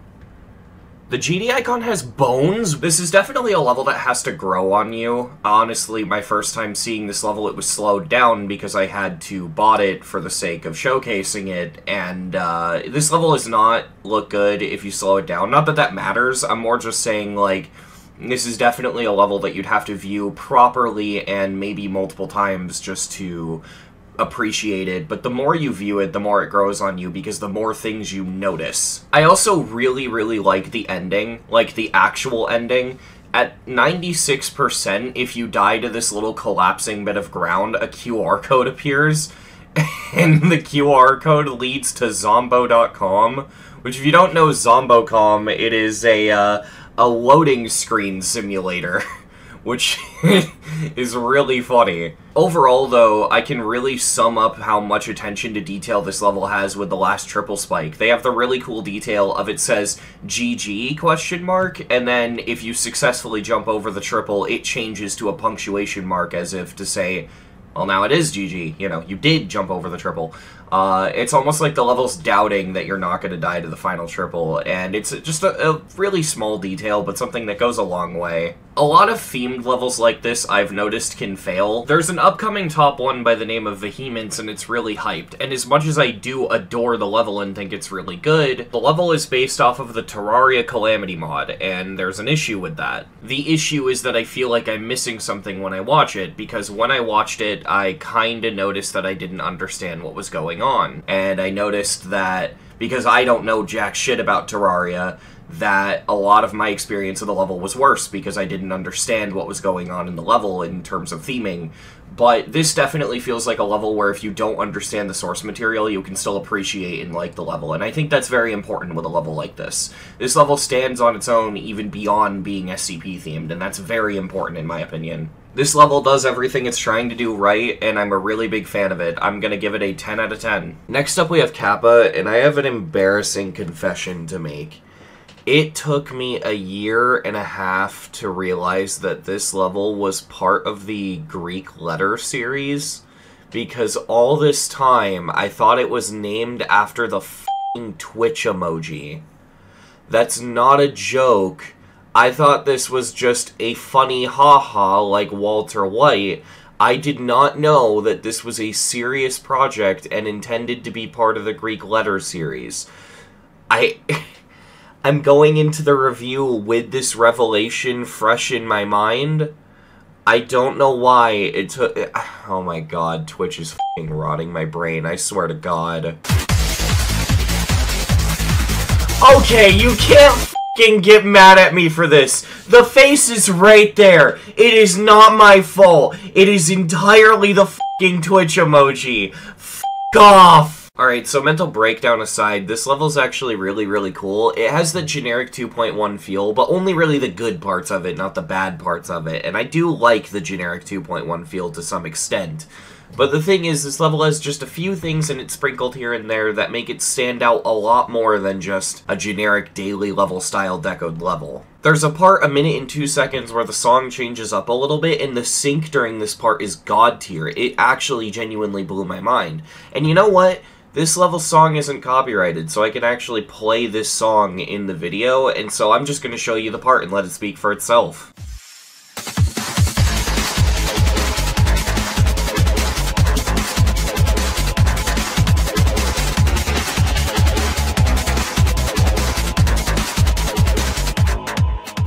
There's also this part at a minute and 30 where you have to curve fly, but the decoration around this curve fly is genuinely mind-blowing with this saw blade that moves alongside you.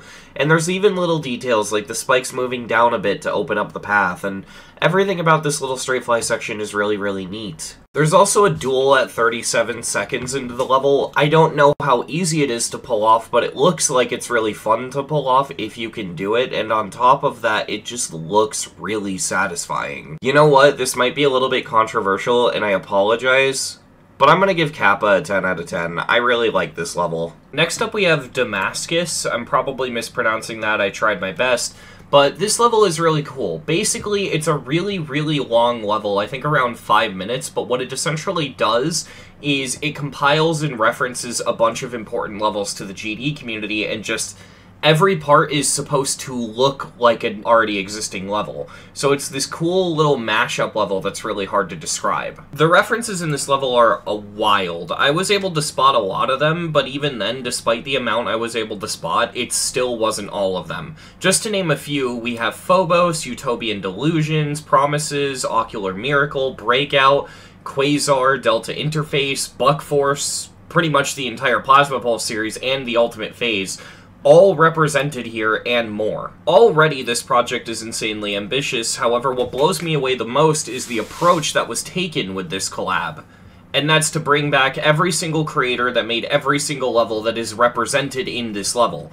What do I mean by this? Well, just to name off a few of the people who are involved in this collab, and mind you, this is just a small sample size of the amount of people. You have Alan, Serve, Findexty, iBlade, Lugia, Britank, Rob Buck, PG1004, Smokes, Jared Kawaii, the Josiah Turner, Wio Wio Tio, and way more from there.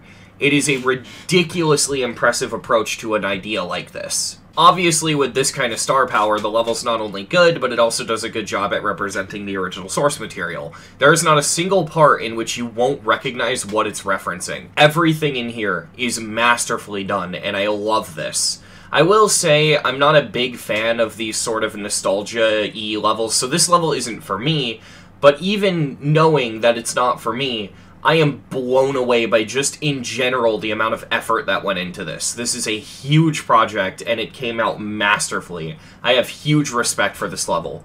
Easy 10 out of 10. Next up, we have the Lightning Rod, and this is a level that I've been so hyped to review for this series. I've been following it since it was originally finished and showcased, pre-verification, like the original showcase.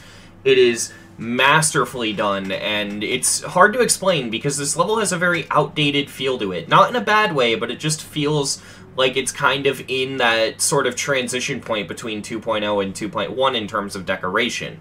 That's not necessarily a bad thing, though, as it just gives the level a bit of a nostalgic feel. It still manages to look really good despite having this sort of dated appearance because the color scheme is really well chosen and it has a really good theme to go with it. Thematically, I'm not really sure what's going on in this level. My guess has always been that you're inside of the lightning rod as it gets struck by lightning, and that's sort of what the end screen is showing, but yeah, I have no idea. But if that's the case, this is really cool, because what this level essentially gives off the vibe as is being a maze of machinery with, you know, lightning striking everywhere inside of it, and all these weird sort of switches that you have to avoid. It's really cool, and the gameplay itself is really hard to describe. I think this is the only level on the Demonlist I could describe as being under the gameplay genre of experimental, but that's not a bad thing. It's really, really interesting gameplay, and it's very visually stimulating. Even the song choice, like, this is a very strange song for GD. Not that it doesn't fit, it's just something I wouldn't have expected to be used, but not only was it was used well, and the gameplay matches the song perfectly. I'm blown away by this, and I really do like this level a lot. I'm giving the Lightning Rod a 10. So next up we have Circuitrise, and right away we are starting off with a banger. This level is going for sort of a nature deco style. I don't really know how to describe it, but it almost reminds me of the new aesthetic in Minecraft's Caves and Cliffs update. I don't know if that's what it's going for, but it's certainly what it reminds me of. This level is filled with a lot of interesting deco, and while it might not be as detailed as something like Ruthless, I would definitely categorize it as that, as the sort of, like, almost realistic nature deco style. It's something that I've not been seeing a lot of as of recently, which shocks me because when it's done really well. There's a lot of really good polish and thought put into the deco. I like that the level doesn't really have any spike designs, and that any part that has spikes, the spikes look more like crystals, as that fits more with the cave theme. And I really like a lot of the nature-based deco, especially in the end screen, but throughout the whole level there's this almost mossy look that they did a really good job with. The only complaint I really have is that at around 41% there's this hand that appears, and I don't know what they were going for with this. I mean, like, it flicks its palm, and there's, like, this light effect, almost like it's a sort of wizard or something. I don't really know, but I don't know what they're going for, because it flicking its palm and having the orb in its hand pulse doesn't affect the level or the deco in any way. Normally an effect like this would be, like, every time they flick their hand, the deco evolves or something like that, but it just seems to be there for the sake of being there, and I don't really understand the point. That's the only real complaint I can think of with this level, though, and honestly, it's not even that major of a complaint. The level is really good, I'm a huge fan of it, I'm gonna give it a 10. So next up we have Truefet, and Truefet is easily one of my favorite levels on the list. This thing is so well made, and while I've heard bad things about the gameplay, I don't care. The way this thing flows and the way it looks when you watch completions of it is so satisfying and so cool. It is one of the best uses of a song I've seen in this game. Not the best, we'll get to the best later on, but this is one of the best uses of a song I've seen in this game. I love the intensity of the level, I love how intimidating the level is, the decoration is just consistently good throughout the whole thing, and overall it just uses the song really, really well. I love this duel where the spammy part of the song kicks in. I don't think I'll be able to play it because the song is copyrighted, but, you know. As far as I'm concerned, there isn't much more I need to say. This level is just all around really solid. I'm gonna give it a 10 out of 10. Next up we have Ouroboros, and this level is really solid. However, I'm gonna get my only complaint out of the way right off the bat. I cannot take this level's song seriously. Now, I know pretty much any time this genre has come up in the series, I've shit on it, so let me be very clear. I love metal music and death metal and all that stuff. It just so happens that the GD community always picks stuff that feels like if Kevin MacLeod made death metal. So yeah, I'm not a big fan of the song. However, the level really manages to redeem itself after the song choice, because it's got some of the best deco and theming I've seen out of like mid to early 2.1, and yeah, I really like this. For those of you who don't know, the Ouroboros is a symbol that basically just depicts a dragon eating its own tail, and with something so oddly specific, you might think that it's very hard to theme around that. But no, this level actually manages to theme around that really, really well, building off of that concept and having you fight against a dragon, and the level literally ends with the dragon sort of eating itself. It's really cool. It's kind of weird because I see a lot of people in the GD community say they don't like this one, but honestly, this is one of those very few exceptions where I don't get the criticism against this level, because, like, I just looked at it for the first time, and I think it's really cool. I don't know, maybe the gameplay sucks or something, but yeah, from what I can tell, this level is really solid. I'm gonna give it a 10 out of 10. I just watched a video of Ruthless with the full detail, and this might be one of the coolest levels I've seen on the list. Like, with no exaggeration, I am blown away by this level's decoration. I am shocked I've never seen this before. It is a beautiful looking level. It's kind of got a nature theme, but it's kind of hard to describe. It's like nature apocalyptic. It's really, really hard to explain, but this level nails it in regards to decoration. It's also got a really good song choice, and I cannot go without mentioning this end screen. The design of this end screen, like, this looks like real water, which is insanely impressive for GD. And it's like actually moving and shit too. It's not just like an image. Everything about Ruthless has blown my mind. I'm giving this level a very high 10 out of 10. I'm not gonna lie, I just saw Kiyuki for the first time, specifically for the review of this video. I don't know how I avoided it, because it was basically the talk of Twitter, but this is my first time seeing Kiyuki. This level is amazing. To get the decoration out of the way right off the bat, this level's decoration is extremely simple. However, unlike Sinister Silence, it manages to use that simplicity in a way that actually benefits the level. The decoration in this level is overall just very solid. It knows what it wants to be, and it doesn't try to move beyond that, but at the same time doesn't take any shortcuts and just looks overall solid. It looks decent, and that's all that it comes down to. I will say, though, the decoration is not what makes this level so good. It is the sync. I can't really show you the sync, considering the song is copyrighted, and I'm trying to avoid using copyrighted music for this specific series, but oh my god, the sync in this level is god tier. The sync in this level is on the level of stuff like True Effect and Cognition. It is some of the best sync I have seen in this game. It is amazing. And honestly, the gameplay does look pretty fun for a top 3, too. I mean, granted, I'm not good enough to truly have an opinion on that, but I'm just saying, the gameplay doesn't look that bad. It looks relatively fun. I guess if I had to nitpick and complain about anything, the one thing that does bother me about Kiyuki is the way the speed portals are used. A lot of parts in the song that are super fast-paced and super complicated, the level uses slower speeds. Now, don't get me wrong, this doesn't affect the sync at all. The sync is still amazing, but there are a lot of parts where I look at it and I'm like, that would have probably been better at a higher speed. Take that opinion with a grain of salt, though, because I do unironically enjoy 4x speed mini-wave gameplay. so clearly I have a bit of a bias here. Yeah, I'm not gonna lie, Kiyuki might be up there as one of the best uses of a song on the list. I'm gonna rank Kiyuki at a high 10 out of 10. Next up we have Omega Interface, and oh my god, this is a great example of don't judge a book by its cover. Something about the name of the level put me off into thinking, okay, this is just gonna be another generic low level or something, but no, this level's actually shockingly really cool. It's got amazing deco. It's one of the few levels to do the edgy style well and correctly. Like, this level is edgy, but it's edgy in a successful way. It actually manages to be intimidating, which is, you know, what you want an edgy level to do. You want it to intimidate the player. And the fact this level succeeds at that alone is really, really cool. While this level does use some harsh reds, it's not a hell level. In fact, it comes across more to me as a white factory level with some red flashes.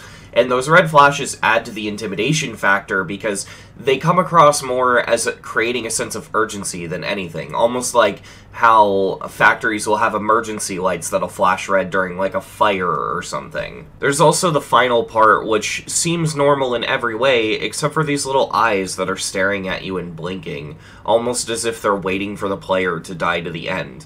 It really adds to the atmosphere and bumps up your nerves a lot at the end. Adding to this almost threatening mechanical feel, the song has this almost like muddy metallic sound to it that really adds to the decoration. In fact, I'd argue that the level does a lot to make the song stand out. Ignoring the intimidation factor, the decoration in this level in and of itself is just stunning. There's a lot of reasons to go into this level just to look at it. It is a beautiful level, and that's kind of impressive considering how simple it is. This is a classic case of simple yet effective. The end screen is also really, really cool, how it's like these two metal doors slamming shut on the player, and in this little window is all the people who worked on the level scrolling by. I think that's really neat. It's a really cool end screen. Everything about this level is really solid, and yeah, I love this level a lot. I'm going to be giving Omega Interface a high 10 out of 10. Next up we have Nelv, and Nelv is an extremely good memory level. It uses the song really, really well, and it has decoration that genuinely blows my mind every time I see it. The level's decoration is attempting to recreate the visuals from the music video for the song, and it does an extremely good job. My only complaint with Nelv is something that's not the level's fault, and therefore this isn't going to lower score, but I'm going to mention it because this is the only place I'll ever get an excuse to mention this, and it's something that's annoyed me for a long time. This level murders bit rates. You're probably not even going to be able to see the level in full quality in this review because it is extremely hard to record and render this level in perfect quality. That's my only complaint, and it doesn't hinder score at all. I just wanted to get that off my chest because, yeah, this level is a really bad bitrate killer, and I kind of hate that about it. But aside of that, this level is genuinely so good. I will say that the GD community, while liking this level, does often say that this level is extremely overrated. And I actually agree because people act like this is just the best level ever made and that there will never be a level better than this. No, I think Limbo already kind of topped it, so, you know, that's a thing. But here's the thing about Nelv. Even knowing it's overrated, it's still a 10. That's how good the level is. Next up we have Edge of Destiny. Now, aside of maybe I Spy with My Little Eye, this is so far the best level we've gotten in 2023 by a long shot. This level is really cool. What this level basically is it's unnerfed Blade of Justice, but with a ton of polish added to the deco. Seriously, I'm not exaggerating. This might be some of the best deco of this year, possibly of the last 2 years. It looks amazing. I don't think I need to dwell on this. This is basically just Blade of Justice unnerfed, but with S-tier deco. I'm giving it a 10 out of 10. If only unnerfed innards could have gotten the same treatment. So starting off, we have Fever Dream. Right off the bat, we are definitely starting with a banger, as I really, really like this level. The best way I can describe what Fever Dream is like is take Devil Vortex, make it so that it's actually well made, and then make it blue instead of a hell-themed level while still retaining that general sense of edginess.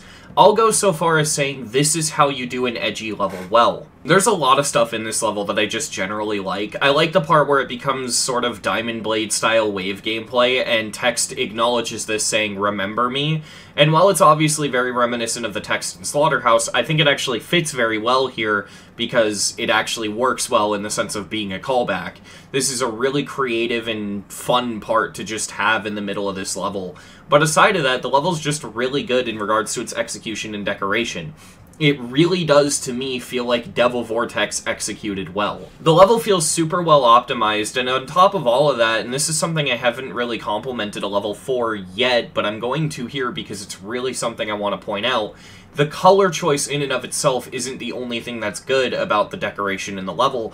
The shading is so amazing. These nice deep fades of blue just look really good in a way that's hard to describe.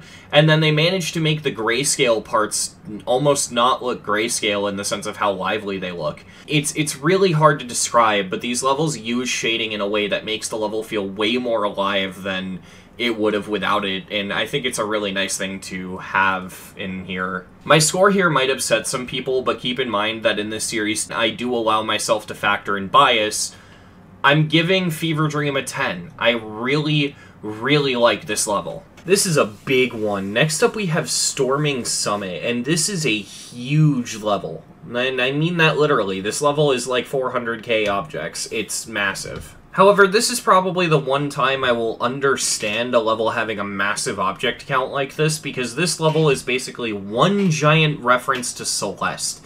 It recreates most of the game and does so in a very elegant way. It's to the point where, keep in mind, the song is not a Nong, however, there is a version you can use that is a Nong that adds all the sound effects from the game in, so if you do stuff like go through the gel, or hit a certain enemy, or a certain enemy attack happens, it'll play their sound effect and sync it up with the level, which is really cool and a really nice addition. There's a lot of really cool attention to detail and just really good attempts at porting Celeste's really interesting gameplay over to GD. Like any of the alternate coin routes, specifically the first one, they have this glow, and this glow is actually in Celeste, because if there's an area off-screen you can go into, it's usually marked with this glow. It's a good way for the game to indicate that you can drop down somewhere without falling to your death. I like that the coins are designed to look like the strawberries from Celeste. I love everything about this level. It's designed so well. Whoever made this level really cares about Celeste and really wanted this to come out well, and it succeeded, because this is probably the best a Celeste level could have been in GD. My only complaint is basically just that the level is as fast-paced as it is, and I get why the Celeste level would be a fast-paced level. It's because Celeste as a game is basically designed for speedrunners, to the point where it's got a speedrun clock in-game, so it makes sense that the level's super fast. But it is a little disappointing, because I find that some of the best things you can do in Celeste is to just take a step back, stop playing, and just look at the scenery. Celeste is a very beautiful and breathtaking game, and this level captures it well, but I find there isn't a lot of time for the player to stop and just take a breath and look at how beautiful this level looks. It's definitely a level that's better watched than played, but I've also heard that the gameplay's fun, so I don't know. All things considered, it is genuinely mind-blowing that this level is as good as it is, and so I'm gonna give Storming Summit a 10 out of 10. Next up we have Shardscapes. On a surface level, Shardscapes is really, really simple and there's not much to it, but then when you actually look at the greater picture, it's actually a really cool level. The reason why the level seems so simple at face value is because the gameplay is really, really repetitive and honestly a little bit boring. It does what it needs to do, because the level's goal is to just be the hardest robot level, and this level literally is only robot. There's nothing else in the level, and for that it does succeed. It is a really difficult robot level, but it does the bare minimum to do that. It's basically just a really long robot challenge with a lot of hitbox abuse and nothing else. Although I do like the use of multi-input green orbs in this level. For me, what makes Shardscape stand out so much is the sync and the decoration.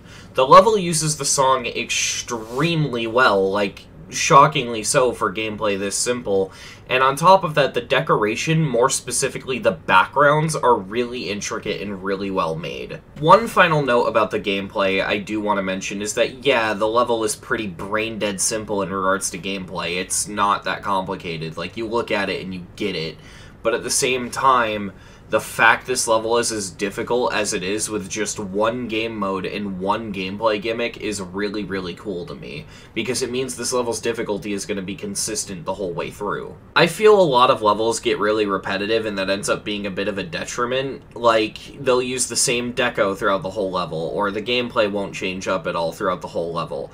And usually that ends up being a complaint. However, I also feel that if you know what you're doing, you can make your level repetitive in a way that stands out and ends up being really, really cool, and I think Shardscapes is literally just an example of that. Shardscapes is extremely repetitive and simple throughout the whole way, but due to the way it uses repetitiveness and makes a theme out of it, it ends up being really, really cool, and it doesn't end up being a detriment to the level. This might be a bit controversial, as I feel a lot of people don't enjoy this level, but I feel like a lot of people not enjoying this level really just comes down to the fact that this level exists to fill a niche. And so, if you don't like robot challenge style gameplay, which not a lot of people even have experience with, you're probably not going to like this level. But I think for what it sets out to do, it's a perfect level. And so I'm going to rank it a 10 out of 10. Next up we have Network, and absolute perfection. I really love this level. I don't even know what to say. Here's a good way I can describe what this level's deco feels like to me. Do you ever watch a really old movie or TV show that's like old enough to where it's in black and white? And when watching a show or a movie that's in black and white, do you ever almost imagine what the color looks like? And despite the fact there is no color, you can almost fill in the gaps and see where the color is? That's the feeling this level gives me. It's completely grayscale, but it feels like there's color there. I have no idea how the creator of this level managed to invoke that feeling in me, but it's a really, really surreal feeling, and I love it. Beyond that, the effects in this level are just amazing. The whole level is really fast-paced, and this is one of those levels where I have to take a step back and question how the hell a human is able to click this fast. But even ignoring that, some of the decoration in this level, some of the effects just blow me away in ways that I don't know how to describe. Honestly, I'd argue this level uses the song that Tower Descent uses better than Tower Descent does. It is an amazing use of the song. There's also an offset duel, which is very hard to get right, but I think this level does get it right very well, and it pulls off the off-center duel masterfully. I also like the effect of the duel actually splitting in the first place, how it's not only depicted as a sword splitting the cube in half, but how that sword syncs with the music. Such an amazing touch. This level is just masterful in every sense of the world, easy 10 out of 10. Next up we have Sand Sailor, and I am blown away by this level. This is the kind of stuff I want to see more of on the list. Just really creative and unique deco that isn't experimented with that much. This level is a treat to look at. The level has this wavy, almost hallucinogenic look to it that's really, really hard to describe. It really kind of makes me think of, like, 70s peace rally visuals. I don't really know how to describe it, but, like, I'll put examples of it on screen, but you usually saw it a lot on, like, shirts and stuff. The level syncs with the music pretty much flawlessly, and it manages to look really insane while doing so. It manages to be insanely intimidating due to the way it uses the song, and my god, some of the effects in the level. One thing in particular that really blew my mind was this hand where your cube is the hand's eye as it's rotating.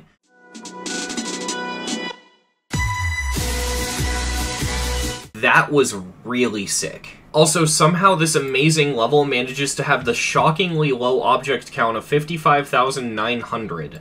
It is below 80k. This is not a level I expected to be able to say that about. There is so much good about this level, from song choice to song utilization to deco to theming to atmosphere to the fact that it actually manages to be insanely intimidating. This level is just amazing the whole way through. If I had to nitpick, I guess I could say that the second time the hand appears feels a little bit excessive, because after the first time, the second one it looks a little bit more stilted, and on top of that, your icon isn't the eye anymore, so it just doesn't look as good. I think the hand appearing one time would have been enough, but at the same time, I don't mind it being here anyway. It's a nitpick. It doesn't really matter. But overall, this level is genuinely god tier. I'm giving it a 10 out of 10. Next up we have Coral Cave, a level based off of Sonic Rush Adventure. And when I say based off of it, I don't mean in the way other GD levels have been based off games. This level does it in a very unique way, and in a way that's never been done before.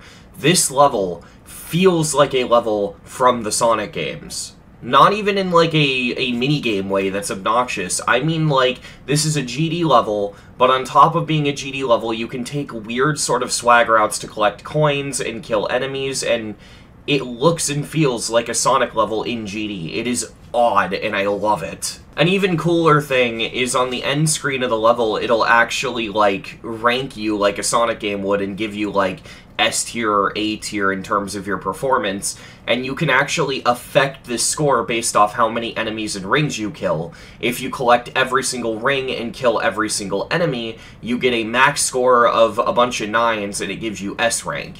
Even cooler is that even though the level has the correct song without the Nong, if you get the Nong, it's a proper version of it and not a cover, and at the end of the song, it actually has the sound effects for the level complete screen from the actual Sonic game.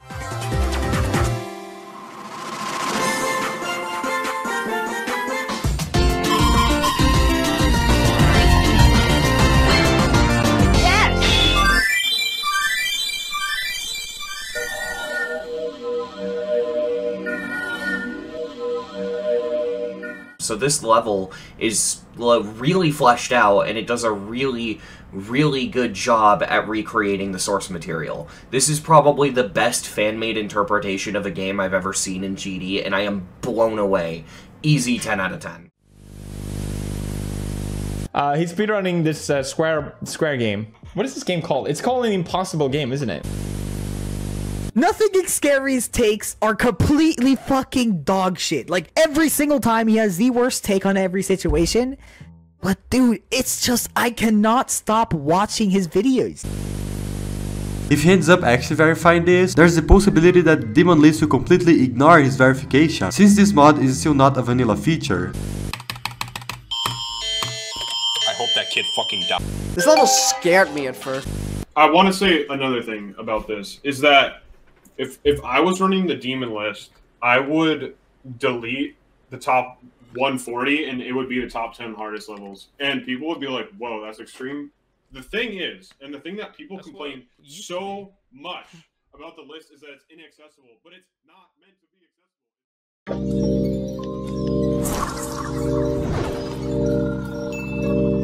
Welcome to WatchMojo.com, and today we're going to be counting our top 10 best levels on the Pointer Crate Demonlist. All jokes aside, before we get into our top 10, I do want to talk about the series itself for a little bit. Just since we're about to get into the top 10, these are things that I feel like I need to say now. At this point, you've probably started to feel the age of the series. You're starting to realize just how old these reviews are based off of what levels are not in this list. And yeah, this is incredibly outdated, and I'm not going to be reviewing levels that have placed on the list after the series have ended. So realistically, this is a very outdated series, but I still think this video has a lot of value regardless. And you know it's outdated because here's the thing. If it was still ongoing, Jigsaw would be number 1, but that's not placed, so, you know, I'm just saying. But regardless of anything I have to say, it's just interesting looking back at what opinions I agree with and which ones I disagree with. But as far as I'm aware, the top 10 really doesn't have any opinions that I disagree with. Almost all of my opinions of all of the 10 out of 10s are pretty much the same, and the only 10 out of 10s that aren't the same opinions are really things that just got moved up or things that I just didn't appreciate as much. But for the most part, I agree with all of the 10 out of 10s in the series, which is really wild to look back at.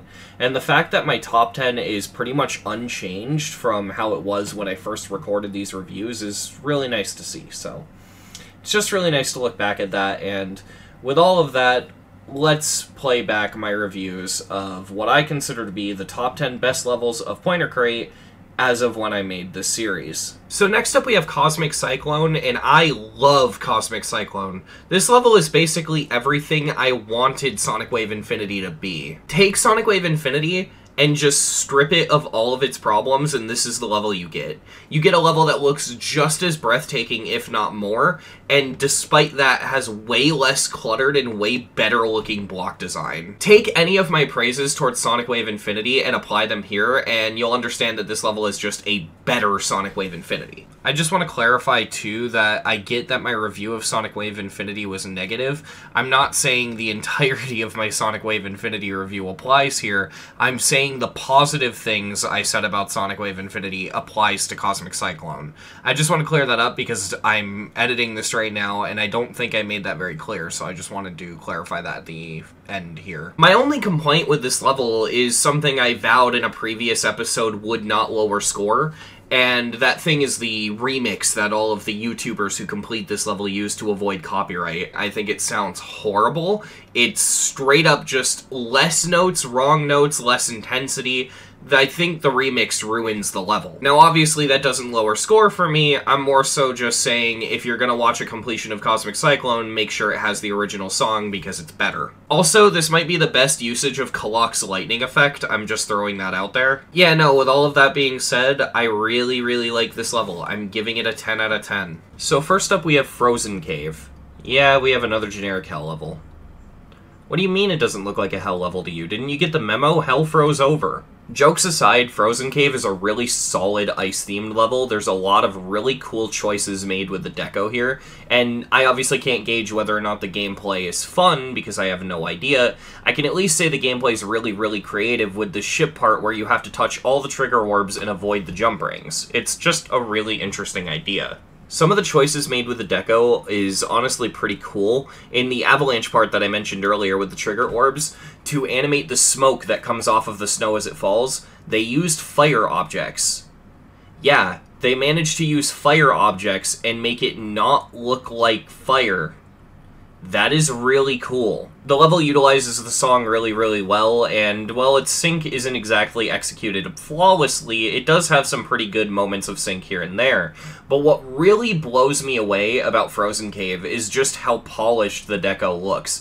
You could tell me this was from a different game, and I'd probably believe you. Overall, I really like Frozen Cave. I'm gonna give it a 10 out of 10. So next up we have Shutdown, and this level has some very fluid and very interesting movement that's very eye-catching and manages to keep your attention throughout the entire level. I love the way this level looks. The contrast of colors between the reds and the blues on different parts of the level are really, really well done and look really nice, and despite the fact the colors contrast very aggressively, there's never a part that looks out of place, and it never feels like it just abruptly switches style.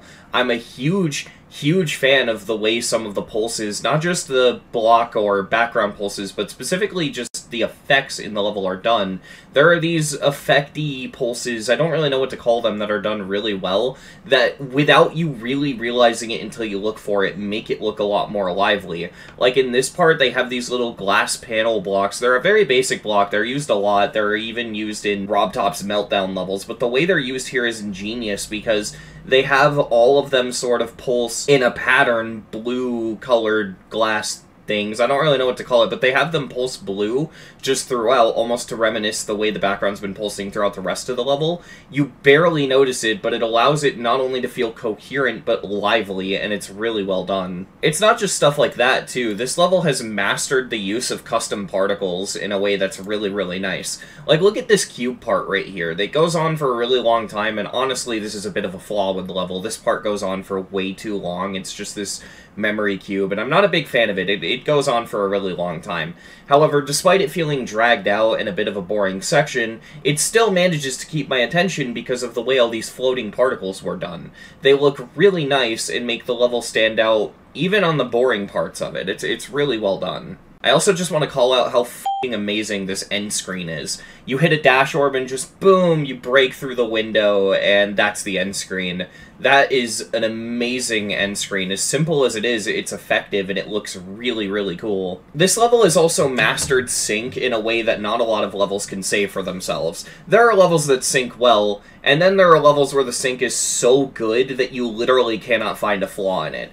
Every little color change and movement and just everything in this level syncs so perfectly that I'd be willing to say it probably syncs down to the millisecond. It is so well done, and I bet if you slow this down with speed hack and you have the audio slowed down with it, even speed hacked, the audio would still sync with the visuals. This level on the surface just looks very simple, but the more you break open its layers, the more effort you realize was put into this, and it's one of those levels where it immediately catches your attention your first time watching it, but you don't really know why. And the more you watch it, the more you realize why. And I like that sort of simple but effective feel, and because of that, Shutdown is also getting a 10. Before we get into the next level, I want to give a flashing light and eye strain warning. As I was editing this, I kind of realized how bad the flashing lights actually are, so yeah. If you have problems looking at flashing lights or problems with eye strain, I highly recommend looking away for this next review. Neutra is a level that I really like. The flashing lights, mixed with the complexity of the gameplay, manages to work with the song in a way that I find really, really satisfying. The level is just breathing with life in a way that makes it very entertaining to watch. Unfortunately, I can't go much deeper than that in this review because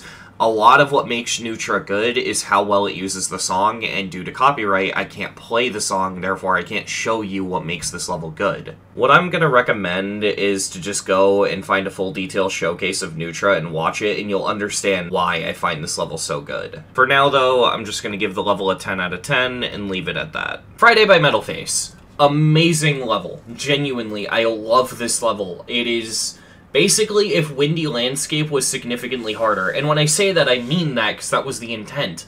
Metalface was trying to make a Windy Landscape level, and I'm dead serious when I say, from what I played in practice, this level feels exactly like Windy Landscape while still being fresh and unique gameplay. Same charm, same type of gameplay, same skill set, really. This level is basically just Windy Landscape, but it's harder and looks better. I think my only complaint is that the song is a bit of a weird choice. Not a bad song, don't get me wrong, but it is just a little weird to use a ruckus song for a level that's themed around, like, being Windy Landscape inspired. Like, it would have made more sense if the level used a Fat Rat song or something, but not necessarily a bad song choice. I'll even go so far as to say, and this is going to be ridiculously controversial, so keep in mind, opinions are opinions, it's okay if you disagree with me, but I would go so far as to say this does a better job at being a Windy Landscape sequel, or inspired level, or whatever you want to call it.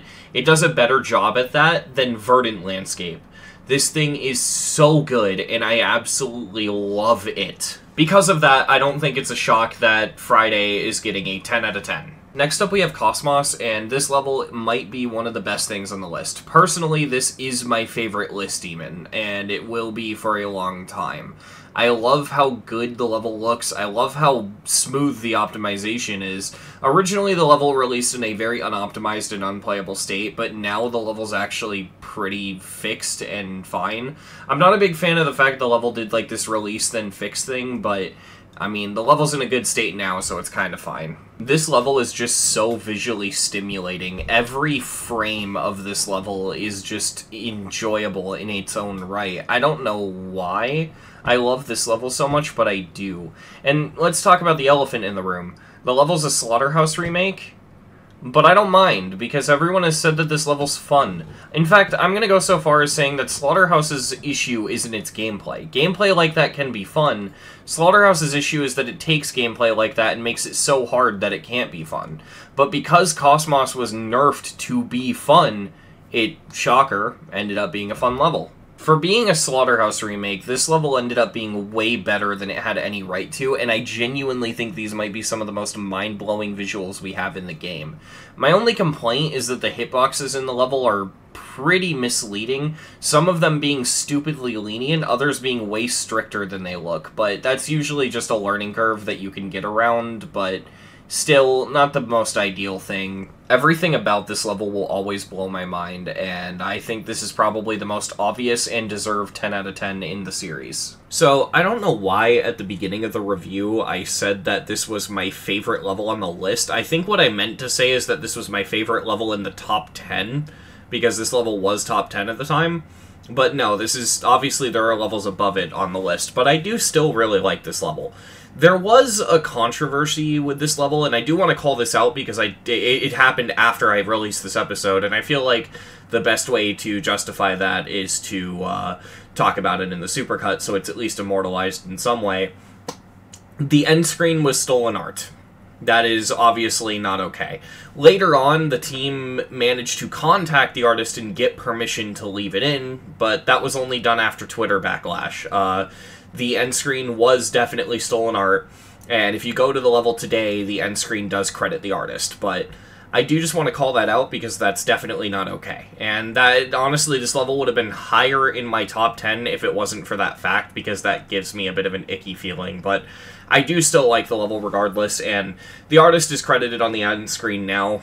I guess Vernim got scared of H-Bomber guy, I don't know. Alright, so I'm gonna apologize right off the bat because I'm not going in depth on this review. I'm gonna keep it short and simple because Limbo is going to be getting its own video, because I need to review this level. This might be one of the biggest masterpieces on the list. I unironically think Limbo is one of the best levels we've gotten in a long time. Is there room for improvement? God, yes. It's a mega collab, and you can tell it's a mega collab. But ignoring that, this might be just genuinely some of the best decoration we've gotten in this game in a long time. Limbo is a very effect-heavy level, and because of that, a lot of the parts look kind of mediocre if you pause the footage and just look at them, but when this level is in motion, it is breathtaking. Like, oh my god. I love the colors used throughout Limbo. I like the various shades of blue and purple and how well they blend together. And I love how the most intense parts of the level switches to a slightly harsher red. And the key part. We cannot talk about Limbo without talking about the key part. As far as I'm concerned, Limbo's ending is going to be up there with some of the greatest parts built for this game. Stuff like the final triple in Bloodbath. It's just iconic, and it's always going to be iconic. And that's for good reason. Mindcap, I like you. I've had personal conversations with you. You're really chill. But you're an asshole for putting this at the end of the level. Jokes aside, this genuinely is one of the most intense things that could have been put at the end of the level, because everything in this level, you could be good enough to beat and have memorized the entirety of this level, but if you collect the wrong key, the entire run has been for nothing. That is really, really intense. I don't know how anyone can do this with the nerves that it requires to get here. As far as I'm concerned, Limbo just in general succeeds at everything it was trying to do. Its decoration, its gameplay, how unique the gameplay actually is, the color choices, the song usage, hell, even the branding and the way the level was released is damn near perfect. Is there anything negative about Limbo? Yeah, no, there is. Limbo is not perfect. It's got its flaws. I think I said it best in my Ascension to Heaven video. A lot of the parts in Limbo feel like they're having an identity crisis. I think Limbo is the easiest 10 out of 10 in this entire series. It's a no-brainer. I think it's not shocking that I'm giving this level a 10 out of 10. Next up we have Dump, and this level looks like garbage. Literally, it's landfill themed. Jokes aside, I'm a really big fan of the theming and the way the deco is executed. This level's actually shockingly really good. The basic theme of the level is that you're in, like, a dump, you know, hence the level's name, and in it you can just see a bunch of random memorabilia from different things, just references to everything, really. Like, there's a part where you can see Snoopy sitting on top of the barn thing. I'm just never really big on peanuts, but basically, yeah, you can see Snoopy just flying around.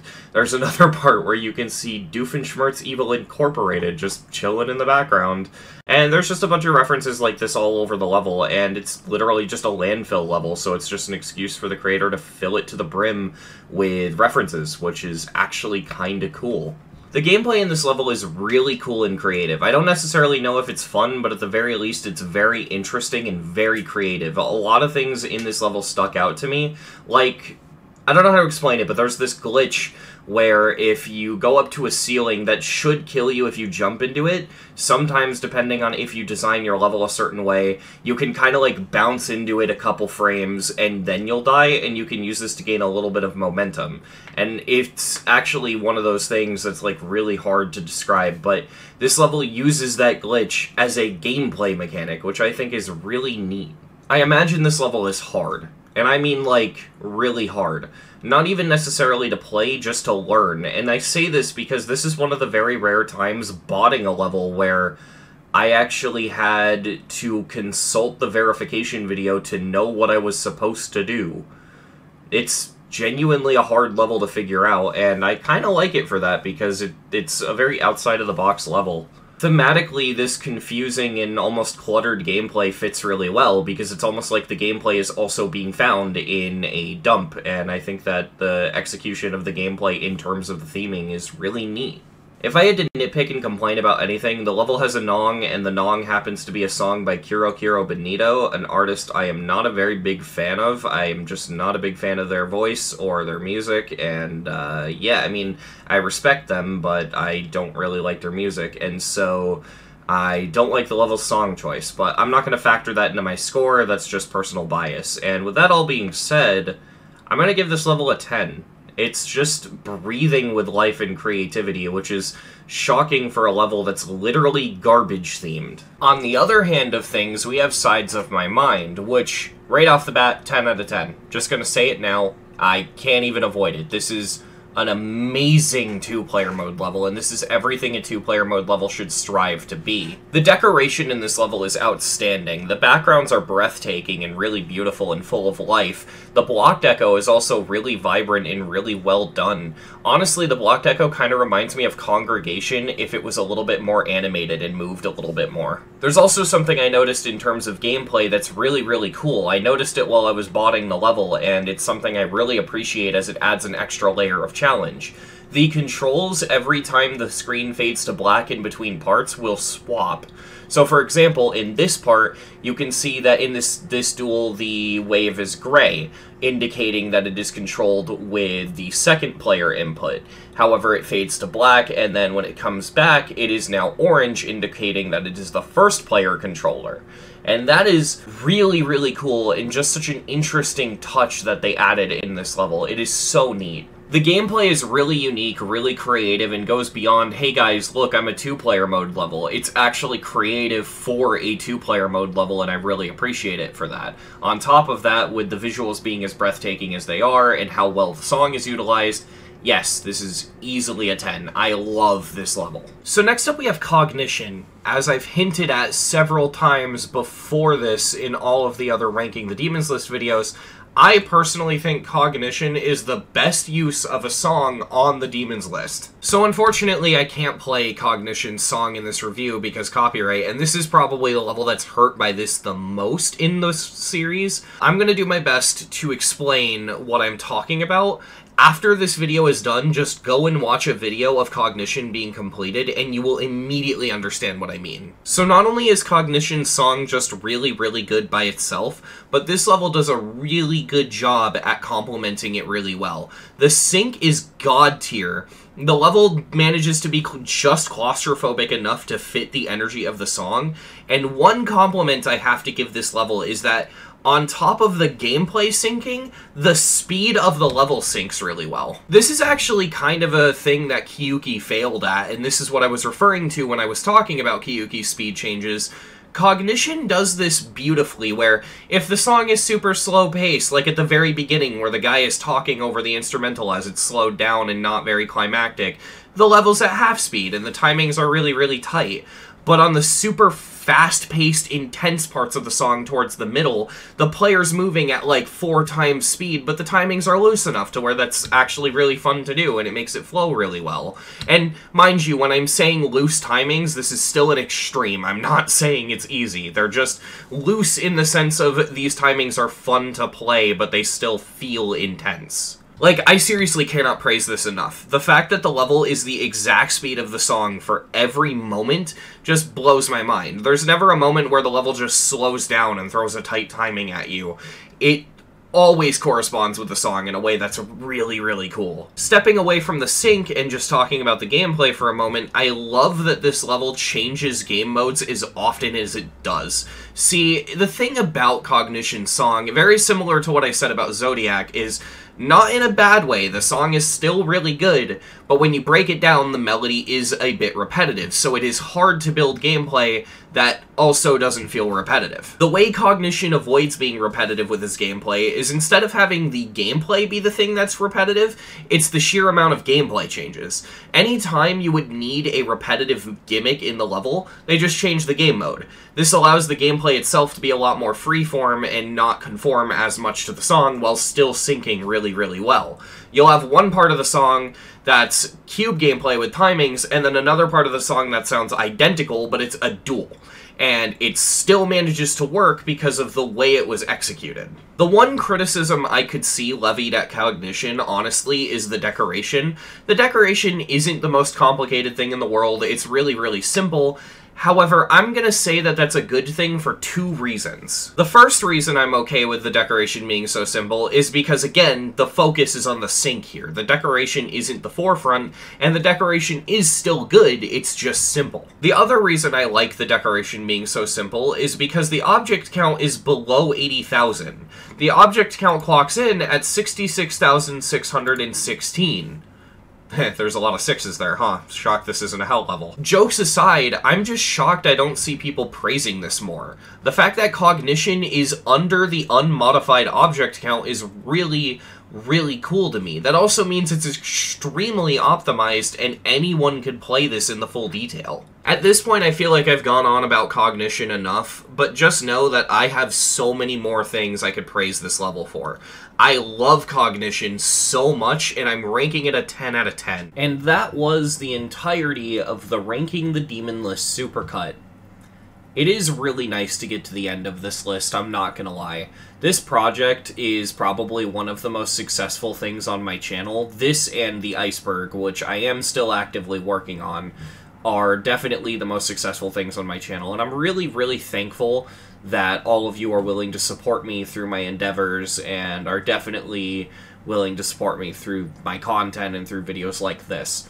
This is probably going to be the longest video on the channel so far, and I'm definitely okay with that. One funny thing, before I start doing all the outro stuff, is a lot of people picked up on something watching Ranking the Demonlist, and I'll confirm it here. Most people noticed, and you could probably guess this with Cognition being the best level on the list for me, it would have gotten beaten out if the series kept going, because Jigsaw is now my favorite level on the list, but of course the levels here are outdated now. That being said, I gotta definitely say, it's funny that people were able to pick up on the fact that I care mostly about music sync and song representation, along with, deco creativity, whatever you want to call it. I like it when the decoration is really creative and still looks pleasing while being unique, and I also really, really care about the song being represented well. It's especially nice if the level uses a song that I'd never heard before that I also like. Stuff like EXO really appeals to me because I had never heard the song before, and I like the song. And I just find it really funny. Other things people picked up on are that I don't like levels with high object count, but I feel like that's also something most people don't like. But I just think it's funny that people were able to pick up on what I do and don't like in a level just based off this series, and yeah.